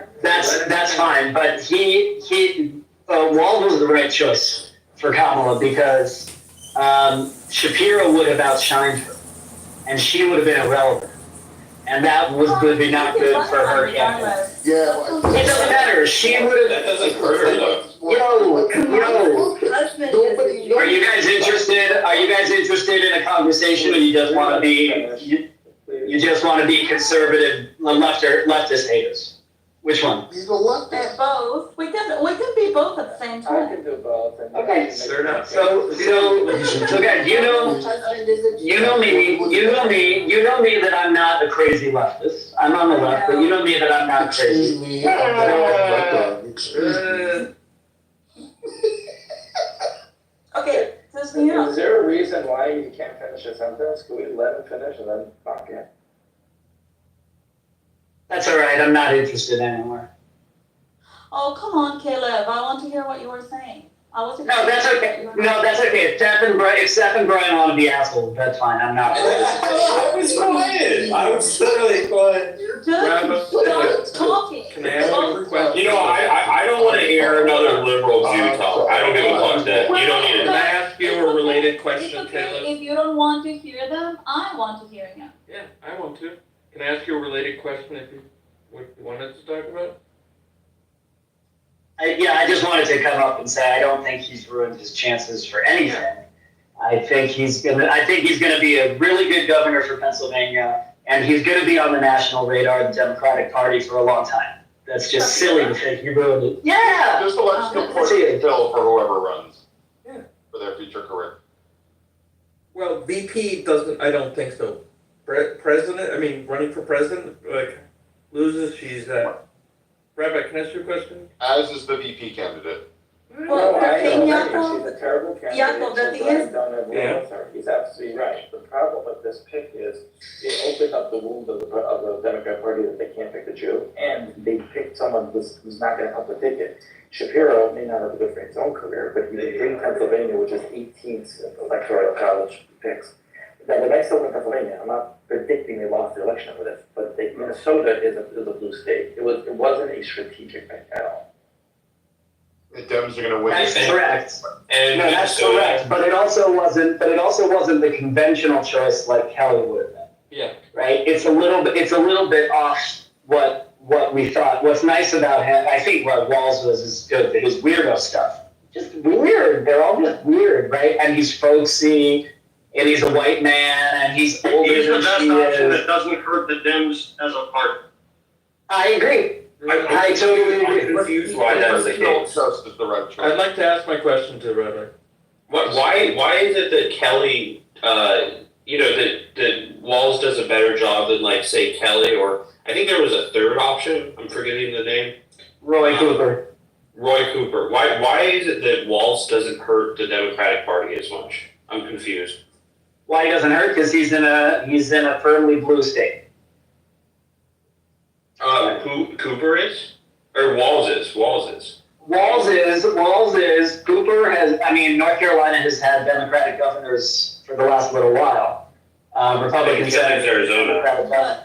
And Kelly is Arizona. So you could have made a case for Kelly to try to get Arizona. But maybe their numbers in Arizona said it wasn't even possible. I don't know. It doesn't really matter in the electoral college Arizona compared to the other states. Yeah, it's a pretty small state. I also think that regardless. And so the other thing about all the thing with Josh Shapiro is he's in a very purple state and he's up by 4. He's doing really well in this purple state. It was a moderate pick. It would have rounded up the ticket. She picked a far left progressive. It really wasn't a strategic pick. Now, for political, for party reasons, or for their bid, that might be true. But as to win the votes, it was not a strategic pick. I think it also hurts the party. Like, go ahead. It seems like, and this is the question I wanted to get Caleb's input, and everyone, but Caleb, because you made me think about it, and I've been thinking about this all day since it came. Doesn't he appear like a mirror of her, just in a man version, like policy and progressivism? And wouldn't you want someone that balances the ticket? And it seems like they pick someone who's just like her, and I'm just kind of confused. You mean, it's true. He was the attorney general, and he was, he's a cop, she's a cop, whatever. You could do that. They've not had time to put together a full platform like Biden has, like a full platform, right? So at the moment, they're kind of piecing it together. I don't think balance on the ticket is what the strategy is. The strategy is beat Trump.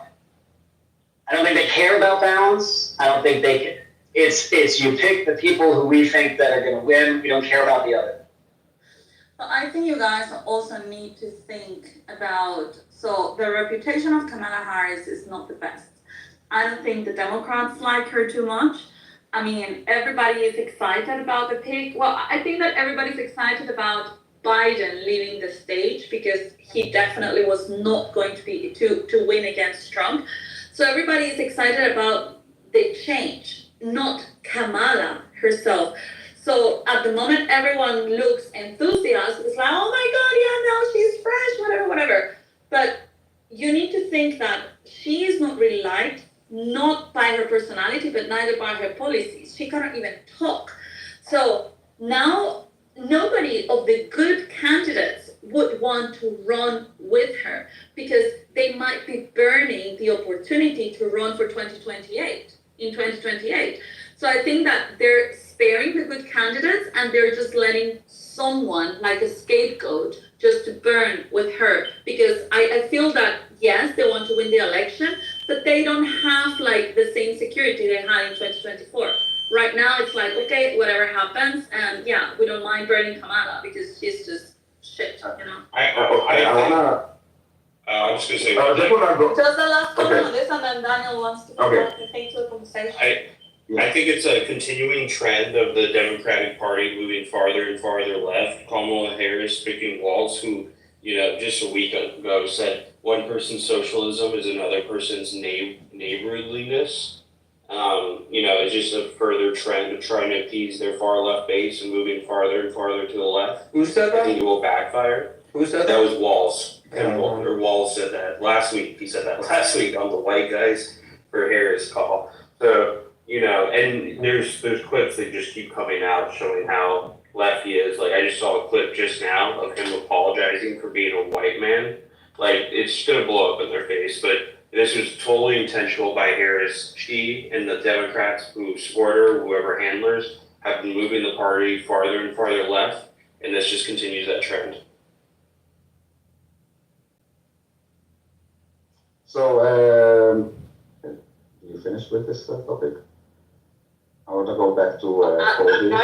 I would say one other thing. That's just that the party has been moving to the left because Democratic voters have been moving to the left, and in combination with elected officials deliberately moving the party to the left. So it's not like some kind of it's not a mystery, right? And I think you're right. That's why Walz was chosen, because he's further on the left. He's way more liberal than she is, like by a lot. I don't know if that's true. She's super, super liberal, but No, by a lot. She's a cop. He wants to defund the police. no, she's not a cop. She was a cop that allowed 1,000 people to go off. He's a Soros idiot. I'm saying that's the critique of her, right? So, okay, so let's talk about the critique of her defense enforcement. Once we get past the stupidity of the bar and her race, which is all the time, and we talk about the actual critique of her, is that she's far left and she was rated even further left than Bernie. That her picking someone that you're calling more left than her is playing right into the actual critique of her. Now, she might get away with it by not talking to the media and doing it after the convention and like Trump not being pulled together and attacking her. But if they attack her on issues and the media actually asks her a question, this was a very bad pick for her politics. Anyway, let's try to get back to the topic of the room. Because I saw Yeah, in so- the chat that Daniel and Cordy were having an exchange there, and I think that they're ready to continue with it. So Colby had a read, and now we will hear what she thinks.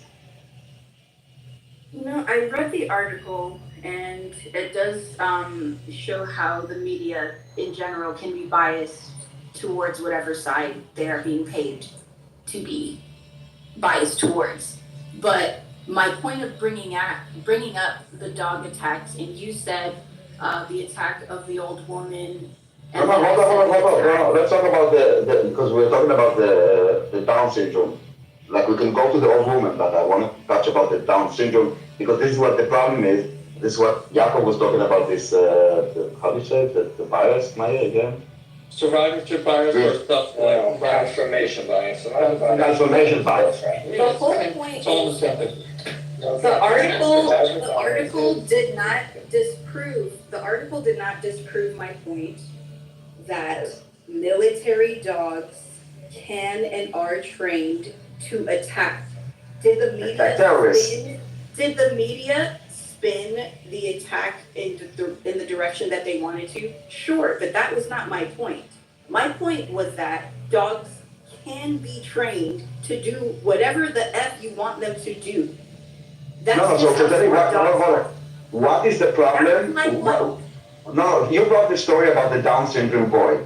Now that you have like more context into what happened and who are the people involved and what happened with the family, and that basically the person that gave the eyewitness was not there, and that they were like a family of PIJ, and that they basically the army left immediately, but they said like nothing of the BBC article was true. So what is the problem with using dogs in Gaza?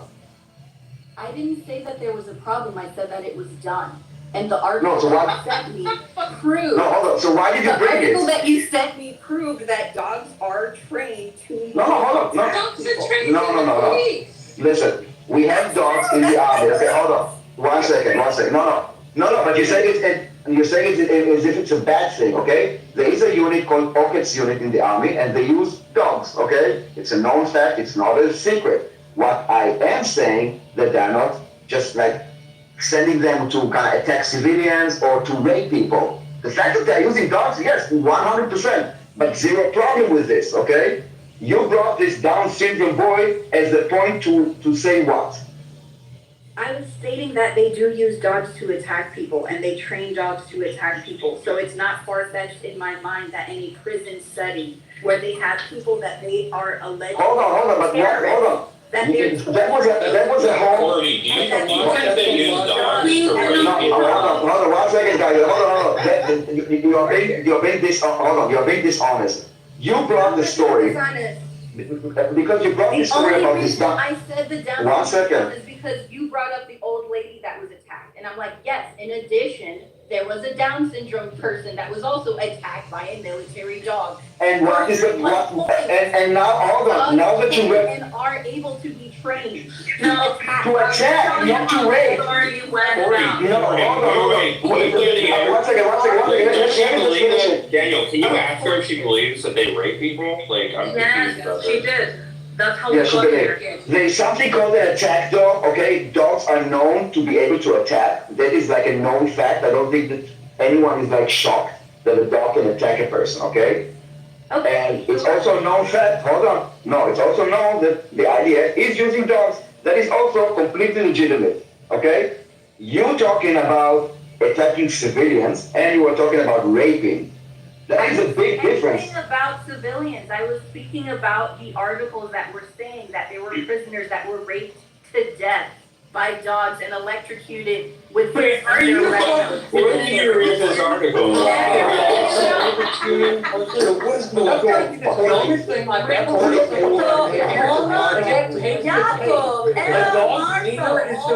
It wouldn't work.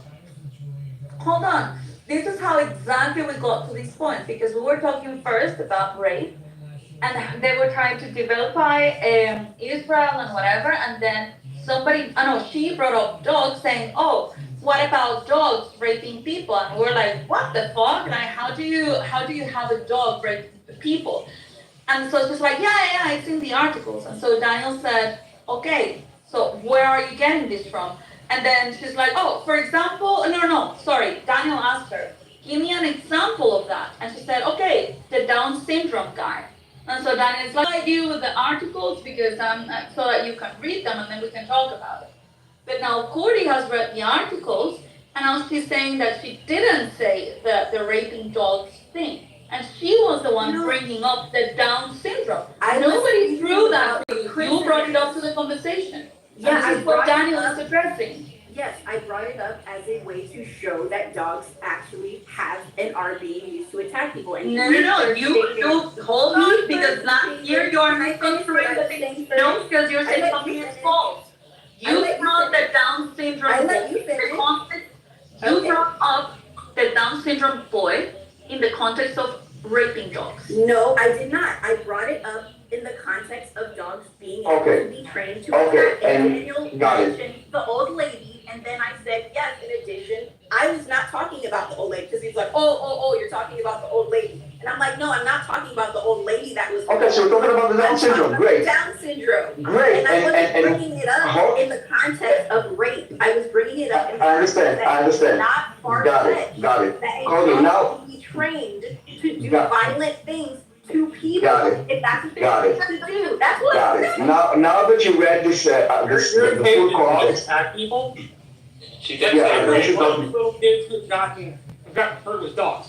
Are you seriously surprised that a dog might fight a human? But No, I'm trying that's to not understand what we were that- talking about, bro. You need to be recapped. We're talking about Cody. where the prisoners in the IDF, in their care, were raped with different. No, they were not raped. No, again, Cody, you're making allegations with zero proof. And this is exactly what you did with the Down syndrome. And hold on one second. Can we stay for a second? Self-report this. Cody, can you stay for a second? Can you stay for a second on the story? Can you stay for a second on one topic before we move to another? I want to finish the topic about the Down syndrome boy, and we can talk about the old lady or the other person, but we cannot jump from one thing to another. I want to stay for a second with this Down syndrome boy, and I just want to understand, now that you read the full context, okay? I want to understand what you learned from it, or what do you know now that you didn't know before. And then we can move to another story, and we do the same thing with this. No problem. I have enough time, and I will debunk everything, and I will provide you all the context that you need. So you'll be able, for the future, not to use like bias and not claim things that didn't happen without seeing any proof. And also understand that things, not everything that you read, even in the BBC, is true. And I'm really happy to do this. But I want to understand first with the Down syndrome boy. Now that you read the whole story, what do you think? Like, give me some, like, feedback.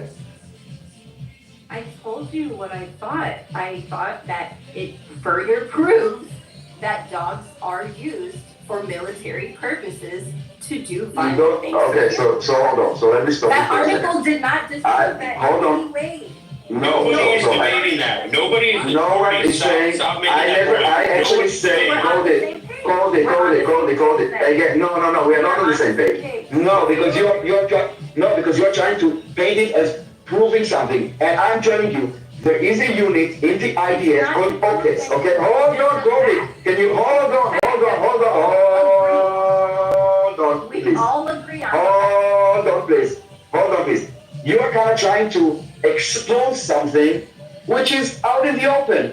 There is a unit, and I said it before, called OCS, O-K-E-T-Z in English, okay? This is a K9 unit in the army. You did not expose shit. You did not prove nothing that we didn't know that Israel is saying, okay? But you brought this Down syndrome not to prove to me that there is OCS unit. I know there is OCS unit. I think we give you information about OCS unit. You want to learn more about OCS unit? No problem. Let's learn about OCS unit. But you brought the Down syndrome boy as, like, why did you bring it? To prove that there is OCS unit? That there are dogs in Gaza? That was your point? Okay, so there is no point. We know it's a known fact. It's not a problem. There is a unit called OCS. As I said, it's a K9, and I can tell you what they're doing. That is zero problem. Do you have a problem with having OCS unit in the IDF? No, I don't have a problem, but the use of them for torture was what we were talking about, was it not? Okay, so was the guy tortured? The guy in prison that they arrested 10 times. No, we are talking about the Down. Stay on one Allegedly, subject, please. That's why they were arrested, right? Because No, you were, wow. with that, the IDF. No, we were talking about the Down syndrome boy. No, we are talking about the Down. Oh my God. Just one sentence. Again, I will hand it to you. I put a link to a Wikipedia page about the OCS unit, so you'll see that you didn't expose nothing. It's a known fact. It's a very great unit that we have in the IDF. You can learn more about them. You said you were brought in. I'm not sure why you brought this Down syndrome, and I do know why you brought it, and I just think that you're not being honest. You mentioned the old lady being attacked first, and then I was like, the Down syndrome boy was also attacked by a dog. What was your point about the Down syndrome boy? Was it like what? That everybody on this stage, save a few people, was trying to imply that dogs cannot be trained to do To rape. whatever. To rape. To rape. No. Whatever it makes. No, listen, I can train a dog to go next to my leg, okay? I cannot train him to go on Google and do a search, okay? I cannot train. There's a big difference to do an attack dog to a rape dog. It's a big difference. I cannot train a dog to do whatever I want. Training dogs to be attack dogs is something that is doable, okay? Training dogs to be rapists, this is a complete different story. You cannot put them and bundle them together, Colby. So when you brought the story about the Down syndrome boy, what was your angle? And this is why I said you're being dishonest. Because now you see that there was zero... Can be trained to do, and they are trained to do. To do what? Whatever you want them to do. Really? You can train a dog to do whatever you want. Can you train a dog to do magic tricks? Can you do it? Can you train a dog to drive a car? Can you train a dog to use a gun? This is so stupid. This is serious? fucking stupid, honestly. I can't believe that we are spending any brain cells on this fucking garbage. Yeah, I don't really. No, honestly, I honestly want to know if she understands this is why propaganda works for dumb fucks like this, because this is absolutely inane. By the way, let's just get down to the point. Daniel, what do you think? We are choosing to engage with her, so thank you very much, but Daniel will continue with his interrogation, because this is how we do it all the time, like one dumb head at a time. Like I'm trying to really take one point at a time. An OCUTS unit exists since 1939, so there's nothing new about it. No one has a problem. Yes, dogs can attack, and like basically this is what dogs do. They can go into small places, they can attack, and like I'm not sure, like you cannot train a dog to do anything, okay? You can train a dog to sniff, you can train a dog to attack, you cannot train a dog to rape or to drive a car. I'm not sure what dogs. Can I ask a question real quick? Because I think, you're trying to teach her that dogs can't be trained to do anything. She's already responded and said, yes, they can. So I've got a quick question. Cordy, could Israel train a dog to teach you how to think properly?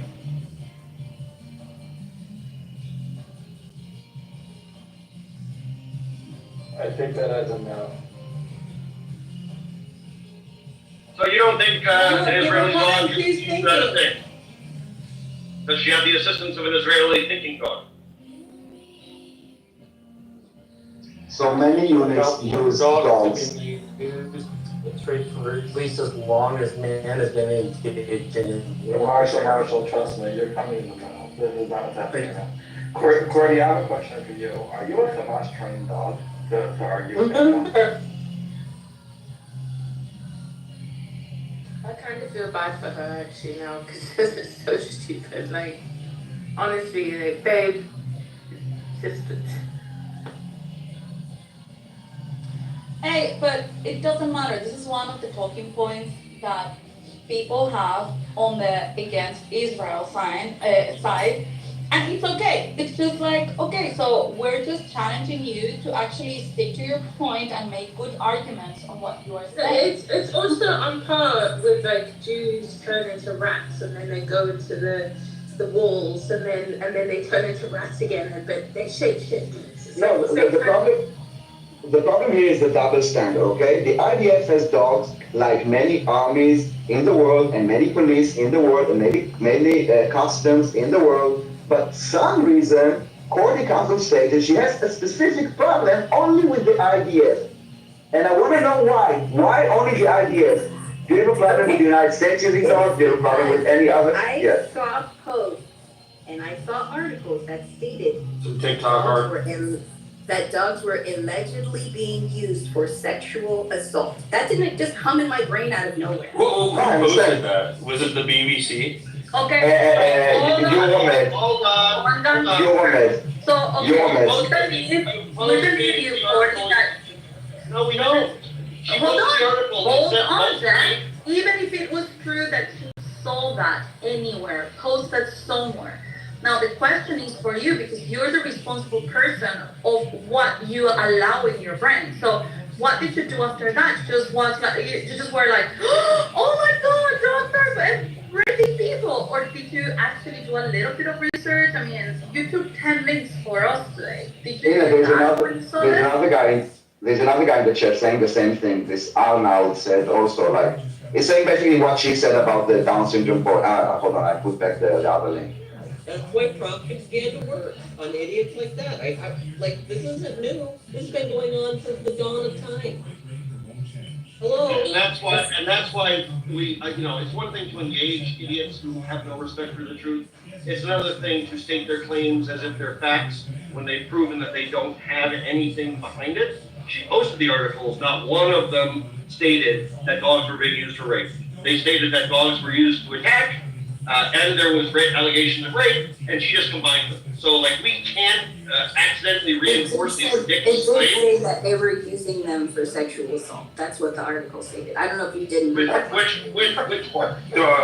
So you believe that article because you can't think for yourself? Is that what you're admitting right now? Is that what you're admitting? I'm admitting with. You just need to think sometimes, okay? I'm admitting that with the footage I've seen and the violence that I've seen. I'm raping people. Okay, what footage? Let's talk about. Okay, The way that they have them tied up in a way that they're having to amputate several of them because. What are you talking? I haven't tried to. Dude, where do you read this from? From TikTok? Like, Corey, I need you to just think more, okay? This is embarrassing. Like, you can't make arguments like these. Prisoners, I can see how they've been tied up. The released prisoners? What are you talking about? Okay, I will explain, Cody. See, you're getting this all from TikTok. We can't debate every one of these, like, fake facts that you have. I don't know where you're getting from. I'm going to tell you right now, it's bullshit. It's embarrassing that you're just propagating this without any shame. You have no shame. The marks on their wrist. What? Hold on, Cody, hold on. They've been amputated because. Cody, hold on. Cody. Have you fought in a war, Cody? When were you in a war? Guys, hold on. Cody. Allegedly, and they've arrested their own soldiers. Why would it be Cody, hold on. Because exactly, Cody, can you hold on 1 second? Exactly because what you said. When there is something that is substantial, like this, there's a real case, we investigate. Okay? And we are the one exposing it. Why are you saying that it's not a thing? You're the one who brought it out. Have you investigated the rape? Your people brought it out, that these things were allegedly happening. That's why 10 soldiers were arrested. Your people. Our people. We're going around and around in the circles. I think for several times we've identified logic gaps where taking point A and getting to point B requires a leap of faith. I don't think we can convince her. I think if she wants to, just to persuade through data, I think it would be better if we moved on and she goes to an echo chamber of like-minded individuals because I don't know what we're doing. We're centering this discussion on something that requires a complete leap of faith. But why is everyone trying to tell Daniel what he's supposed to do? He wants to do this. I've just made a suggestion. If people say no, let's move on. Or yes. It's not a democracy, yeah. I didn't. I made a suggestion to Daniel, and I'm just saying, No, I want to just a few more. I want to try one last thing. Cody, what I'm trying to the reason that I kind of insisted. The story that you read about the Down syndrome dog came from the BBC, okay? Not from Euromed, okay? Which is completely biased and bullshit and they write propaganda. From the fucking BBC. And even there, you were able to see that you didn't really get the full picture. What I'm suggesting that you try to kind of step back a few steps and kind of reevaluate the things that you believe that are true or not true. And ask more questions instead of just automatically believing anything you say, especially from biased sources. But even from BBC, CNN, Fox, yes, they can be manipulated, especially when they're talking to people that don't tell them, hey, I'm also working for PHA or Hamas. And you can also ask yourself, for example, if they say the woman was a widow, you can ask yourself, why is she a widow? Who was her husband? Why were they there? Like, ask yourself some questions. And you can also come here and ask questions. So my point to you is, if I was able to show you the BBC was able to manipulate you, believe me, the Euromed can easily manipulate you. You saw no proof except allegations. And allegations are very easy to give. You always need to look, for example, what is the IDF response? A normal news channel would always ask for comments. If you don't see comments and you only see one side, that is a problem. Okay, a reliable source, if it's CNN or BBC, they will always ask for a comment. And then you will also read the comment. You don't have to believe it, but at least you will have it. So what I'm asking you to use the example that I showed you with the BBC, to use critical thinking, because all the other stories that you said are based on nonsense, on complete bullshit. The only thing that you have is when Israel came and said there was a complaint from a terrorist that was in captivity, that made a complaint, and we are investigating. And if the investigation will bring something, the people that are responsible will be prosecuted. Another thing you need to know, that Sde Teman, where the prisoners are held, is monitored and recorded 24/7, okay? If it kind of calms you. So no funny business. And believe me that the rest of the IDF soldiers don't want to be labeled as rapists, so we all support those prosecutions and we all support those investigations because we want to have a moral army. Okay, And the fact that we expose the story shouldn't be against us, it should be for us, because we are not hiding those things like our friends on the other side who say that rapes didn't happen. That's it. Okay, I invited Arnold to come on stage so that I also did, he refused. Yeah. But I'm not. I just put a link in the chat and I opened it, and it's a song by Blink 182 called "I Wanna Fuck a Dog in the Ass."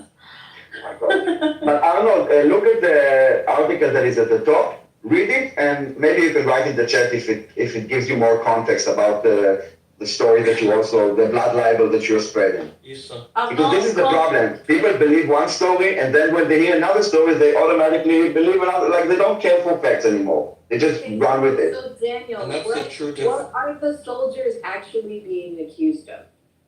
That they.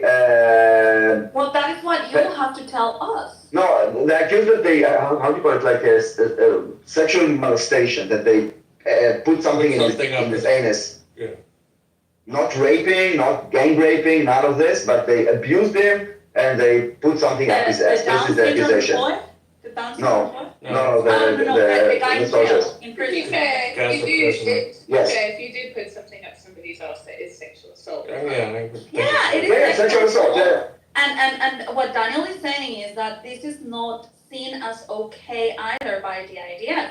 So when one thing like that happens, what usually is done is that they do an investigation, and when they find the guilty people, they are punished. They are not allowed to do these things when they are, actually never, but especially not when they are IDF, representing the IDF. And the IDF has an independent prosecution body. Also, Israel, the judicial system is independent and is actually very highly regarded in the world. I think that people should praise the IDF for doing this and not the other way around. Plus, they are not even negating it. They're saying, okay, there have been claims, we're doing an investigation, and they're taking accountability for it. You know, in a normal world with normal people, instead of this being an hour and a half conversation, it would have been, there were allegations and there were arrests and there's an investigation and there may be a prosecution, and there probably should be. It's justified, and that's the end of the conversation. Not all the rest of this. This is what happens when you engage someone who is intentionally being obtuse to the point of making any interaction pointless, other than to entertain Sarah for how stupid she sounds. That's the thing I'm gonna laugh for. Now, the the question that I would like to ask Cordy, and it's going back to the title of the room that we actually have completely ignored, is, okay, you see that these things are happening, it's not right, everybody agrees that these things are not right. But now my question to you is, what is it that you as a supporter of Palestinians are standing for? I mean, because I maybe I am making too big assumptions, but I guess that you're not supporting them because of the dog thing. You're not supporting them because of the what they did to the prisoner. You're not supporting them for this, but what is it that makes you want to support the Palestinian cause, Cordy? For me, I'm not politically versed enough, historically versed enough to support the quote-unquote Palestinian cause. For me, it is about humanitarianism and seeing that children blown to smithereens for 300 plus days is clearly not okay. Why do you have to use those terms? Hold on, don't, Brian. So it's just, for me, maybe I don't understand war, but I just feel like with the technology that we have today, I don't think that it's impossible to not blow up so many children and to. What do you mean so many children? How many children? Hold on, Brian. How many children? It's more ammunition has been used in these 300 days than. Yeah, we know the talking points, but before you move to the next talking point, you were talking about children. Cody, how many children did you see that were blown up to smithereens? Have I seen with my own eyes? Hundreds. It's terrifying. Hundreds. It's like an ongoing snuff film. I should not have to ingest these images. These images are things that I've never seen in my lifetime. I have to see this shit, but it's Do you want to watch October 7th, Cordy? We could give you October 7th to watch. But hold on, let's focus on the You can watch children more right children now. get slaughtered. You could. Hold up. So the question I asked her is, what is her stance? Why does she feel that she needs to be in support of the Palestinians? She said she cares for the children. So Daniel is asking her, do you know how many children have died in the war? In this war? the last number that I saw reported, and I don't know if it's accurate or not, but it was like 14,000. And that was a couple months. Okay, that's not true. Where are you getting those numbers, by the way? And a second question, follow-up question, what do you consider a child when you say children? The children that I've seen are like toddlers. There's more child amputees in Gaza than anywhere in the entire world currently. And it's disgusting. Like, I don't see how a moral army. Daniel, can I try for 1 second? Just 1 second. I'll be chill. So Cordy, when you get these numbers from, where do you get these numbers from? But let's not focus on the numbers. Let's focus on what's actually happening. Well, it goes into the bias problem that we've I been understand the bias, but Mayor, maybe we should focus on the fact that her parents and grandparents are all first cousins. Oh my God. No, we should, let's focus on this fact. Cordy, now you said that in modern warfare, you don't think it's necessary. Can you tell me how many militants you can take out without civilians? Because I'd love to lower this number too. I don't like watching civilians die. So show me another conflict. Show me like a war historian or strategist that could tell you what is a acceptable number of militants to civilian. I'm not sure, but I know when you concentrate a population into a very small area and it's so dense, it's hard to drop. Okay, this is already wrong. This is already wrong. We didn't concentrate. So you don't know. So you don't know. This might be the best war ever. This might be the worst war ever. You don't know. So I think that's the first thing to see is how I'm just basing it initial on success. the type of ammunition that's used, the pounds of bombs that have been dropped. No, but Do you have military experience, Cody? Cody, do you have military experience? That's irrelevant. Other wars, it doubles. Let's compare it to other the wars. numbers. No, it doesn't. No, it doesn't. Yes, you it don't- does. you can't compare it to other If you wars. look at Russia and Ukraine, in an entire year, How many they didn't kill civilians? as many kids as they killed. Right, because they were all evacuated. Hold on. No, yeah, This is a great talking Cordy, point. that's a lie. That's a lie. Look at the numbers. About over 100,000 people were killed in Russia and Ukraine. That's a lie of a talking point. Once again, you have a bias. But the question here was very, very different. If Israel did this entire war in one day and killed as many militants as it did, it would still be justified. The length of time is irrelevant. So my question to you is, how many civilians does it take, unfortunately, to kill militants? That's the analysis here. If you don't know, so you could say, I'm going to research and I come back. But you cannot tell us that too many children have died until you tell me how many it takes to do this operation. Okay, I'm gonna tell you why I was asking her this question. Because when someone supporting Palestinians comes in the rooms and they say that they're offended by what's happening, I like to dig a little bit more and understand what is it that is important, this war for them. So she's saying the children. So let's see if it's true. If you actually care about the children, Cordy, about, let's say, the Muslim children, do you know what's happening in other parts of the world to Muslim children? Oh, can I just? No, hold on. Sorry. If your reason to support Palestinians in this war is the children, are you also taking care of worrying about other children around the world? Well, yeah, this conflict has opened my eyes to the Congo, which is completely atrocious. Everybody sitting here on our cell phones are being powered on the backs of children. Okay, how many children are dying per day in South Sudan?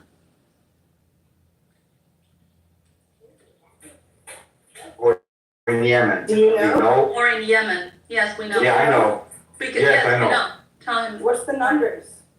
You're sitting down in Yemen only from starvation, not from any other cause.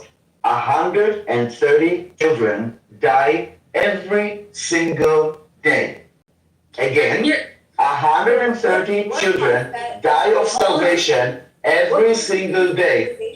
Starvation. Now, here's the shocking fact. So that's 30,000 children that have died since the war with Israel has started. And here's the shocking thing as well. What destabilized Yemen? Okay, hold on. Here's the shocking thing for you about starvation doesn't come about without there being destabilization. Yes. Cordy, this is the shocking thing about that, Cordy. Okay. That Yemen, instead of actually caring a little bit of shit about these kids dying, they're spending their money, you know, in what? In weapons to attack Israel and kill Israelis all the time. So how do you think? Like America, because we have homeless people freaking everywhere. Yeah, well, America You're comparing America to Yemen? Stop right there. Anyway, so Cordy. Hold on, but you care about the children, no? You care about the children. I'm gonna call bullshit. And we are giving our money to Israel. No. Well, Okay, so homelessness elite. No, you need to stop right now. No, let's stop. Hold on. No, we're not gonna move the goalpost again. You wanted to talk about children, let's talk about children. So this line of questioning, the reason why I'm doing this is just to prove that the reason you told us that you're supporting this war is bullshit. Because it's not because of the children. Do you want to tell us? I'm going to ask you something specifically. Let's try again. Hold on. The children argument didn't work. So no, we're not going to ask children argument. I want to ask you a question. Hold on, Isha. I want to ask you a question based on the children argument. If you have a bunch of children that are dying of starvation, they're sitting in a room not eating, so they're slowly dying. Is that the same as a room of children being blown up by a bunker buster missile? I want to answer this, okay? I want to. In your mind, One second. Please, I want to answer, please. In your mind, you have. You asked it. Hold on. Everybody, please. Hold on. Everybody, please, hold on. Okay, hold on, everybody, please. Cody, please, first of all, let's try to kind of do it in an exchange that you don't need to repeat the same thing like 20 times because we really catch fast. I want to tell you something, and I really hope that it will echo, okay, in your head. The reason the children die in Gaza And I will say it like slow, so it will, like, maybe you will sleep on it. And I don't mean to be mean, okay? I'm trying to open your eyes. It's because of people like you. And I will explain why. The more pictures of dead children circulate around the world, the more support the Palestinian so-called cause has, and the more defamed the IDF is. You said yourself that you support the Palestinian cause without even knowing what it is because of the dead children. People like you incentivize Hamas to sacrifice children to gain support. I repeat, people like you, and I'm not saying that you're a mean person, actually I think that you are emotionally blackmailed without your consent. But people like you that support the Palestinian cause because of their children are the reason the children die in Gaza. Hamas is the only party that has any interest in having children dying. Israel has minus incentive to have any civilian casualties. The more children are reported dead in Gaza, the more defamed Israel is, the more pariah state we become, which is exactly what Hamas wants, and the more support they get. I repeat again because it's really, really important. It's the heart of the entire war. So you're letting people like you. So you're letting them. No, you are in. Listen to me. If you care about the children, you need to start pointing out the reason that they are being sacrificed by Hamas. You are actually doing the opposite. You are incentivizing Hamas. You're telling Hamas, yes, killing children is good. I'm supporting you because children are dead. Do you understand how sick, twisted, and evil this is? And you are being used and manipulated, and you are actually, and I will say it, I'm sorry that I need to repeat it because it's the heart of this entire war. Who's pulling the trigger? Who's pulling the trigger? Who's pressing the button to drop Who's them? putting Who's the doing children in front of the guns? Who's pulling the trigger? One second, I will pass the mic in a minute. Whenever the IDF attacks, okay, they send evacuation orders that anyone can run away with due time. They usually have more than 24 hours to rest. You need to understand that I will show you quotes from the people on their path as they left. No, you did not see it. You did not see it. You read that. No, you did not. You read it. No, Again, Cody. Cody, you need to understand. You need to understand. Once again, I will pass the mic. You need to understand. Okay, maybe you said you don't understand war, and I will try to explain a bit to you.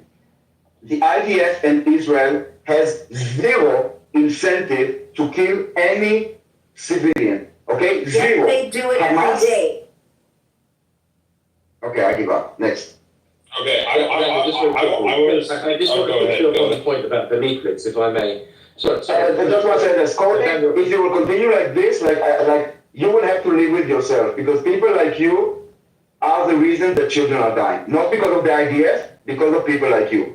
People are pulling the trigger are the reason children are dying. No, people like you are the reason. Listen, please. Let's let Zach go ahead. Thank you, everybody. Hi. I have joined this room before, and I have seen some of the moderators before. I think some of the moderators also kicked me out last time, but let's give my point of view a bit of a go here. So it's going to be another Hamas. It's going to be a Hamas one. Okay, just let him talk.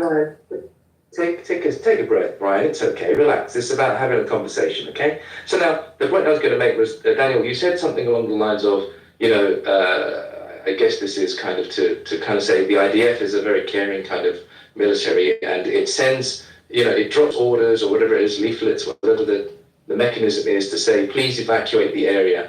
I just want to highlight that there is this kind of, it's kind of a silly thing. Because if you drop that everywhere, if you make everybody in a particular area know that you're going to be dropping bombs there, I'm pretty sure the first people to hightail it out of there would be Hamas. And then there would be no need to drop any bombs in that area because the Hamas people would not be there anymore. So you see, this doesn't make sense. Okay, this is already a bad argument. So Zach, hold on. Let me finish. Let me finish. Hold on. So this is the thing that I find really kind of very disingenuous. Got it. I got your point. I will answer your point. Then just, I understand, just 1 second then. So the question I really have is that, and I think somebody in the UK on a talk radio show made a very, very valid point, which was that if, for example, Hamas were hiding in a hospital in Israel, Israel would take the utmost care to be as precise as possible, not dropping 2,000-pound bombs. Okay. And I think that's what Okay, you made the point. You made the point. You made the point. Go ahead. Let Brian So, go briefly, and then you can go. Okay. Let's just let Brian go. Yeah, there's a lot of people talking. So first off, on the pamphlets thing, Hamas isn't going to leave. The reason why they're targeting that area is because there's a tunnel in there, or weapons, or something, or they're launching missiles. So Hamas has no interest in leaving those missiles there. If they want to leave, they'll have to take those missiles, and they'll be blown up anyways. Just because they drop those pamphlets saying you need to evacuate doesn't mean IDF isn't going to open fire on people carrying missiles. First off. Second off, well, that was really your entire argument. I want to go back to Cordy now. So, Cordy, do you understand there is a difference between aiming for a terrorist and killing a civilian by accident and killing civilians on purpose? Do you understand that distinction between those two? Absolutely, especially after they. Okay, stop now. That was my only question. That was only my question. They killed him with such precision, so I know there's a difference. It was amazing. I know there's a difference. It was amazing. Okay, so now let me respond real fast. So, you're not going to believe it. Zach, let me speak. Zach. It's my turn to speak. No, Zach, it's my turn to speak. No, stop. We were having a discussion. Between being Zach. sloppy and. Oh my gosh. Hey, mods, can you tell them to shut up? Okay. Now let me speak, okay? God damn, you're making me lose my train of thought. Okay, so let's go back to the death counter, okay? You get this death counter, it's always from Hamas, right? Hamas are the people reporting it, right? Okay, so let's just use their numbers. We can use their numbers. So their numbers say that there's 40,000 people that have died. So since the beginning of the war, UNRWA says 50,000 people have been born. So their population has increased, by the way. So first off, let's get that out of the way. You guys probably believe it's a genocide. It's clearly not, because their population is increasing. The Jewish population increased during the Holocaust. That would have been great. I would have loved that, Second here. Military experts that have looked into it, or looked into the death count, have said that it is by far the most targeted war in history when it comes to terrorists. For ISIS, let's discuss ISIS. There were about 50,000 militants, similar to what Hamas has actually. And there were hundreds of thousands of civilian deaths. And that was because ISIS did things that, just like the Taliban, just like Hamas does, they did shoot rockets from hospitals. You didn't hear about it. They left, fucking dumbasses. Okay, Zach. She left, so we can discuss it later. I would like to answer that for a second. Oh, sure. I'm just getting your response. Oh, sorry. Who's that? Oh, hey, sure. Hello. So Zach, first of all, you made 2 points. So I think that, I assume that you think that you are smarter than the IDF. So no, the IDF knows that when we send pamphlets and we call people that also the Hamas terrorists to flee, you are correct. The reason that we send those bombs is, as Brian told you, the target is not necessarily the Hamas people, but the infrastructure. As you know, I don't know why the world is in denial, because you do know that the Gaza underground, 350 kilometers of tunnels underneath Gaza. Hamas doesn't have bases. He's using mosques, he's using hospitals, he's using private homes, and there's lots of evidence if you just open your eyes. So when we want to destroy infrastructure, we let the population know to leave beforehand, and then we can destroy the place where Hamas is hiding. Then when we leave the area, Hamas has nowhere to hide. Okay, so this is one thing. Why we're doing it. You're right, Hamas are also going. This is why, by the way, the war takes time, because we are warning people and Hamas are able to move. Okay, this is exactly why. Now the second thing, you will try to compare it to to a hospital inside Tel Aviv. So in Tel Aviv, for example, if there was a hostage situation in a hospital, yes, we will not go after the hospital, but also the hospital is not surrounded with hundreds of militants with RPGs. Right? It's just an isolated building. Gaza Strip is not an isolated building. The entire area is surrounded with people. And case in point, the operation that we did in Nusayrat camp to release the hostages. Why were there so many deaths there? Because when we released the hostages, we went to 2 apartments. In one apartment, we extracted the hostages that were there. Only the people that kept them were killed. In the other house, there were like watchers that called Hamas people that came with RPGs and whatnot, started firing everywhere, and that is why people died. So you cannot compare what is going into Gaza, which is a war zone, into a civilian hospital in a civilian city done by the police. So that is a false equivalence, and kind of not looking into the nuances of like the big differences of those 2 cases. So I hope it kind of helps you understand that it's not the same. I think it kind of highlights the point though, right? So the infrastructure and everything else that you talk about, you're right. We do hear about this a lot. I have to admit that as much as I try and see what the actual evidence is, there's always some kind of simulation or some other kind of diagrams that are shown by the Israeli military. I don't know that there's actually like a full-blown description and detailed, independent verification of what the IDF is saying is there. But okay, we can put that to one side because I will say hand on heart, to be an honest member of a conversation here, I don't know, okay? But I understand what you're saying, but we need to take a look at exactly what we're talking about in terms of Gaza. Okay, so for example, flee an area, but it's 25 miles and 11 miles at its widest point. This is the kind of dimensions that we're talking about. You've got 2.2 million people in there. So where do they go?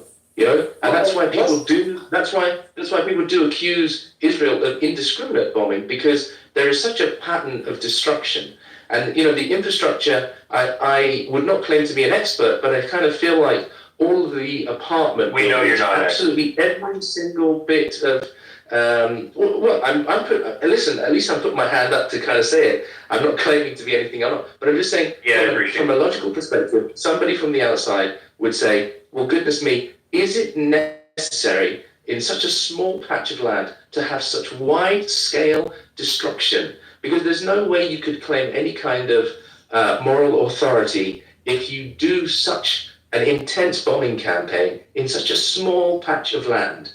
The amount of orders I'm just gonna quickly to your question, where do they go? I don't know where do they go, but I'm just gonna tell you where they won't go. And that is none of the 50-something Arab states, because no one wants Palestinians in their country. All of them have closed the doors to them, because every time they have Palestinians in their country, there's shit going on. So they don't want them in. So I don't know where they're going to go. I mean, that's deeply, I want to say racist and bigoted to I just blame Jordan. One very small question, please. Hold on. You just called me racist, so I think that I'm gonna say to you, why not? Please do. I am in Switzerland. I'm not the one telling them not to come here. I mean, I don't want them here. But the racist ones are the Arab Muslim ones. They don't want them in their countries. Why is that?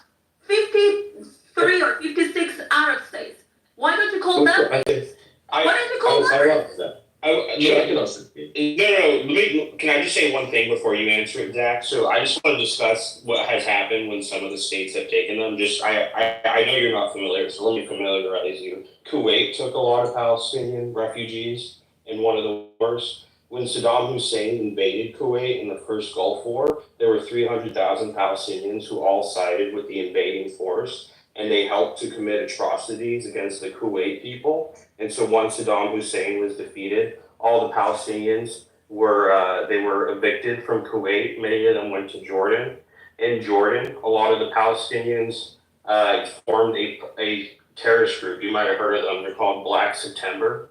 And Black September assassinated the president of Jordan, and tried to create a civil war. And so they had to kick them out. When they got kicked out, they went to Lebanon. When they went to Lebanon, they created Hezbollah.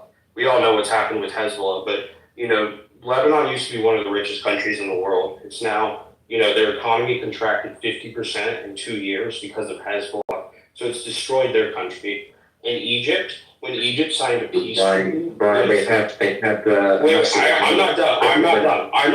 I'll give you your chance to speak. Just give me 10 seconds. You should be Egypt took grateful he's giving you a nice history lesson so that then you can respond back. So go on, Brian. I have one more, I promise. Egypt took a lot of Palestinian refugees in one of the wars, and when they signed a peace treaty with Israel, the president was assassinated by Black September as well, because they didn't want peace with Israel. Okay, now I'll let you go, but you can see why nobody's taking Palestinian. So, thank you, Brian. I'm going to commit to you that I'll have a look at some of the things that you just said, because there's some of them that are so factually inaccurate that I can't even begin. But anyway, let's go ahead. We can discuss it. So why But it was the funny thing is that it was very easy to call me racist without knowing actually what I was saying. I'm bigoted. Right? You're right. I think racism is wrong, but I do think it was a very bigoted thing that you said. And you asked it, but in there, there was a question. Because they're always staring. Okay, no, so that's one of the reasons that at the end, no one was taking, the war is going on for 10 months. When the war in Ukraine started, you saw many Ukrainians fleeing and they went to many, many countries. We didn't see this in Gaza, right? They didn't let the women and children, for example, go to Egypt.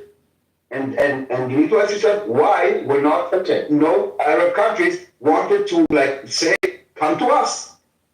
It's not about being racist or bigoted, it's just facts. No one. Yeah, let's remove the responsibility of the Arab Muslim countries and let's make the Jews responsible for taking care of the people that are killing them. So just 1 second. Okay, look, you have mentioned multiple times, and I think this might be part of your position on worldview. It's a Muslim problem. So there is a significant portion of the Palestinians who are Christian, but so then why don't... There are thousand Palestinians that are Christian. Why do they not... That's not actually correct. Because they're the good guys, are they not? The Christians have already been absorbed. They've already been absorbed by other countries because they've been persecuted so bad. There used to be a lot of Christians, but now there's only okay, go ahead. Yeah. But out of 2.3 million, if you call 1,000 a significant portion, I think that's dishonest. So I'll go check the numbers in a second. Again, I feel that this is a very... politics, but expecting for countries that are way further away from where the conflict is taking place is very stupid. To take refugees somewhere else, you need to take them in the nearest area so that when the conflict is over, they are allowed to go back to their place. Well, it's just that point, really, that one precision point. I'll promise I'll go on mute right after this. The point that you just made, which is that when there is an issue, first of all, why do people not want to take in these Palestinian people? Why do the neighboring countries not take them in? Is it because there's something wrong with them? And the reason why I say that's bigoted is because that is exactly what happened to the Jews in Europe. The Americans did not want the Jews. The Europeans Wait. I already hate that. Wait. Your argument basically lands like that. You need to think about that. Palestinians, in 40 years, they have helped in an invading force. They have killed multiple presidents. They have, destroyed multiple economies. The Jews are not like that. People just hate Jews. And as a Jewish person, I understand this, okay? I'm Jewish as well. And that's why Israel exists, because nobody would take Jews, because everybody hates Jews. We understand this. Zach, this also might be why you Is the support Palestinians Hamas. term to be hated then? I'm just asking. Okay, so how Well, many Palestinians hate countries you. have This been is the kicked question out that you- of Jewish countries? I mean, these guys are being kicked out of Muslim countries. Their own people cannot stand them. They think And that they're dangerous. And during the Holocaust, there was zero other Jewish state, and during the Gaza genocide, so-called, there are 57 Muslim states that are saying we are standing behind our Muslim brothers, but they are not opening the gate. So just, we don't need to discuss it. You can just think about it for yourself. Why is that a thing? Maybe there could be many reasons, and we can have a whole discussion about why no one is accepting the Palestinian refugee. It's just a fact. You cannot call it bigoted. You cannot call it racist, because facts are not racist. Facts are facts. So that's one thing. Sure, but there is definitely some bigotry there, and I'll tell you why, because the conversation now is pivoting into a point where you're basically making an argument that the Palestinians are the garbage and the trash of the world and nobody wants them, and that therefore they are not entitled to any freedom or liberty. No one will say this. No, what we said, we said that we don't know why, but for some reason, I mean, you guys put forward quite a few reasons. You asked, where are I told you, and I yeah. told you, hold on, Brad. You asked, where are they going to go? And I said, I don't know where they're going to go, but I'm telling you where they're not going to go. And that is the 56 Arab states, because none of them have opened doors to any refugees from Palestinians, because they have had very bad experiences with Palestinians. Is that bigoted or not? I don't really care how that last bit, I think there's a conversation to have. Beyond that last bit where you say that nobody wants them because, and then you start giving reasons why they don't want them because they're trouble, I think that's when the whole argument collapses. That's when the conversation Can I say one thing? Should we talk about your feelings? You can go. Oh my God, no! You just came in the room. You don't even know what we're talking about. Zach, if you need someone to take care of your feelings, you can go to a therapist. Here, we're talking about facts, and we don't care if you feel it's bigoted or if you feel it's racist. To be honest, I don't give a shit. If I feel racist to you, fine. If I sound bigoted, that's all right too. I don't care. I put back the racist comment, but Can I say one thing? Comment. Let me say one thing. Zach, we think you can call us bigots. We think that you're a bigot because, like, a lot of the arguments you're making are very, cherry picked. But there's no point in us calling each other out. Which One second. I want to make a different point though. Like, just totally separate. Okay. Well, you have So to at the defend very your first point. You said there are arguments and bigoted. No, he called us a bigot. No. I just want to finish one thing. So if you think that people should be taking Palestinian refugees, then why is it that the argument people are making? People are making the argument that they should be taking Palestinian refugees because then they'll lose their land. That's what they believe. That's what they're making the argument of. Nobody made that with Ukraine, by the way. And so the thing is that you guys, through your efforts, you get more Palestinians killed and you dehumanize them. They should be safe to, go be a refugee wherever.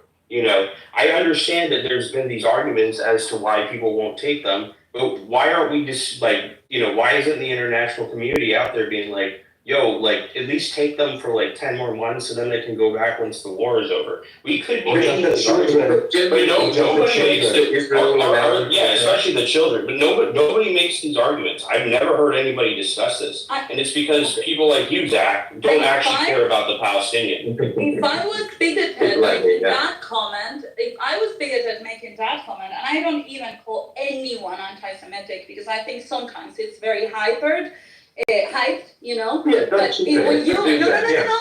you're calling me bigoted because of that comment, then you bringing me to so then how do you call it when then all the Jews were kicked out of their countries? Then I will call that comment anti-Semitic. Are you an anti-Semite, Zach? So I'm not anti-Semitic, but I'm drawing a comparison. Zach, are you an anti-Semite?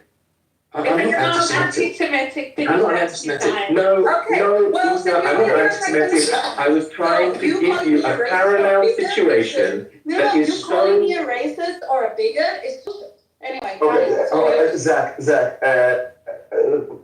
let's divide this argument to two. One is the fact that no one accepted them. The reason, you can think, maybe you can bring up your own reason, but we're talking about the fact that, since the beginning of the war, you could have said, like, let's open the gates to whatever, and let's at least let the women and children out. But that didn't happen. And that is a problem. And that happened only with the Palestinians, because any other war, and we saw it with Ukraine, the first thing happened is that they let the women and children to flee the country into safety. And, this is not, like, we cannot argue on this. We can argue on why this has happened. I guess each country has its own reasons, or not. But the fact is that they didn't do that. That is one thing. So I believe, I believe that there have been some. I haven't even got a word in edgewise. I get it. The men would like to dominate here, but can a woman edge in a minute? Isa is not a man. She's somebody. Why are you I'd like to dominate. I'd love to dominate. Well, you're the leader of the room. This is No, your go ahead, Del, go ahead. So, wow, I hadn't considered that, Zach.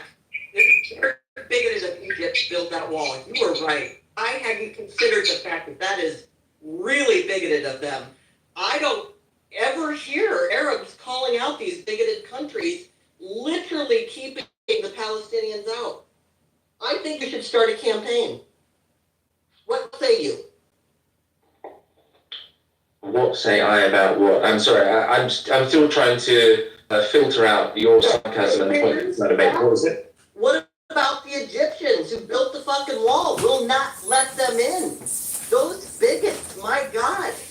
Why don't we the Egyptians have allowed a certain number of people through, but you're quite right. They haven't had people full scale. But I just want to. I'm sorry, I'm still talking. That's okay. I thought you wanted me to come up then, sorry. Do you have shit in your ears? You can't hear me? Oh, don't you put the conversation out. That's just sad. Is it sad for you? Okay, let's go back to What about the Egyptians and what about all of their neighbors? Are they just bigots, Zach? What about all of the Arab countries that won't take them? I think we should start a campaign and you should head it up. Okay, so just answer your question. Egyptian, I see what you're saying. So Egyptian, hold on, please. Egyptian, I saw your hand. We'll move your mic in a minute, okay? But Zach, first I want to reply, and then I want to. After Zach, of course. Yeah, and I was just in the middle of the point to answer that, but Zach, go ahead, first answer to Ed or to whatever. Of course. Okay. So sorry. I understand the point that you're so vociferously making, El. Yes. Okay. So if the reasons that the Arab countries gave for not accepting or not allowing Palestinian refugees into them, then and if they gave the reasons that were similar to the ones that Isa was pushing, and I think I've lost him now, but Brian or whoever it was, and if they gave that, then yes, that was a very bigoted position for them to take. I don't believe that that's what they've said. I think You just haven't said anything, Zach. You haven't asked them a question.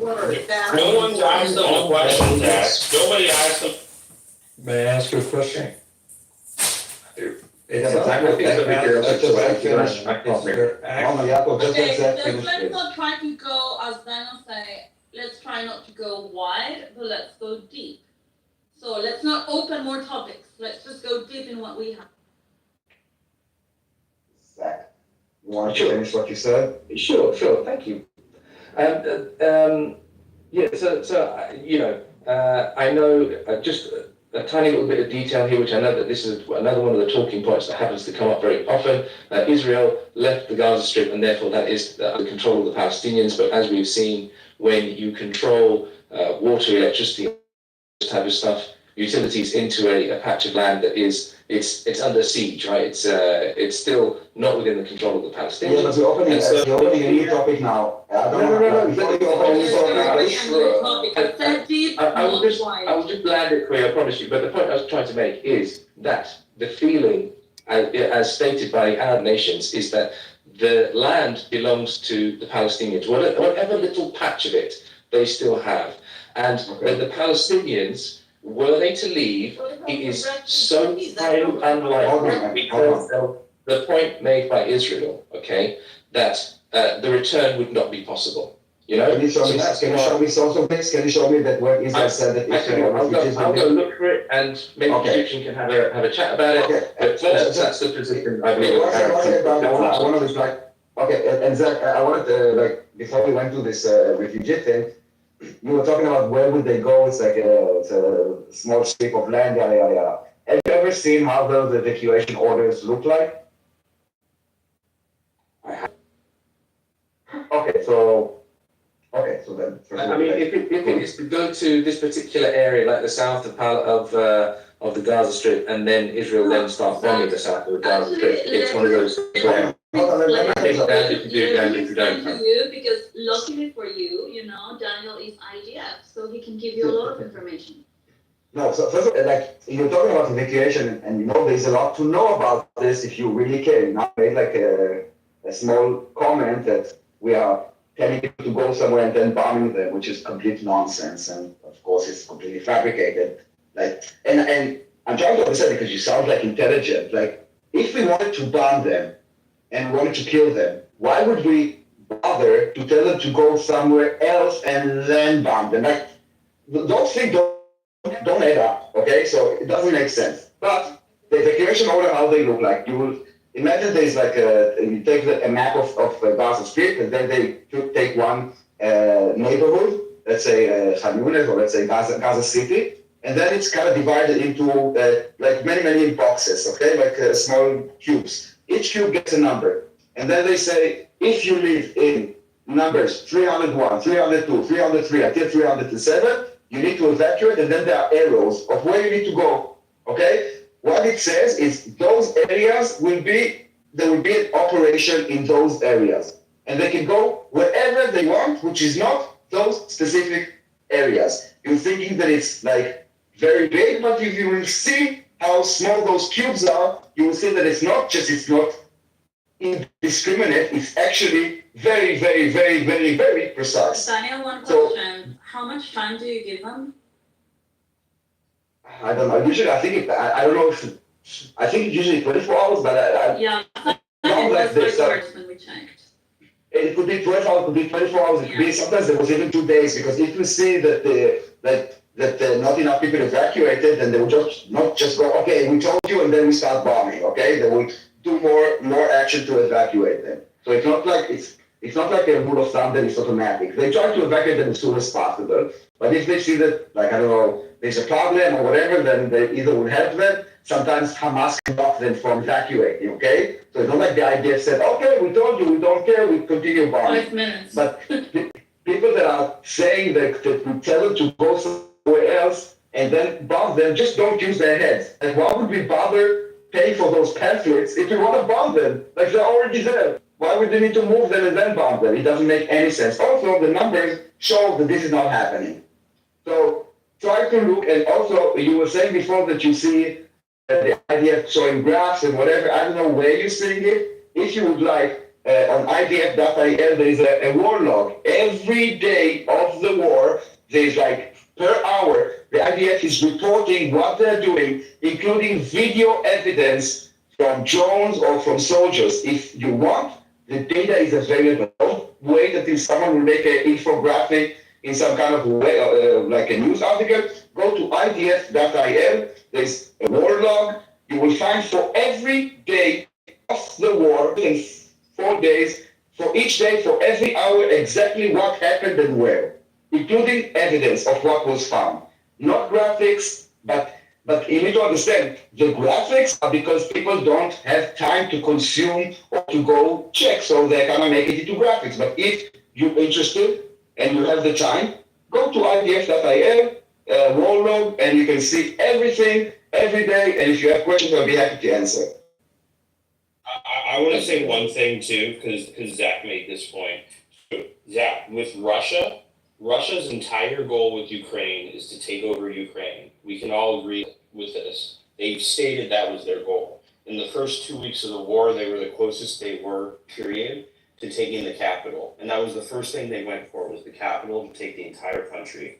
We did not say to the Ukrainians, Russia is trying to take over your land. If all your people leave, then you won't have people there to populate your land, and Russia would be able to take it. We did not say that. We took in as many Ukrainians as possible. And the understanding is that the Ukrainians, if they hold out, those people will be able to come back. Although unfortunately some land has been taken, so some people won't have homes to go back to. But with Gaza, for instance, Israel has occupied Gaza multiple times throughout in multiple wars, and every single time they've tried to, with Egypt, after the 6-Day War, they tried to give Gaza to Egypt. Egypt said no. So, Israel held on to it. And then eventually they left in 2005 with their explosive war end. I might have got that history messed up. Yeah, you're going a bit too far though. I want to let Zach reply and then I promise to go to Egyptian. Okay. Okay, you got the point. So my only response is, thank you very much for engaging in the conversation. It's getting a bit late for me. I'm probably going to go to bed, and I'm pretty sure people are sick of hearing me, so I'll give way for Egypt. No, actually, you're really... 23 where you are. Well, I feel bad now, because with how you're discussing, I feel like I've been a little hard on you, Zach. No, I, to be honest with you, just so you understand, and I want you to, I kind of have a sort of general reading of the room, and although I think that we're obviously on opposite ends of this argument, you have given me some way, and I appreciate it. And I'm just here to exchange positions and ideas and have conversations with people, because it's actually very difficult to do it online a lot of the time, So anyway, I appreciate what you said. I think, like I said, maybe Egyptian, he had something to say. He sounds like he might have some first-hand experience from the Egyptian perspective. So Egyptian will go next, but before Zach, I see that you're not part of the house, so I welcome you to kind of click on the make a way again, and we'd love to see you in the room again. We are usually talking about a lot of time about this topic, but not just this topic. We also had a room about Sudan, and we have a room about Yemen, because there are actual atrocities going on in the world. So I'm trying to and we Ayn Rand. And we actually need more people that are on the other side. Yeah, we need more of you, Zach. Talking to each other. So, but the thing is that we love Egyptian. He's part of the family already, and he doesn't think he's not on our side. And also, Leroy and Soren and whatever. And yeah, even if sometimes the conversation gets heated, but they keep coming back because Soren we don't love. He's getting. I like Soren, and also Mr. Program, so I like. He wastes too much more time. Anyway, yeah, it's okay. But also, just a quick house thing, we have to discuss US elections. I mean, Zach's welcome to join or not, but they're heating up. It's true. Let's read it. We were discussing it. Hello everyone, thanks for all your beautiful words, I really appreciate it, Yaakov. Are we going to cry about today, Egyptian? No, we mentioned Egypt a few times. I'm sure that he has things to say about. We mentioned Egypt. Yeah, I kept waiting for long, so kindly, please, no interruption. I didn't interrupt anyone. I will try not to make. Okay, and I'm just gonna set a rule here. I'm just gonna put a rule here. Norm and Egyptian, you guys, I don't want you to look at each other. I don't want you to talk to each other. I don't want you to interrupt each other. Please. Totally agree. Okay, go ahead. Thank you. I heard there's an issue about why Egypt or Arab countries doesn't take the Palestinians and so on. Well, I have 3 points here. From the same perspective, why Western countries doesn't take the Israelis and so we will end the issue? Simply Israelis say that it is our land. Palestinians say that it is our land as well. Number 2, it is the Israeli desire, so the Palestinians can be moved, and so it will be the end of discussion, and all these things will be just fine, and all these things. But what will happen first? Next, they will say, for example, do some terrorism, and we have the right to defend ourselves, and blah, blah, blah, blah, so it's going to be a chance for having a war. This is another scenario. Can you repeat the second point again? And the second point, the one you just said. Israel really wants to evacuate the Palestinians from the land. But let's say the scenario comes true, and for some Palestinians, especially people who are from Gaza, they will come and cross the borders to Egypt. Then the next scenario, few years later, Egypt includes terrorists, and Israel has the right to defend itself. Palestinians are terrorists? We're talking about women and children, for example. I don't Let's say say women and children below 13, let's say, okay? Why don't you accept women and children below 13? I'm coming to answer you. But the question, the answer here about, am I calling Palestinians still? No, it is not what I call it. It is what Israel would call them. As for the people who are injured, not children, terrorists. As for the people who are injured and things like people like that who wanted to medical care and all these things, Egypt already received them, and we cure them either in hospitals near borders in Sinai or even in the capital, Cairo. We already received so many injured people. How many? I don't have the numbers, but if you want, it's easy to come. And why do they have to get injured before you accept them? Why not accept them when they're still healthy? But here I already answered why it is not about why we refuse them. It is about the end of the case if the Palestinians are moved from there. And at the same time, we help as much as we can by providing aid. But the problem is that from the other side, whom are the Israel controlled, they refuse so many trucks, and if they allow so many, so few. Comparing no, we're talking about, you want to talk humanitarian, we'll talk about humanitarian aid soon. It's almost the same area, Daniel. No, it's not the same area. It's a very complex topic. Everything is connected to everything, but we're trying to go deep. And if you want to talk about humanitarian, it's a complete different thing. I'm trying, but may I continue? Because so many points you already mentioned about the place. We didn't talk about humanitarian aid. We're talking about refugees. I know, but still, it is all for the people. Either we accept the people who are civilians and want care and all the things, they still they need care in there. So I just don't understand. You're saying that the reason that you're not saying that you didn't accept refugees is because A, Israel will not let them back, and B, because Israel will call them terrorists, right? So basically Israel is the reason why. It's a possible scenario. Got it. It's a possible scenario. It's a possible scenario. Based on what? Like, did Israel say that if refugees leave to Egypt, they will not be able to come back? There was any statement like this? I can tell you things, Daniel, and sooner or later I can change my words for one reason or another. Let's say what are the guarantees that any international community may accept in order to respect the civilians of Palestinians and they will come back? Simply none. Just promises, words. I'm sorry. What's the difference with the Ukrainians? Why did the Ukrainians leave? And no one asked those questions, or will they allow them to come back? Like any war, why is this topic only for the Palestinians? Simply, Ukraine is a country, it is a state, it is a clear state, it has its borders. Sooner or later, or anywhere, it is still there. It is a land already, but the Palestinians, they don't have a state. Officially, they don't. So, I'm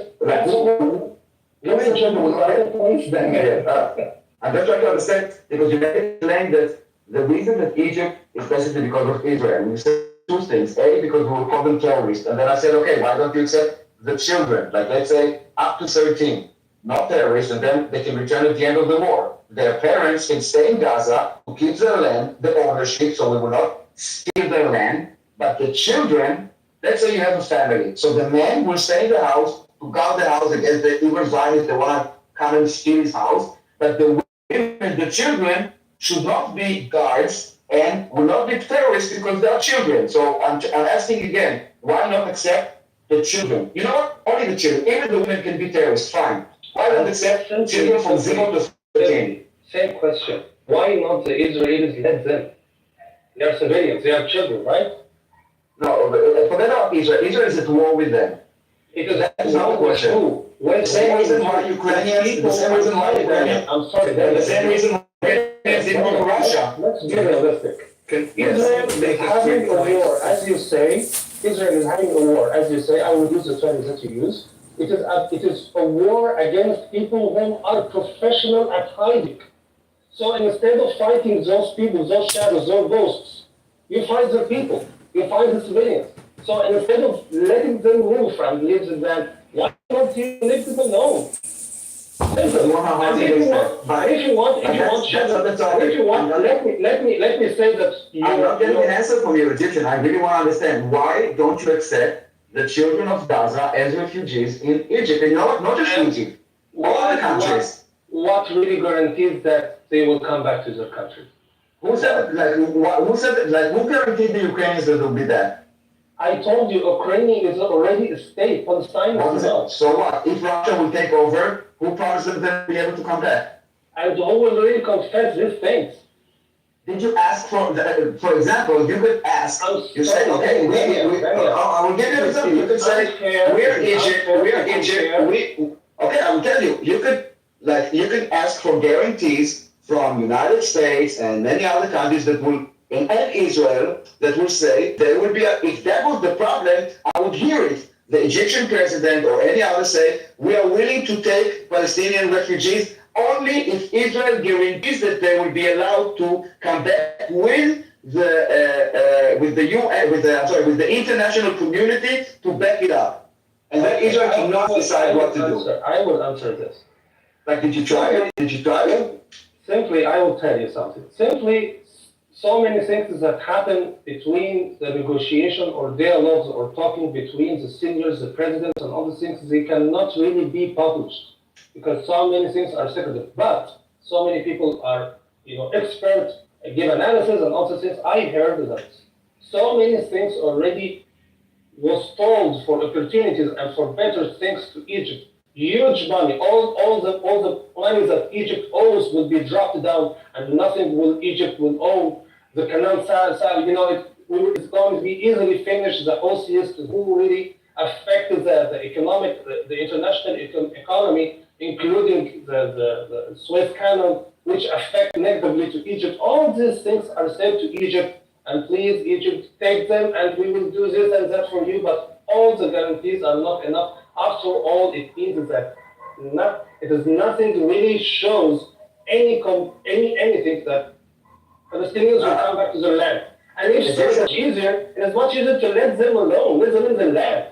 If you want to have a problem, Egyptian. I'm sorry, I have to push back. So those Egypt. Jacob is raising his hand. Yeah, well, I'll give it to you in a minute. You said that you accepted many, you said, wounded, and you treat them in hospitals. What guarantees you that they will be allowed to go back into Gaza Strip? When they are really cured, they go back to their families. We let. No. Give the answer, Daniel. No, I'm trying to kind of show you that you're having like double standard. On one hand, you say we accept wounded and we treat them in hospital, and then I'm asking you, why do you accept their lives?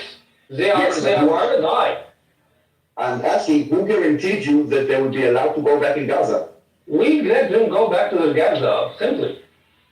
Okay. After having securement and all the things I got it. So if you can do this with the wounded people, why can't you do it with the unwounded people? What's the difference if someone is wounded and go to a hospital in your capital, and instead of taking the children and putting them in a tent city in Sinai, in the Sinai? Mm-hmm. And then bringing them back. Palestinians across into Egypt. Exactly, they paid each one 6,000 euros to some Egyptian, to the government in order to pass. 6,000 euros per head.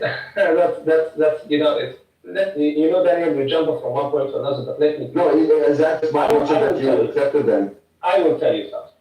I responded to two things here. First, you are talking about the people who are wounded. No, we are accepting serious ones. So it means that there are, how many are there? Hundreds? Thousands, but the population of Gaza are over 2.5 million or 2.2 million. You are talking about huge numbers. That's number one. Number two, all the people who you see that they are paying $6,000 and all this, maybe it is a form of corruption. But at the same time, we have visas, we have computers, networks, all these things. After all, who will pass will be the legal administrative issues and legal things. So it doesn't mean that everyone who pays, it's necessary that he will pass. Maybe I tell you that all the things, the 6,000 or maybe 10,000 are nothing. It is not going to change anything. I need to answer so many points you already mentioned, but I see Jacob raised his hand so many times. Respectively, Jacob, please go ahead. Could you repeat and provide some more? I got lost, and it's probably me, not you, in your point one, the first point you made. Yes, you're talking about the people, why the Arab states don't accept the Palestinians, right? No, you said something about accepting Israel. It was conditional on Israel. I can't remember the exact words. But Yes, as I you said, said I from was the same confused. perspective, why not Western countries accept the Israelis and will be the end of the war? From the same perspective. We are not genocidal, so-called. And here I already gave you the answer, because the Israelis will say, no, it is our land. Well, the same answer as the Palestinians. No, that is not the answer. It is our land as well. No, that's not. What do you want the Western governments to do regarding Israel? That's the key thing I'm missing. Again, so many of you ask, why not the Arab states accept the Palestinians and it will be the end of the war? Well, the same question. No, this why end of not the Western countries? Why not the Western countries accept the Israelis and it will be the end of the war? No. We didn't say end of the war. To Western countries? And also, we didn't say it's the end of the war. We said end of the conflict. Yeah, no, so it's not the end of the saying, conflict. okay, let's empty Israel of Jews and Right. Palestinians and it'll be saying? over, which is so stupid. Okay, that's weird. The Jewish population out of Israel to Western countries will end the war?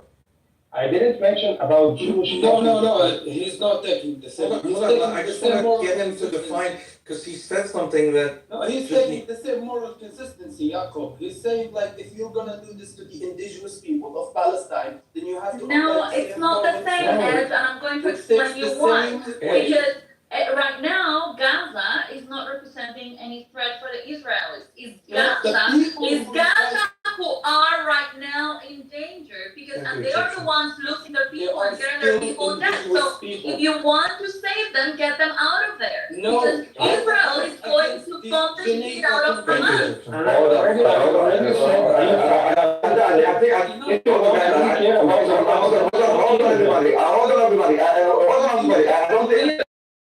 I think we're talking two different things. We're talking two different things. We are not talking about emptying the Gaza Strip or relocating the population. We are talking about temporarily letting the women and children out of harm's way so the war can go on, and then when the war ends, this will not end the war. It will allow the war to proceed without women and children being hurt, same as in any other conflict.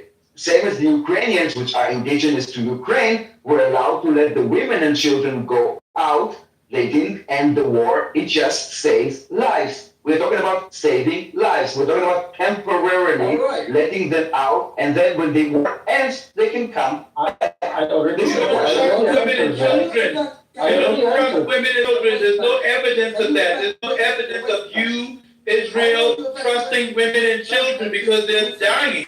So why would I believe that you're going to trust them if you're killing them already to come into the other countries? You don't trust them because there's no evidence that shows that the Israel army trusts women and children. Hold on, you're what are you talking about? topic here. Yeah, you're alone in this. See, Daniel. Nobody knows what you're talking about. Since you are in the position of power, which I believe you are, because we know who the oppressive are here, okay? Except Hamas. for the October 7th. Right, Hamas are the oppressors. Muslims are always, I said that. Muslims are always For this oppressors. case, yeah. For October 7th, I know you're defensive, but I'm talking like history context, because we know these things didn't start in a vacuum, and you know. Stay on topic, please. Stay on topic. We're talking about now we're talking about refugees of like saving women and children. And I'm not sure why you guys are against saving women and children. I'm not sure what's happening. No, I will reply. Because then wouldn't be able to do virtuous. No, I will reply to you in that context. As per the Geneva Convention, the Article 49, you have the right to work in the Jewish people. You cannot just expel them into a I'm not talking about expelling them. I'm not talking about expelling. them, Ash. Again, Edge, I said it. Listen to me again. Edge, listen to me again. Okay, hold on. There is a war in Gaza. No. It's no. Ed, Okay. you were not here when we started the conversation, Ed. So let me repeat this. Israel has nothing to do with this, okay? Let me repeat this, okay? Edge, hold on. I'm not talking about Edge. I'm not talking about Israel. I'm not talking about Israel at all, okay? My God, shut the fuck up. Let me answer you. I'm not. To answer a yes or no question. Can you move the? Shut up. I don't want to mute you, okay? Go ahead. Shut up. I'm not talking about expelling anyone, and I'm not talking about Israel. I'm talking about the women and children that wish to save their own life and want to say, we want to go out of the war zone, let the war happen, and then we will come back. Israel is not a party to this, okay? This could be an agreement between the Palestinians and, for example, the Egyptians. It has nothing to do with Israel. Israel should not be a part of this at all. If the people want to save their own lives, they should be able to do this. That's it. Daniel, on that point, I have a question for you actually, rather than an opinion. But here's my question. You want the Palestinians, and I think this is going back to the point I was making earlier. Yes, Israel did leave the Gaza Strip, but maintained control over air, sea, borders, and of course, as we know, utility and everything else that goes into the Gaza Strip. So the question is, it's not actually, from my point of view, an agreement between the Palestinians and the Egyptians that, hey, we're going to send a bunch of people over, please take women and children.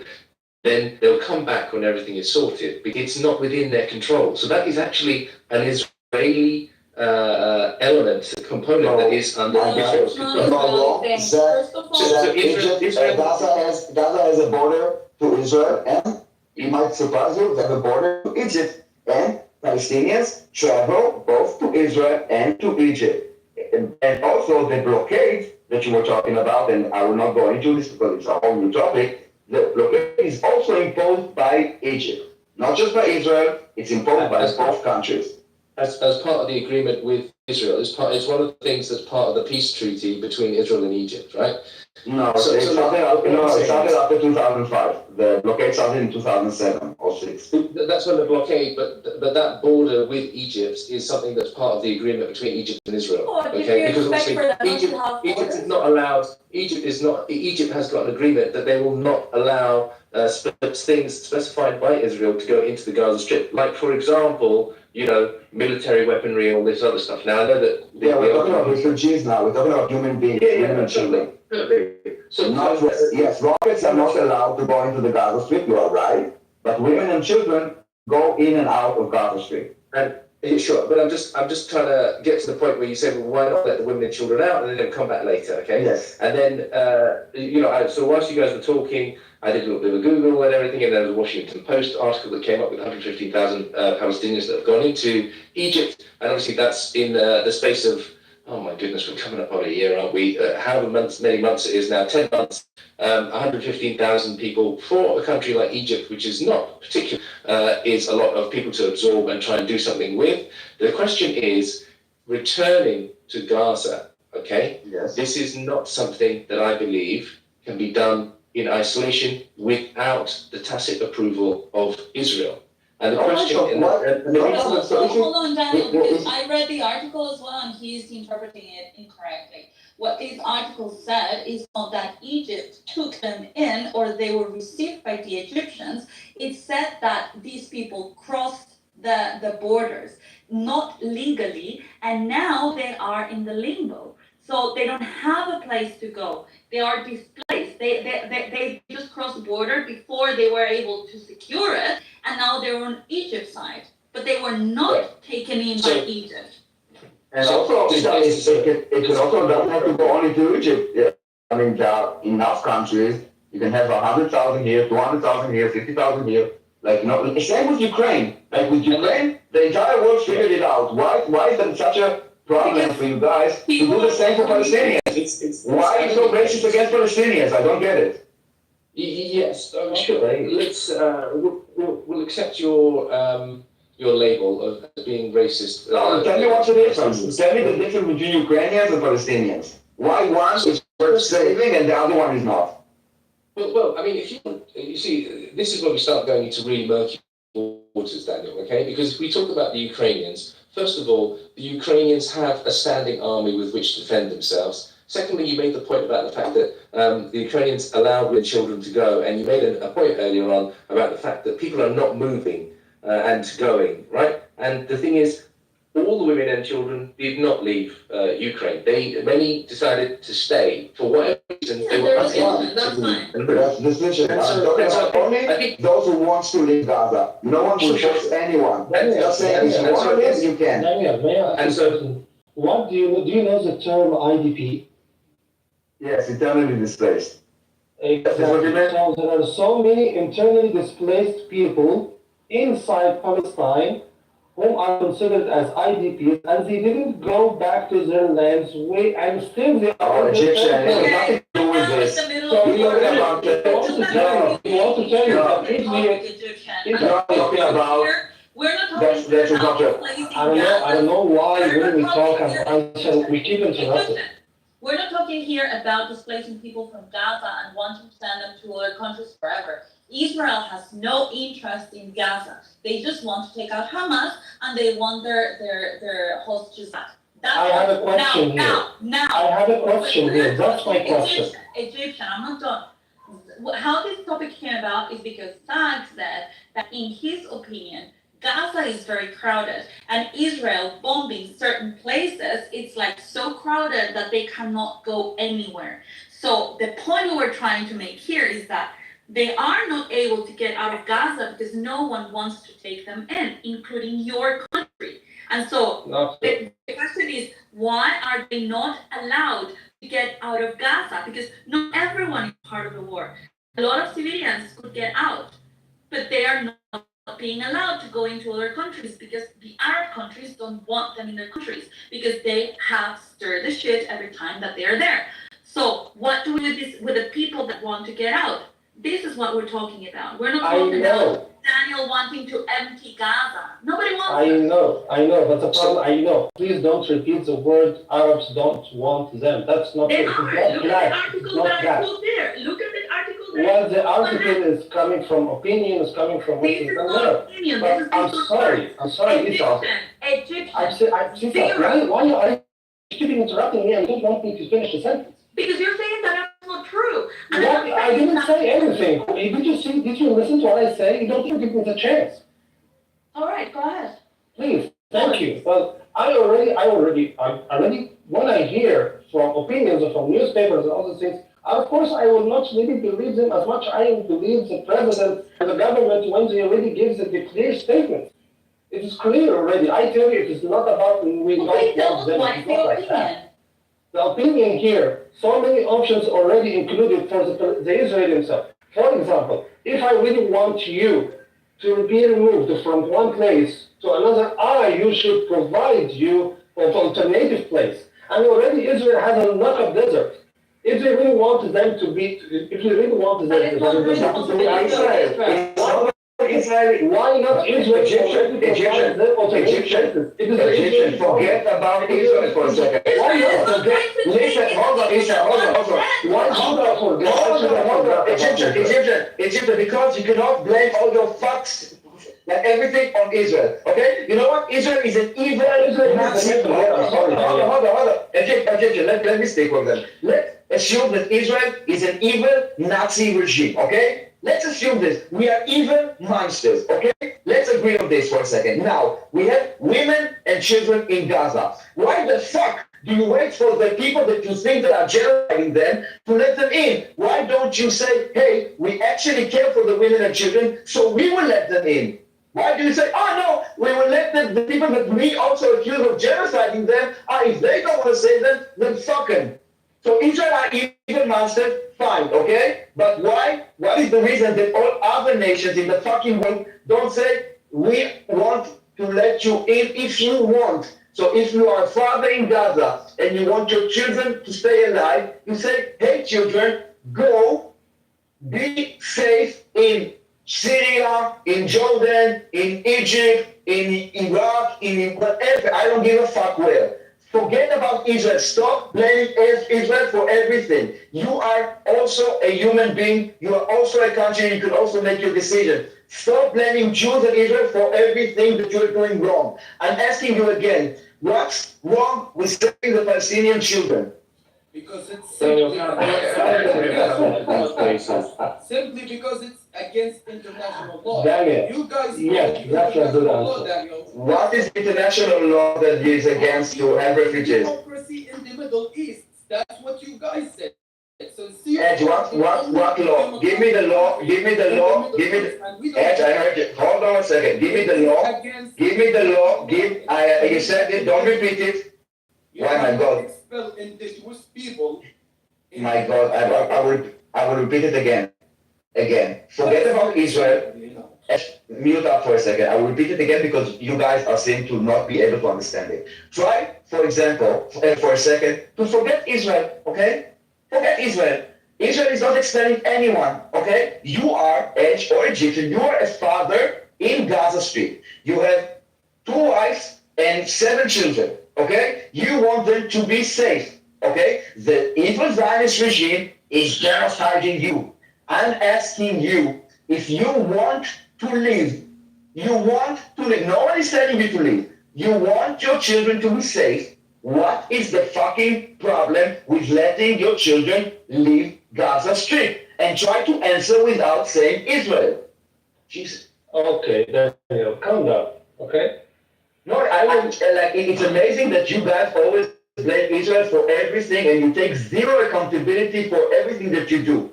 Just be honest and say why you're not willing to accept refugees. Aren't we here in a room that's people? That is actually your responsibility. Because during the Okay, so then we die, fine, Edge.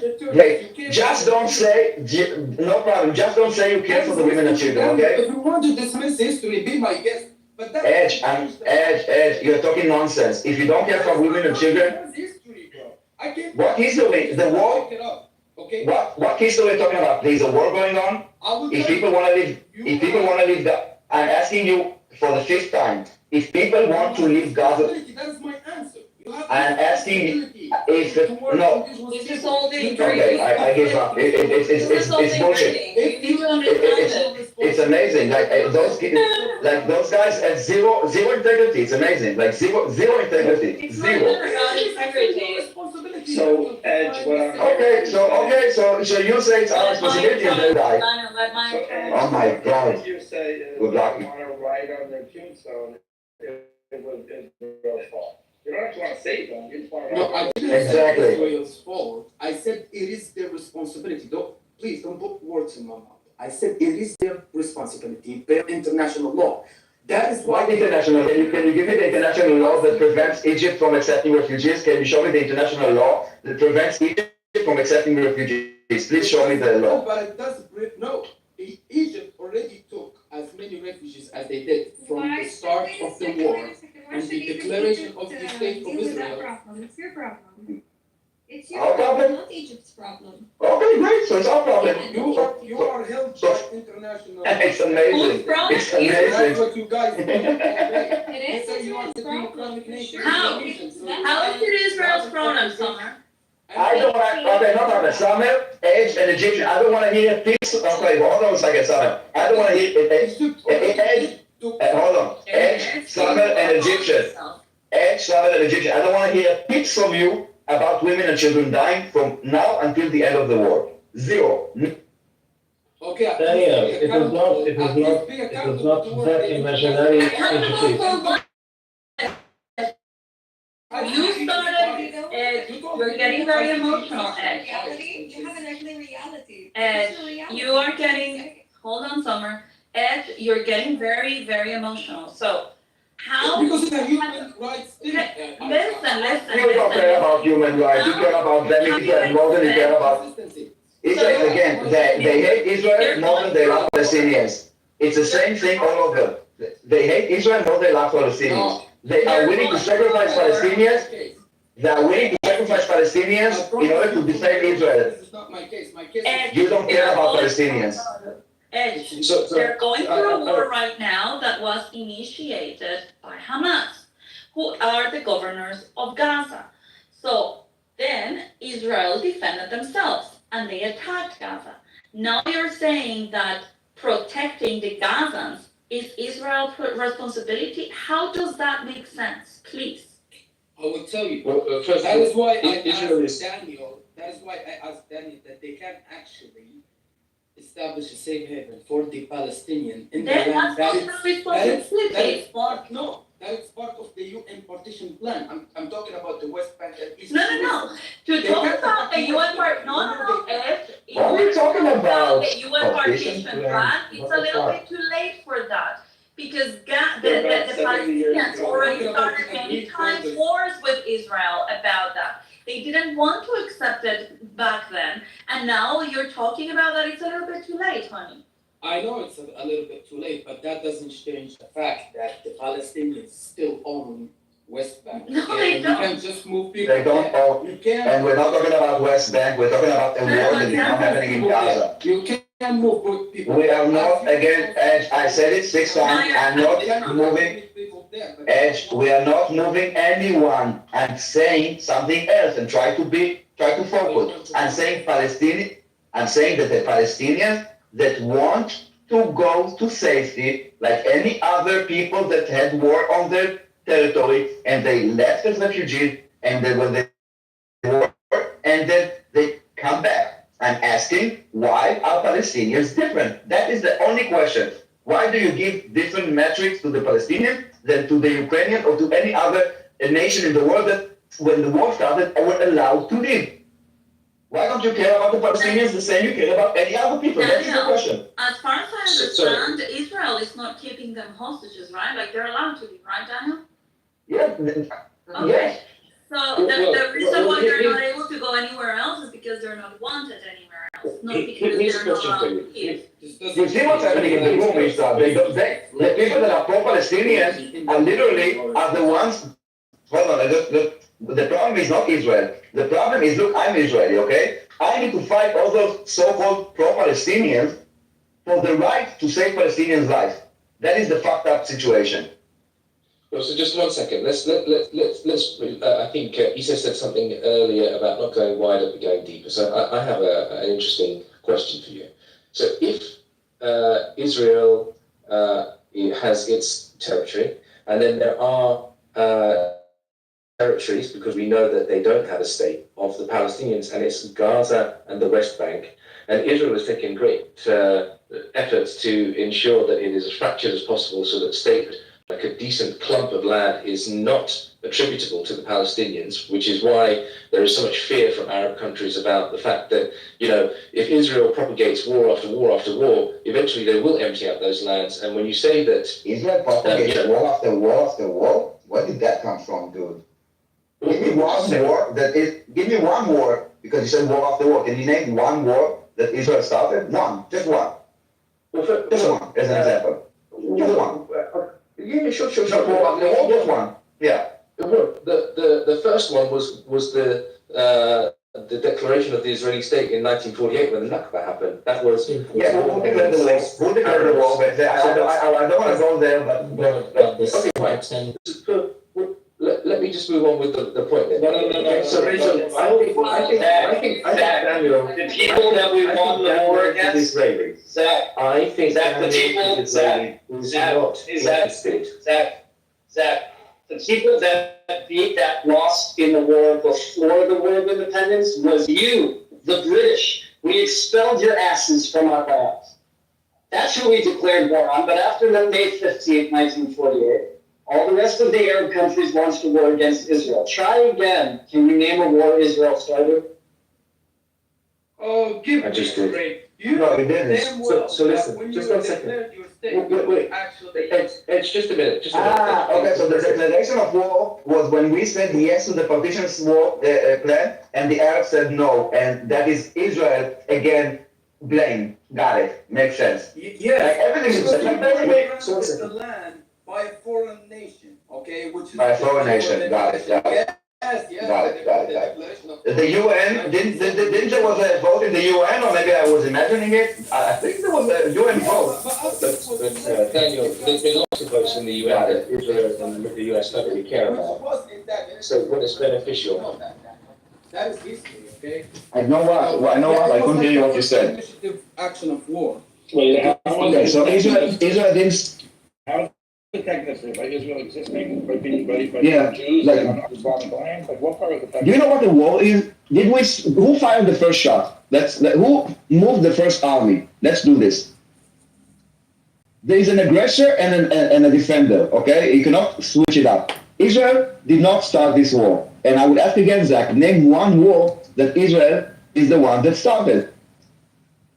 Because you said war after war after war. So the thing is, okay. Let's. It's just 1 second. So first of all, according to international law, Israel does not have the right to defend itself from occupied territories. Okay. Okay. Good.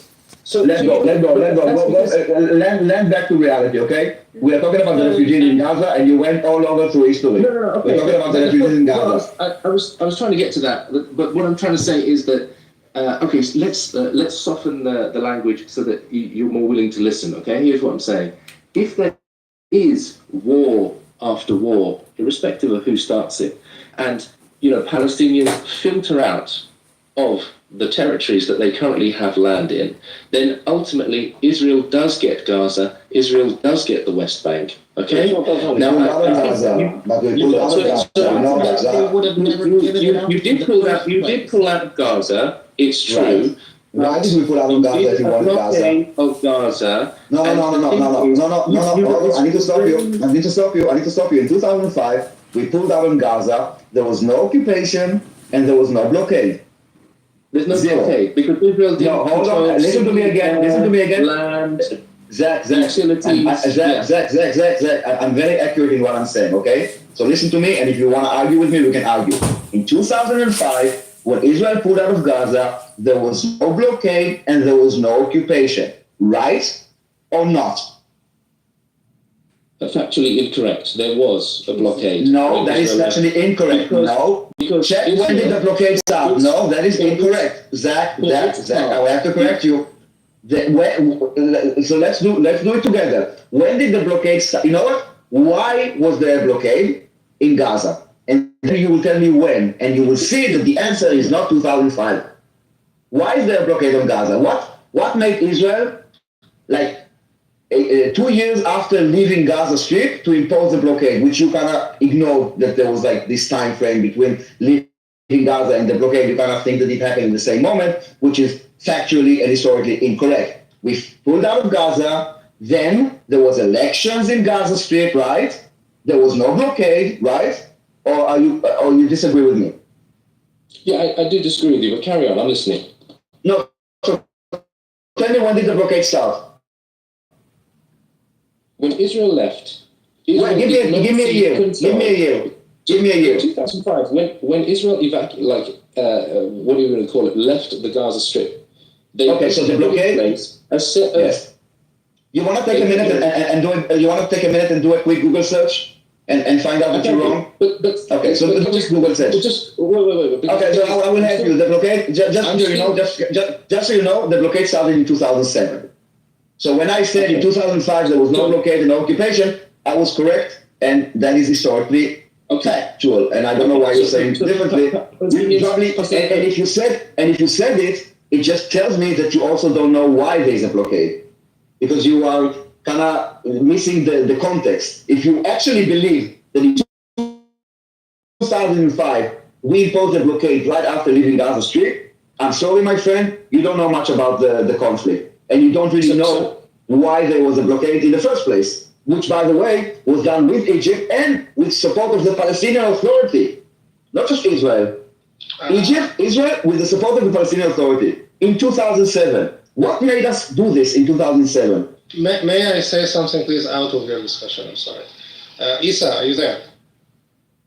But meanwhile, you can Google out the blockade. Yeah, sure. Let me just need to fix that. I was trying to Just, Zach, I'm sorry. Daniel, Zach, I'm sorry. Isa, I'm sorry.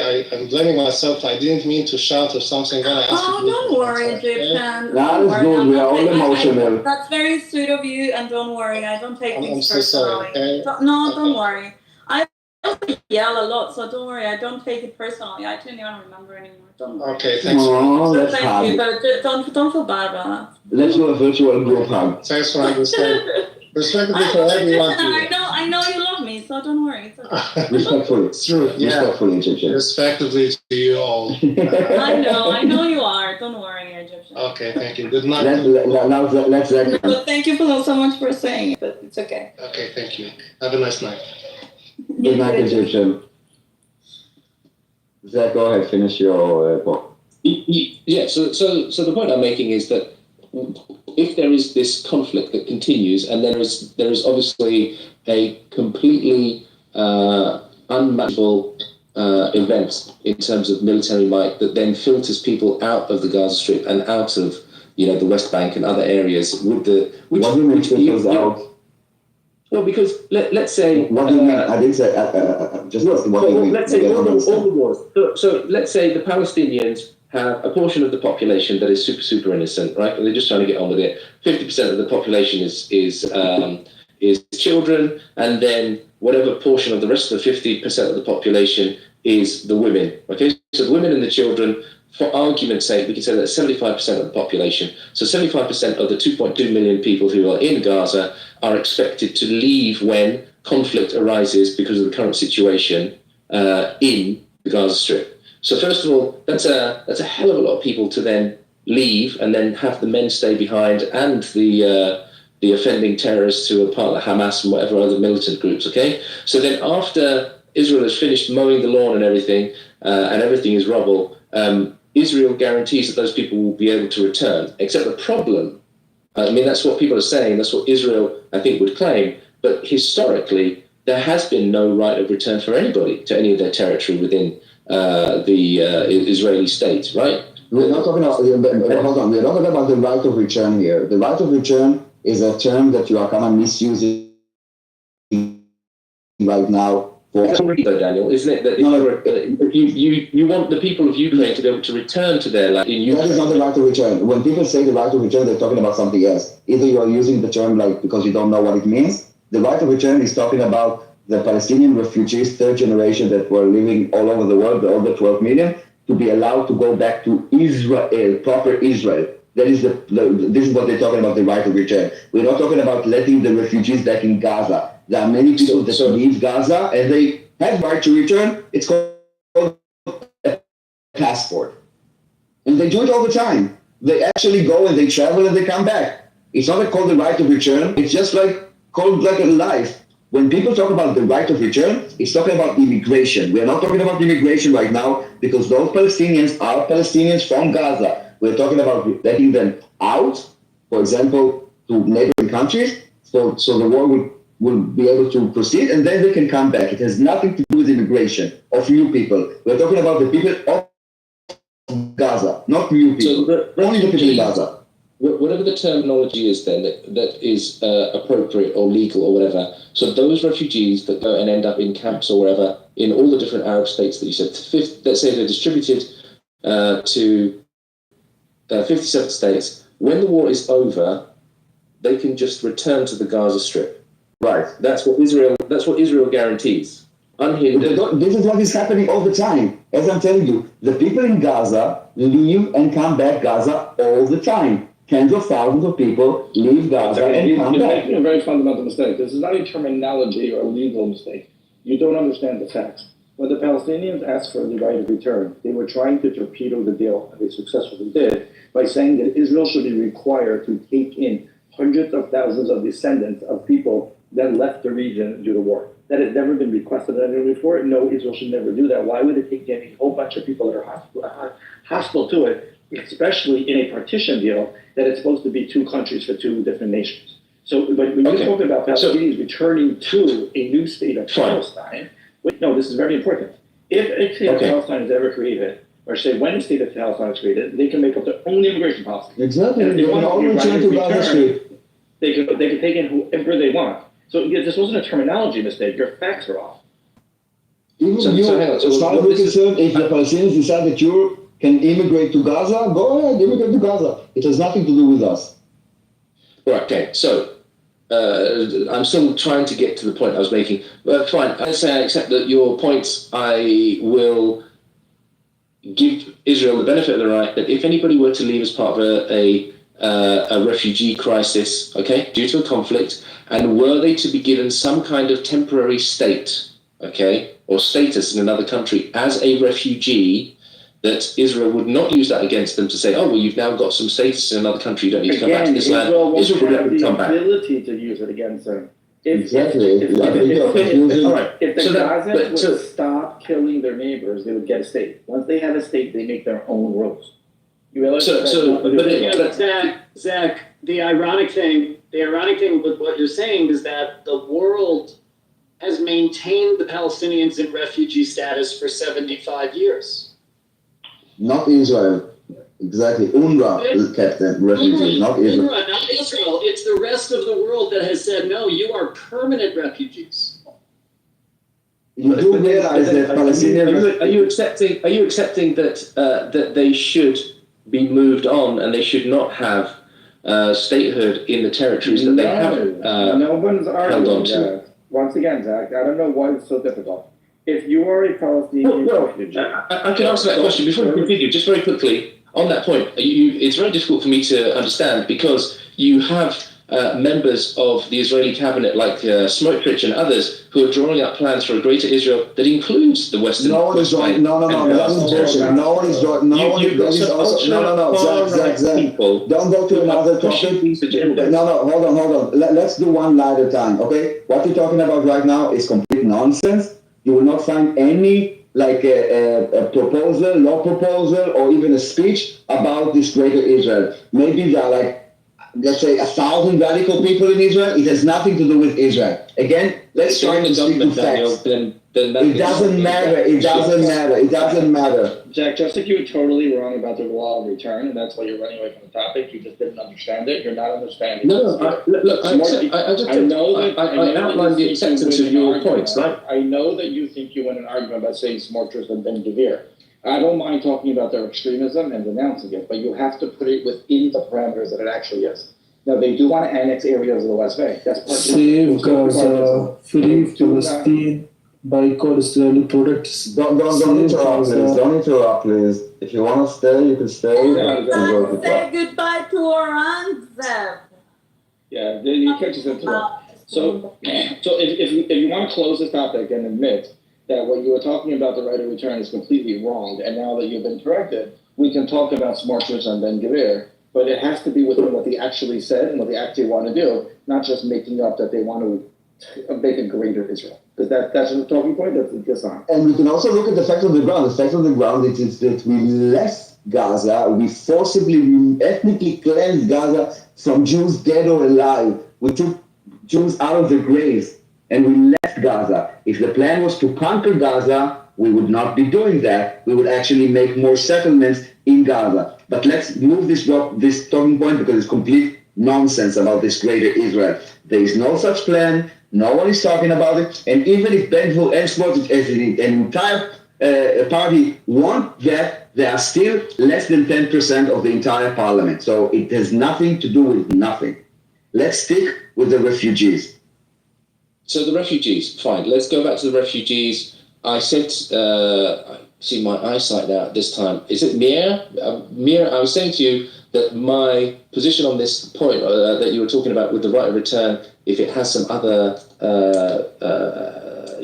meaning attached to it, I accepted that Israel would allow all these people to come back, okay? Right of return, just so you know, just in general, when people talk about the right of return, they're talking about immigration. Right now, we are not talking about immigration because we're talking about Gazans that are currently Gazans. I'm talking about refugees being in a status during this conflict, then having the ability to return to their that's not the right of return. Exactly, that's not the right of return. But I accepted that, and I wanted to kind of move on. But anyway, the point I was going to... an airport and drive down to Gaza like they always done. Right. Okay. Fine. So anyway, so my question was, okay, sure. Obviously, the Arab states are not taking them in, and then I just want to ask the question with this group, because obviously very very pro-Israel group here. Do you guys accept that there are Palestinian territories in the West Bank, or actually that they're not entitled to any of that land as well? Those are disputed territories, but when talking about in Gaza, the war is not happening in the West Bank. This is kind the of war is happening in Gaza. But if there's if it so Zach, if there are areas. Let's answer it this way, Zach. Let's answer it this way. In every single future two-state solution, every single historic two-state solution has divided the land if you're asking about sort of from some philosophical perspective, does that land belong to Palestinians? I'm not going to answer that question. But will a future Because it's a yes or? It doesn't matter. It's irrelevant. Because, and why is it irrelevant? Because we know that any future Palestinian state, should they get their wherewithal together to put together a political enterprise that could actually be a state, we know where that state is going to be. So it doesn't matter if philosophically I believe it's theirs or not theirs. Okay. Let's go back to the refugees of Gaza, where there's a war going on. So the reason why I'm asking the question about the West Bank is that if the Palestinians have got territories, and we're referring to them as disputed territories, but if there are Palestinians that are on land and they have some kind of claim to it currently within the territories that is the Palestinian land and Israel and everything that is all disputed and everything else, is it possible that we could create a safe corridor from Gaza for those Palestinians to the Palestinian territories that are in the West Bank so that they can have refuge there and still without ceding territory within the state of Israel? Is that possible or not? So it goes back to Israel again. That's up to the Palestinian. No, it's not Israel.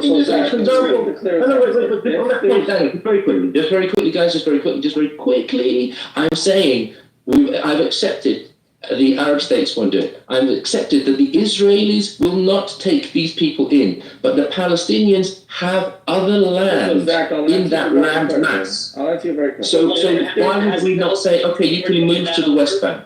Okay, I'll Has the answer you very Palestinian quickly. Authority, wait, Bear, 1 second. Has the Palestinian Authority made that offer? Not that I know of. I would imagine that if there was such a scenario that the West Bank Palestinians would welcome in their Gaza brethren, that Israel would facilitate a safe corridor for civilians to go and do that. But I don't think the Palestinian Authority wants that to happen. So I was going to say something. You're deep inside a theoretical that has no practical way of manifesting itself as of today. But if somehow the West Bank and Gaza would shake hands and stop murdering each other, like right now, according to Fatah, they're being executed in Gaza, and Hamas operating in the West Bank is not getting along with Fatah either. But if somehow they would get together and they would want to make one state, which is quite an interesting thing to do because they're not really one people, but let's just say they make one state. And then the part of the state would be that you get any citizen of Palestine gets to use the highway to drive from area to area. And now I'm assuming this is an actual two-state solution, meaning it's safe. There's no danger of that car carrying a bomb because now there's peace. Israel would definitely, easily, and quickly make that concession. But if you can notice from my share, there's a bunch of hurdles in the way, making your question so deep inside theoretical, it's not really a practical decision. I mean, the fact is that we have two governments for the Palestinians, one in Gaza and one in the West Bank. There is a reason for this. But again, if the Palestinians, the PA didn't make such an offer, nor did any other country. And that is exactly what we're talking about, that no one lets the refugees out of Gaza. I have a solution. It's so sick. It's so sick. That's what the irony of this whole thing is that I have a perfect solution. They want them to remain refugees. It's so twisted, it's sick. There's ways to move these people's lives forward, but everyone keeping them as it's so twisted.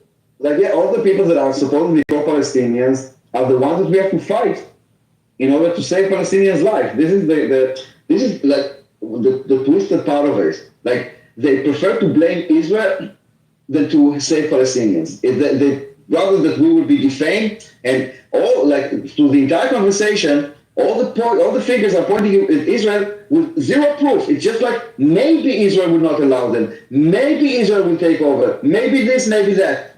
But did anyone try? Did anyone say, okay, if we accept refugees, do you promise to let them in? You want to have guarantees from the UK and the US and the UN and the Zibi and the Zubi. No one did that. Do you want to send the people 4,000 miles away? I don't want to send anyone. I'm saying again, because you were not clear, I'm saying that if someone wishes to leave or to send his child away from a war zone, it should be allowed. And I'm really not sure why I'm getting such a pushback for like 2 hours for saving children's life. That's good idea. I really don't get it. No, that's a good idea. That's a good idea, and why not? But they're gonna be so lucky because they're gonna get free green cards. But I have an idea. I have a solution to the whole problem. Dismantle the state of so-called the state of Palestine. Okay, the state of Israel. Torsion, we're trying to have a grown-up conversation. I'm serious. Destroy the two. Okay. Thank you. Wait. Don't make me put you down. Okay. If you want to participate in the conversation, I have an idea. No, because you're being like a child now. No. Let me just finish for 30 seconds. Okay, 30 seconds. Delete the two-state solution, which is Israel and Palestine, and create a new one-state solution, which is a republic that everyone is its citizen. Okay, not gonna happen. Next. Why not? Zach, we're coming back to you. Okay, so Daniel, you're making the point that Israel bears no responsibility for the plight of the Palestinians. I didn't say that. I didn't say this. No, I didn't. It's not the point that I'm making. Absolutely, it's so. I actually didn't say this at all. This is not the point that I'm making. I said forget Israel for a second. All you pro-Palestinians, okay? You care about those children. So why are you pushing back against countries? I don't know how many countries in the world, like 200. Why none of them said, "Hey, Palestinians, come here until the war ends." You know what? Not the men, but at least, I don't know, anyone under the age of 13. Can you give me one reason that doesn't include the word Israel in it? Because Israel has no problem with people being out. Actually, it would be better because less people would die and everybody would be happy. I'm really not understanding why is that such a big problem, and I'm really trying to understand. I'm not going to be. But I think your proposition there, Daniel, I think your proposition is very interesting, which is that it sounds like what you're saying is that Israel controls such a huge degree of the lives and whatever they experience of the Palestinians on a daily basis, okay, and you sort of absolving Israel of any of its responsibilities. I'm saying you guys, that pro-Palestinians are saying that there's a genocide going on in Gaza, yet no one is calling to accept refugees. If people think that we are genociding them, the least that you should do is say, let's see how we can save the women and the children. If the genocidal Nazi regime of Israel that just wants to execute people, let's save them.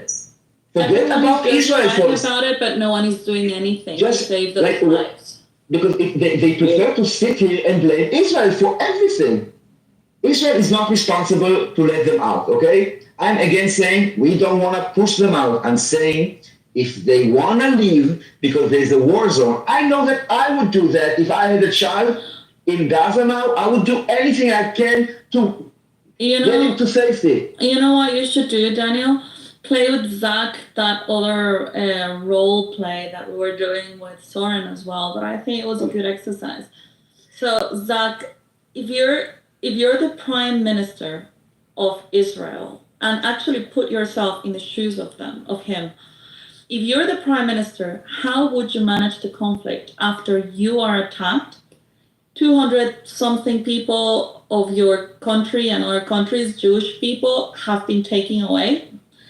And you have you're surrounded by your enemies. How would you suggest to manage the conflict and make sure your mission is get the hostages back and eliminate the threat of Hamas? How would you do that? Okay, sure. So first of all, given the fact that I have free license to do anything and nobody's going to stop me from doing anything, absolutely. I guess I would just perpetrate it the same way as Israel is right now because I know there's no consequences. If you're asking me on a from a moral standpoint, then I would think to myself, well, if we have had so many wars, okay, and we've had so much conflict over such a long period of time, and what's happened is that there has been loss of life on our side, and then we've gone and we've maximized the loss of life on the other side. We've inflicted too many tremendous words. pain I on just these want people. to know what you would do. No, not at all. I think it's important to talk about this. Then I would think to myself, is this policy, okay, of the way we're conducting war, is successful? Is it having the right outcome? Zach, the date is 8th of October, 7th of October. You are the Prime Minister of Israel. You have 254 hostages went to Gaza and 1,200 or 1,300 people slaughtered, and you have leaders of Hamas saying they will do it again and again and again. What do you do? Not what do you think, what do you do? And also not what you don't do. Not what you don't do, what do you do? And remember, you're at war. It's not about revision of policy. You're at war. Well, okay. So first of all, there was a portion of the people who were slaughtered, as you put it, that were military and police. I asked, what do you do? Zach, no, Zach, again, stop. Again, I'm telling you, you had people go in, 3,000 people from Gaza went in, killed a bunch of people, and took a bunch of people. And then they promised to do it again and again and again. Okay? What do you do? Yes. What do? I told you, if I'm in a position where I can do whatever I want with no consequences. No, I'm asking you, what do you, forget about Israel. What do you do? Why is it such a... You didn't like the answer I was giving you. You didn't give an answer. Because you're not being precise. You're saying, I would do whatever precise. Okay, what would you do? Okay, so the date is 7th of October. What do you do? What precise actions do you take in order to let me answer your question. This? It's so simple. It's so simple. Perfect. Honestly. Okay? If I am me, okay? You said me. So maybe I'm not so simplistic as to kind of say, do you know what? This has never worked for us before, but come on, guys, let's do it again. Let's bomb the hell out of them. That's I'm asking, Zach, because I did this experiment, and this is why I told you, don't tell me what you don't do. I'm asking you very simple question. You are the Prime Minister of Israel. You have 254 hostages in Gaza. You have a bunch of people massacred, and you have the leaders of Gaza saying they will do it again and again and again. I'm giving you now the key to the Prime Minister's office in Israel. You are now the Prime Minister. What do you do? And don't forget, hold on. You have two missions. One, getting the hostages back. Two, eliminate the threat and defend your country. What do you... Am I allowed to answer how you, or are you going to? No, I mean, as a prime minister, you have those three missions. As the prime minister of Israel, okay, and we've just had this massacre. I've just had a number of my military personnel murdered. I've just incinerated and killed some of my people based on the Hannibal Directive that we have in my government. And I know that some of those people, unfortunately, 200 of my people. We know the facts. Again, Zach, you're not answering the question. Zach. You're not answering the question. No, I'm answering the question. I already laid out the facts. I'm asking you, I don't need you to kind of paint the scenario again. So I gave you the scenario. I'm asking you for actions. You need to give orders. You don't need to, no one cares for your bullshit in our state. Listen, we are not. I'm not. No, I'm not. No. Hold on.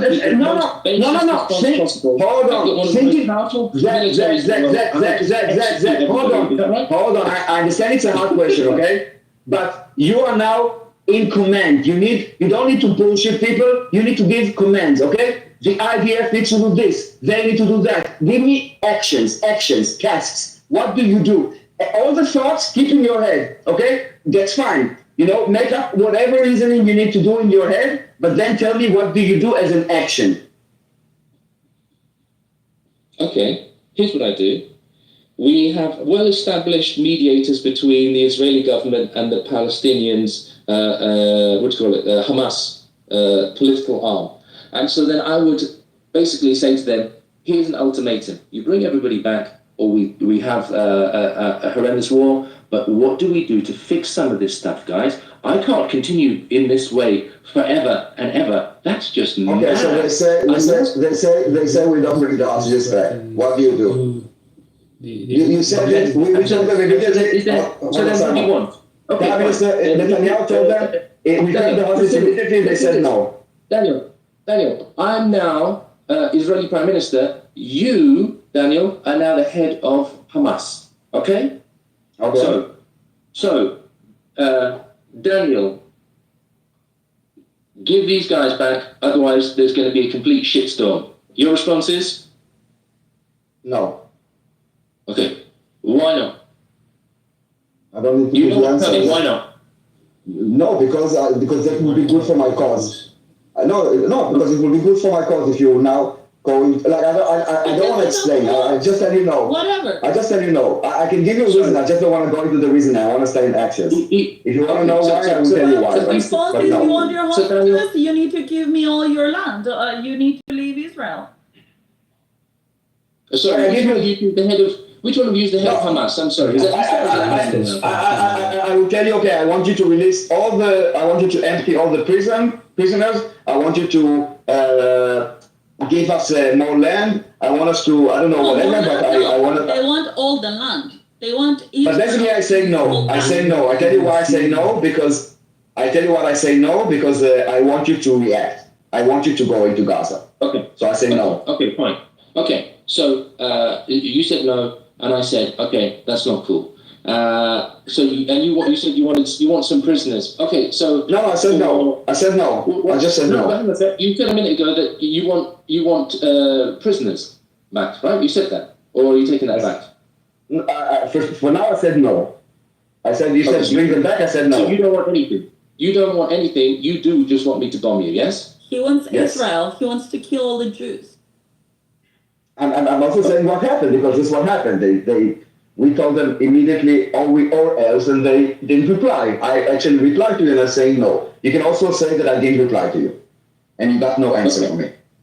Okay, so none of our mediators have responded. Okay, all right, guys. So now we have so much intel. All right, guys, I'm talking to my cabinet now, not you, head of Hamas. All right, guys, we've got so much intel of where these guys are. We've got this this border fence that has failed terribly, guys. I don't know how you allowed that to happen. We're going to have a look at that. Now, I want you to tell me, how do we get to all of these guys? Well, so they're all in the tunnels and everything. Okay, do we know where these tunnels are? Yes, we do. Okay, so what can we do about that? Right? Tell me. What can we do about that, guys? Well, we can bomb the shit out of them. Okay, well, I'll tell you something, dear Cabinet and IDF people. I don't think that's worked for us. So give me another option. What are the other options? Well, we can have a ground offensive. Dude, you are the leader. You're the leader. So I'll tell you what. Let's have a ground offensive. Let's do that. Okay. I'm going to do a ground offensive now. I'm going to send the IDF in there because I want to demonstrate to the world that I'm not a pariah state, that I am not turning a mirror on the international community and their intense hypocrisy in the face of. Okay, so you send the army. So you send the army into Gaza. Dear Mr. Hamas, Daniel. I'm now going to initiate a ground war in Gaza. Are you going to move on your position or not? No. Okay. So then let's do it. Okay. The IDF is coming. It's a ground war. I'm not going to do an aerial bombardment of the Gaza territory because I want this ultimately in the end because I'm all about the long game. So I don't want to damage the infrastructure and everything, electricity, all that kind of stuff. Water, those are really difficult and costly things for me to replace once Gaza is mine. So I'm going to initiate the ground war. Yes. How do you feel about that then? You're okay with the ground war, right, Mr. Hamas? Yes, as you can see, this is the reality of the ground. Yes, okay. Of course. There we go. I've answered your question. That's it. No, to free the hostages because you did exactly what. No, great. So you did exactly what the IDF was doing. All the people are dead by now. I didn't. So what's the difference? You're sending the army into Gaza. Israel has absolutely dominated the Gaza Strip. No, so tell me what you do. So I'm not sure what anything. So you forgot about the minutes I gave you. So Zach, what are you doing? Hold on, Zach. So what do you say? You said you're sending the IDF into Gaza. Okay, so you're saying you're not going to use the Air Force. You're just going to use the boots on the ground, right? That's the difference, right? Okay, so anyway, every day you get reports that 100 soldiers die. Continue. Okay. And again, the war that's the cost is of not. long term. Isa, hold on. Let him continue. Hold on. We have to be willing.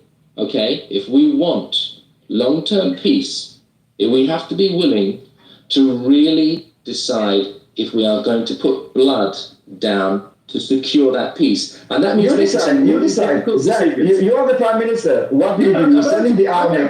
Daniel, I'm making a speech to the Israeli people. Please don't. No, I don't want to speak. No one cares about your bullshit. Listen, Zach, as an Israeli, I don't care for the speech. I want actions. I want safety and I want my hostages back. You send the army, no problem. So the army reports to you now, day 1, we lost 50 soldiers. Day 2, we lost another 50. Continue. What next? Well, carry on. How does the military... You're the IDF soldier Listen, here, Daniel. but you're the prime minister and you have two missions. It's not just war for the sake of war. It's not just war for the sake of war. You need to bring the hostages back and you need to eliminate the threat. How do you do it? I just gave you the answer, but you don't like my answer. No, you didn't give us any answer, dude. I don't have the hostages back. I just lose 50 soldiers every day. You still have 254 hostages in Gaza. And It's worth it. From my point of view, Daniel, it is worth it because the soldiers are there to rescue the hostages.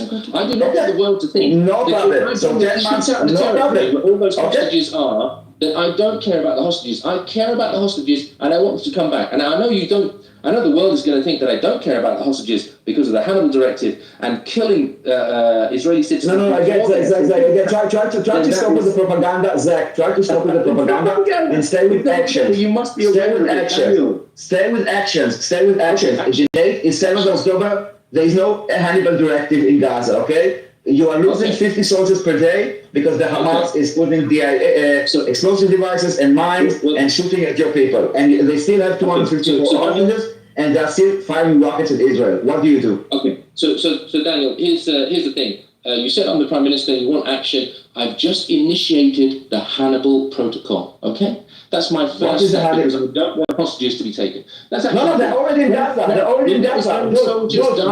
No, Zach, you cannot change. Because I want those hostages back. Zach, you are not a valid hold on, Zach, you don't know what the Hannibal Directive is. The 254 hostages are already in the Gaza Strip in tunnels. Yes. You cannot activate the Gaza. The only way you wanna to do the Hannibal Directive that you heard about is to bomb the ship out of Gaza and killing all the hostages with the Palestinians. You don't want to do this. You're sending troops into Gaza. There are 254 hostages in the tunnels, and you're losing 50 soldiers per day. And you're going now for a few months into Gaza, and you have the same progress as we have. And you're killing Palestinians, and you're killing people. And what's the solution? Like, how is it that you didn't achieve any of the goals? You didn't bring the hostages back. You didn't take down Hamas, and you're just losing soldiers. Okay, so Daniel, I'm so glad that you said that because you have now highlighted the futility of the approach that Israel is taking already. So you asked me, and I'm telling you, I will send in soldiers to recover the hostages in a ground offensive. What do you recover the hostages? But you don't know where the hostages are. You don't know where the hostages are. They're in Gaza Strip in the tunnel. Where are they? Daniel, yes. I care about the hostages. I can't bomb. Of course, I understand. Of course you care. Because I care about them. You know. No problem. I understand, but what do you do? I'm telling you, bro, dude. Listen, Daniel, Mr. Hamas. I need you to understand how much I care about these hostages, and I need you to understand how much I need the world on my side. So I'm taking this approach to prove to everybody I have the moral authority here. Great. And eventually, by doing have the moral authority, no problem, a mighty and well-trained military. Okay, so you have the moral. Okay, I got it. But in Gaza. you have the moral authority. I'm sorry. You have the moral. You will go to get executed. You have the moral authority, but you still have 254 hostages. You don't have the Hamas head. I'm still underground. You don't know where I am. And it's already been, we are already talking, so it's already 3 months that you are losing 50 soldiers, and you only got 10 hostages back. Continue. Okay. Dear cabinet members, I need you to keep using our intermediaries to keep asking the Hamas guy, this Daniel guy, gosh, I don't like him at all. I really need you to get in touch with him and make sure he understands that we're going to just keep coming and we're going to send Israeli soldier and tank and people over and over again to get these hostages back, or we can give you a way out. We can do an exchange of prisoners, and we can work out how to sort this out. What do you say? They don't agree. They don't agree. Okay. No, the cabinet agrees. The cabinet it wants the deal, but the Hamas doesn't want the deal. Okay, so Hamas doesn't want it, and so we're going to keep propagating this thing as a ground offensive until we achieve our aims. Okay. Meanwhile, Palestinians are saying that you are genociding them. They are dying because I'm telling my guys not to use uniform. They are using civilian clothes. They are shooting at you from within refugee camps. You are shooting back. Many civilians die. A lot of international pressure start to come up on you, Zach, saying that you are a genocide maniac and you are executing Palestinians. Go on. You still didn't recover any of the objectives. Because of the nature of the military that I have, and all of the checks and balances that I have, obviously, I am going to maintain an absolute iron fist on the way that we propagate this war and the recourse for any of the soldiers who are found to have been executing Palestinians willy-nilly. It's a war zone. You know what we're going to do? We're going to use our air power to drop leaflets to tell the Palestinians to move whenever we're going to do an incursion into a particular area, because we're looking for our hostages and we're sweeping all the buildings looking for Hamas fighters to kill. Yes, you're doing this for now. No problem. You're doing this now for already 6 months. You still don't have it. This is what is happening on the ground. Yes, Hamas knows that we are destroying Gaza. They don't stop. They don't release the hostages. Like everything that you said, it's exactly what is happening. So I'm not sure what are you doing differently so far. Dear Mr. Hamas, we will not stop until our objectives are achieved using this method. Okay, that is fine, because the more Palestinians you kill, the more support I get for my cause. There are now rallies around the world because you are killing Palestinians, and it's good for me. Okay, we'll see. I mean, meanwhile, I'm going to be touring all of my allies, countries, and the United Nations and everything, and explaining to them how this is the most appropriate and well-measured approach to doing this. We are trying our best, but Hamas is not giving up. Hamas is a terrorist entity. Whatever you do not listen to the Daniel guy. Yeah, I understand. 1 second. I understand. And meanwhile, like a wild card, South Africa is now accusing you of genocide. Continue. No one believes that you are doing whatever you say, that you are moral and that you are. Like basically, they are saying that when you are telling people to evacuate, people are saying that you are telling people to evacuate and then you bomb them. This is what the news are saying. Well, I'm not bombing them. I didn't say that you are doing this. I didn't say that you're doing this. I'm saying that this is what everybody is saying. This is what I opened the Twitter feed, and this is what is going on. Really good. Yeah. This is good. I like this, Mr. Hamas guy. You see, you and me, as the head of Israel, we're not that different. But I'm glad that you brought it up, because the other thing I think that we should be doing is we should let the international media in with an no problem. So you let people in, and then the journalist starts to die. Yes. And they blame you for killing journalists. Go ahead. So now you also blame that you are killing journalists. Hamas. Yeah, understand. Mr. Hamas. And you know something? My soldiers who were standing there with those press people on the ground, were shot at by your guys, Mr. Hamas. Your guys. And you know what? I can prove it because the report is there. And it was independently verified by. I'm using some of my people actually have my Hamas people have also press vests, and they are actually shooting your IDF soldiers wearing press vests. And now I see pictures. I tell my pictures every time you see someone, put a press jacket on him, take a picture and send it to the international media. Now, on top of this, the international media are saying that you are killing journalists. Continue. So far, you're doing very bad job, Zach, just so you know. Yes, if I step out of character for just a minute, Daniel, I hope that this draws into sharp focus for you as to how the current policy is also failing. Anyway, going back into character now, I'm the head of Israel. Okay, fine. So now we've got this thing where I have got absolute license to say to the international community, do you see what Hamas is doing? They are dressing up their fighters as members of the press.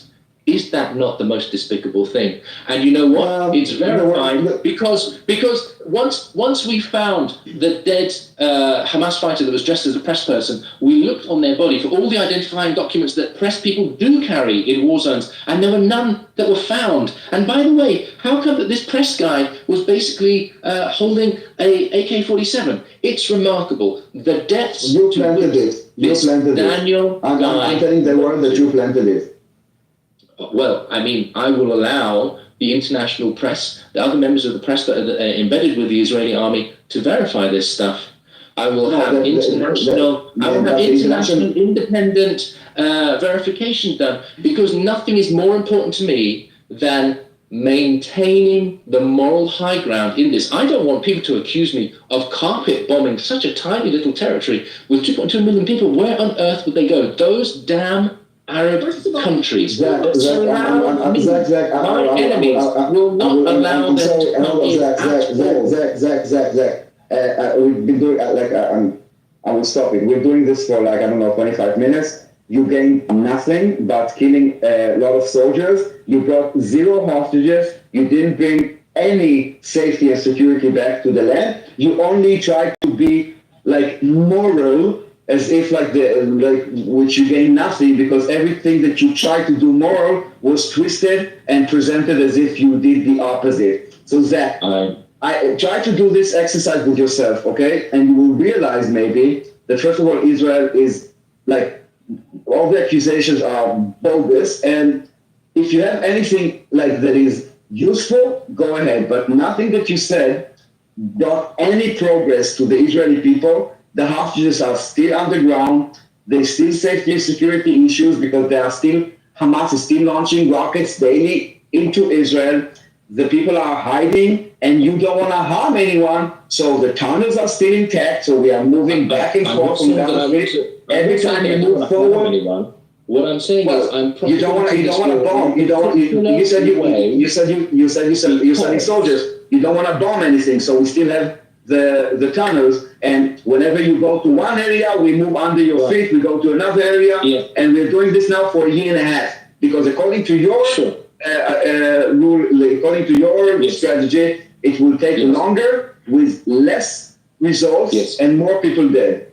I'm not sure why you're getting this. I think you see, I mean, look, this is what's striking for me. Okay, I'm just talking to you as a person to person here, right? But honestly, you brought up so many things that highlighted the futility of my approach to this thing, and yet you do not recognize any of the futility of the current policy. You seem to be so okay and cool with the current policy.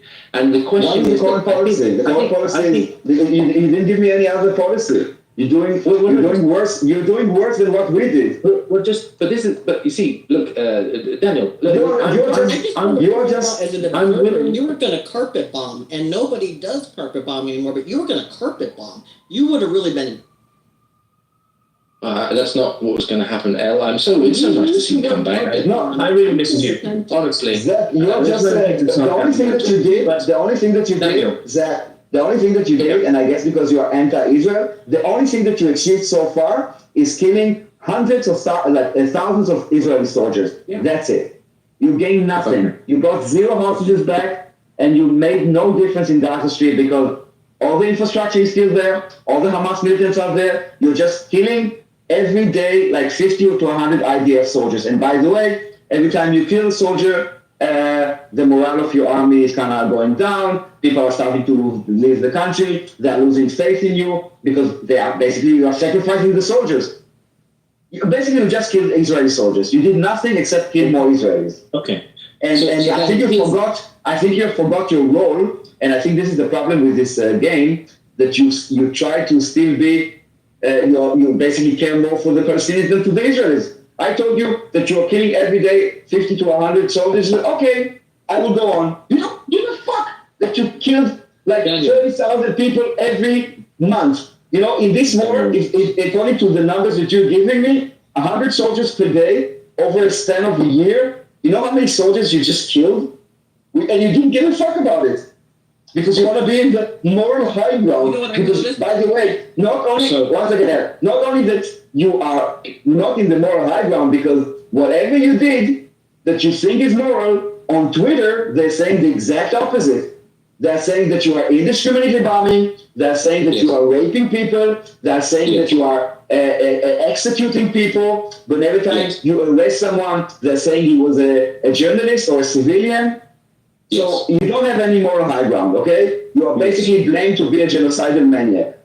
I noticed that one of you has military experience and one doesn't. It became obvious as Yeah. So listen, here's my question to you, Daniel. no, Okay. I'm serious. So look, I never claimed to be a military expert. I mean, I watched Commando, a whole bunch of Sylvester Stallone type movies and stuff, but that doesn't make me an expert. Okay, so Daniel is either is IDF or was previously IDF, and so I understand. But when he put something to me, Al, when he said something to me, we're going to lose 100 soldiers per day doing this, I said yes. I said yes. Really, actually, like silly. Well, I mean, the thing is, El, Daniel put some very strict rules and regulations. He just wanted action, so I'm trying to give him some action. You laugh. That's why. But then, well, okay, El, in a moment. He lived there and he was in the idea. I don't know. Sure. My question to Daniel is then, El, I appreciate you so much. Daniel, my question to you is, so from your perspective, okay, because you highlighted the futility of my approach, okay? You do not seem to recognize the futility of the current approach. I think you took offense to the word policy. So I'm just asking you, is there anything that can be done that is different that will come up with a solution? You know what I mean? Our approach is much better, but you didn't give me any better solution. I understand criticism to Israel. This is something that is like it's the new hobby of the world, criticizing Israel. But maybe you can have this room again tomorrow. Try and think of a strategy that will bring the hostages back and bring back safety and security, because those are the objectives of the war. I don't care how you do it, I don't care how you do it.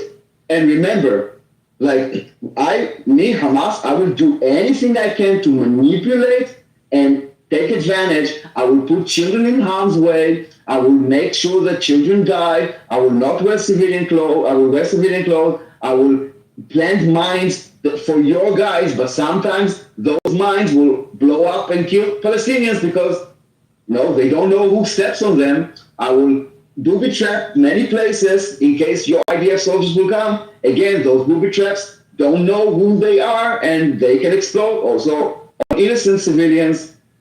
You gain nothing but lose a whole lot of Israeli soldiers. Zero, none. You didn't gain the moral high ground. You didn't bring 0 hostages back. You didn't bring safety and security, and Hamas are making fun of you. And maybe you need to understand that criticizing Israel is very good, but coming up with a better solution is harder, especially when people are manipulated. You were saying a lot of bullshit, like, indiscriminate bombing and all this Hannibal directive and all this bullshit, and talking about how many soldiers died. Dude, the soldiers that died, many of them were at a party, okay? They were not active soldiers. When Hamas went into the Nova party, which had kids 18 to 21, many of them were on vacation from the army. They were army soldiers, but they were not on duty. And there's a big difference. Yes, they were soldiers. No, they were not active duty. But serious question, just one second, take a breath. Would they be counted as Israeli military if they were off duty at the time, or would they only be counted as Israeli military if they were on duty? And this is according to international law, whatever, there were civilian targets. They were in civilian clothes during their pastime. And also, it could be an IDF soldier if I'm called. When people go on vacation, if you go on a vacation and you have a weekend off and you go to a party, you don't have your gun, you don't have your uniform, you will die as a soldier, but you are not, to label them as soldiers, It's despicable, to be honest. It's despicable. But I mean, so when there is the numbers that have come down and changed over time, okay, I'm just asking you a question here. I'm not having a fight. I'm asking you who labelled them as, the proportion of the people that were soldiers. Who labelled them? Was that actually Israel government acknowledging that they had soldiers that had died? So again, I'm saying that they were in active duty. We go to the army from the age of 18 to 21, but we have like many soldiers are not combat soldiers. Okay, they could be like clerks. The fact that you are like part of the military doesn't turn you into a target, because you are not. First of all, there was no war on 7th of October. Second of all, they were not on duty. They were in a party. They were just massacring people. Some of them happened to be enlisted in the army. They were not targeted because they were army targets, and they were not considered army targets. Army target is when you have a war, you have people in uniform with guns. This is war.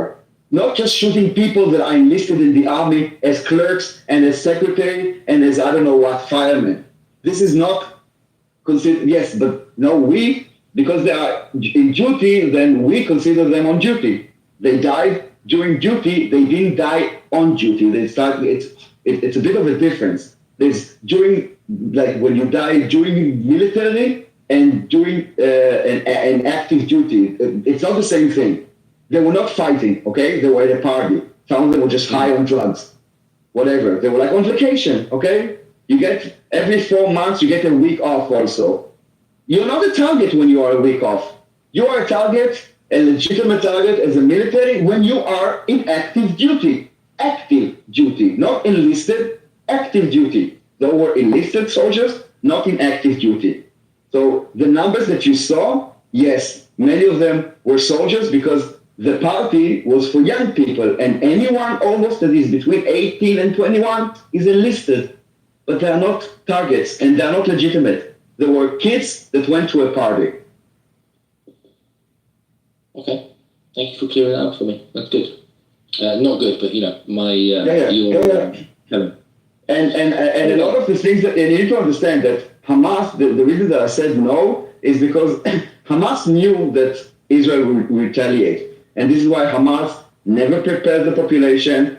This is why Hamas dug 350 kilometers of tunnels, but 0 places for the civilians to hide in. Not only this, when Israel tried to evacuate people, they were actually shooting the people that were evacuating. They were saying that if people would follow the IDF instructions, they would be considered as traitors and will be treated as such.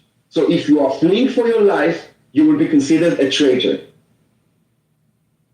You don't understand how cynical and evil the enemy that we are fighting. They have weapons stored in different places. So the way they would walk on the street in civilian clothing, and then they would go into a house, and they would go and they would take guns from there, and they would start shooting, and then when they are dead, they are automatically against civilians. We have Al Jazeera reporters that were terrorists. We have doctors. We have videos of like a group of like Hamas terrorists with guns, wearing vests of hospitals. Meanwhile, they're also manufacturing videos because I know, Hamas, that the only way that I can win against the IDF, which is strong, is to make the international community make them stop. How do I make it? I create a humanitarian crisis. So I'm telling you that people are starving, you bring food into Gaza, I steal the food. Why? Because I want the humanitarian crisis. Not because it's good for me. It's good for me. The more people are dead in Gaza, the more there is a humanitarian crisis, the more support I get. And every time I see, wow, there's another demonstration, now in London, let's continue. Now in New York, more people are joining the more dead, great, more support. Now there are rallies all over the world. Let's have another picture of another dead baby. Great. This is the twisted reality that we live in. And there are a lot of things that you know, but I think that you, like most of the international community, are just in denial. You refuse to believe that this is what is going on. You prefer to think that Israel is strong and being evil. But if you look at the numbers, this is the war that has the least amount of civilian casualties compared to militants in recorded history. According to the UN, in wars, the ratio between militants and civilians is 1 to 9. For every 1 militant that died, 9 civilians are dead. According to the UN, the 25,000 confirmed deaths are in Gaza. 25,000, not 186, not 2 million, not whatever. 25,000. This is the number according to the UN report. They have like a status report every few days. Out of them, about 15,000 are militants, meaning that we have a ratio of 1 to less than 1. Find me one war in recorded history that has a better ratio than this one. But meanwhile, it's being labeled a genocide. Well, so I mean, look, I understand genocide is something that people don't want to talk about, but I can talk about it, no problem. Your numbers don't stack up with the numbers that people are hearing, globally on a daily basis, right? I know. I'm talking about the actual numbers, not what people are hearing. I believe there's an Israeli spokesperson who was very, very clear about the number of, but first of all, was disputing the numbers that came out of what's referred to as the Palestinian or the Gaza Health Authority, which the UN did. Forget about Israel. Israel, you could say, is biased. Okay, the UN themselves. The UN said the numbers of the UN said 1 second, Pomala. The UN themselves said the numbers were inflated, and the UN themselves reduced the numbers by more than half. Not Israel. Forget about Israel. Israel is biased. Israel is lying. Forget about Israel. The UN saying, the report that I'm talking about are the UN numbers.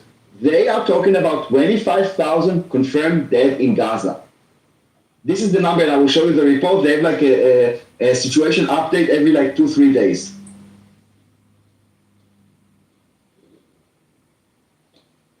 Zach, do you understand the indoctrinated society that Israel is fighting against? Do you understand the mentality is very different to what you would expect? I think people understand. I think people are just in denial because, we talk about... People actually don't understand. I think people don't know. I think they're not in denial. They're just ignorant to the facts. No one is calling out. I think the entire world, for example, knows that they are not using uniform, okay? No one is calling them out. No, we're not talking Everybody about knows. uniform. We're talking about an indoctrination. Yeah, not just indoctrination. There were like enough reports about indoctrinations. People don't realize that.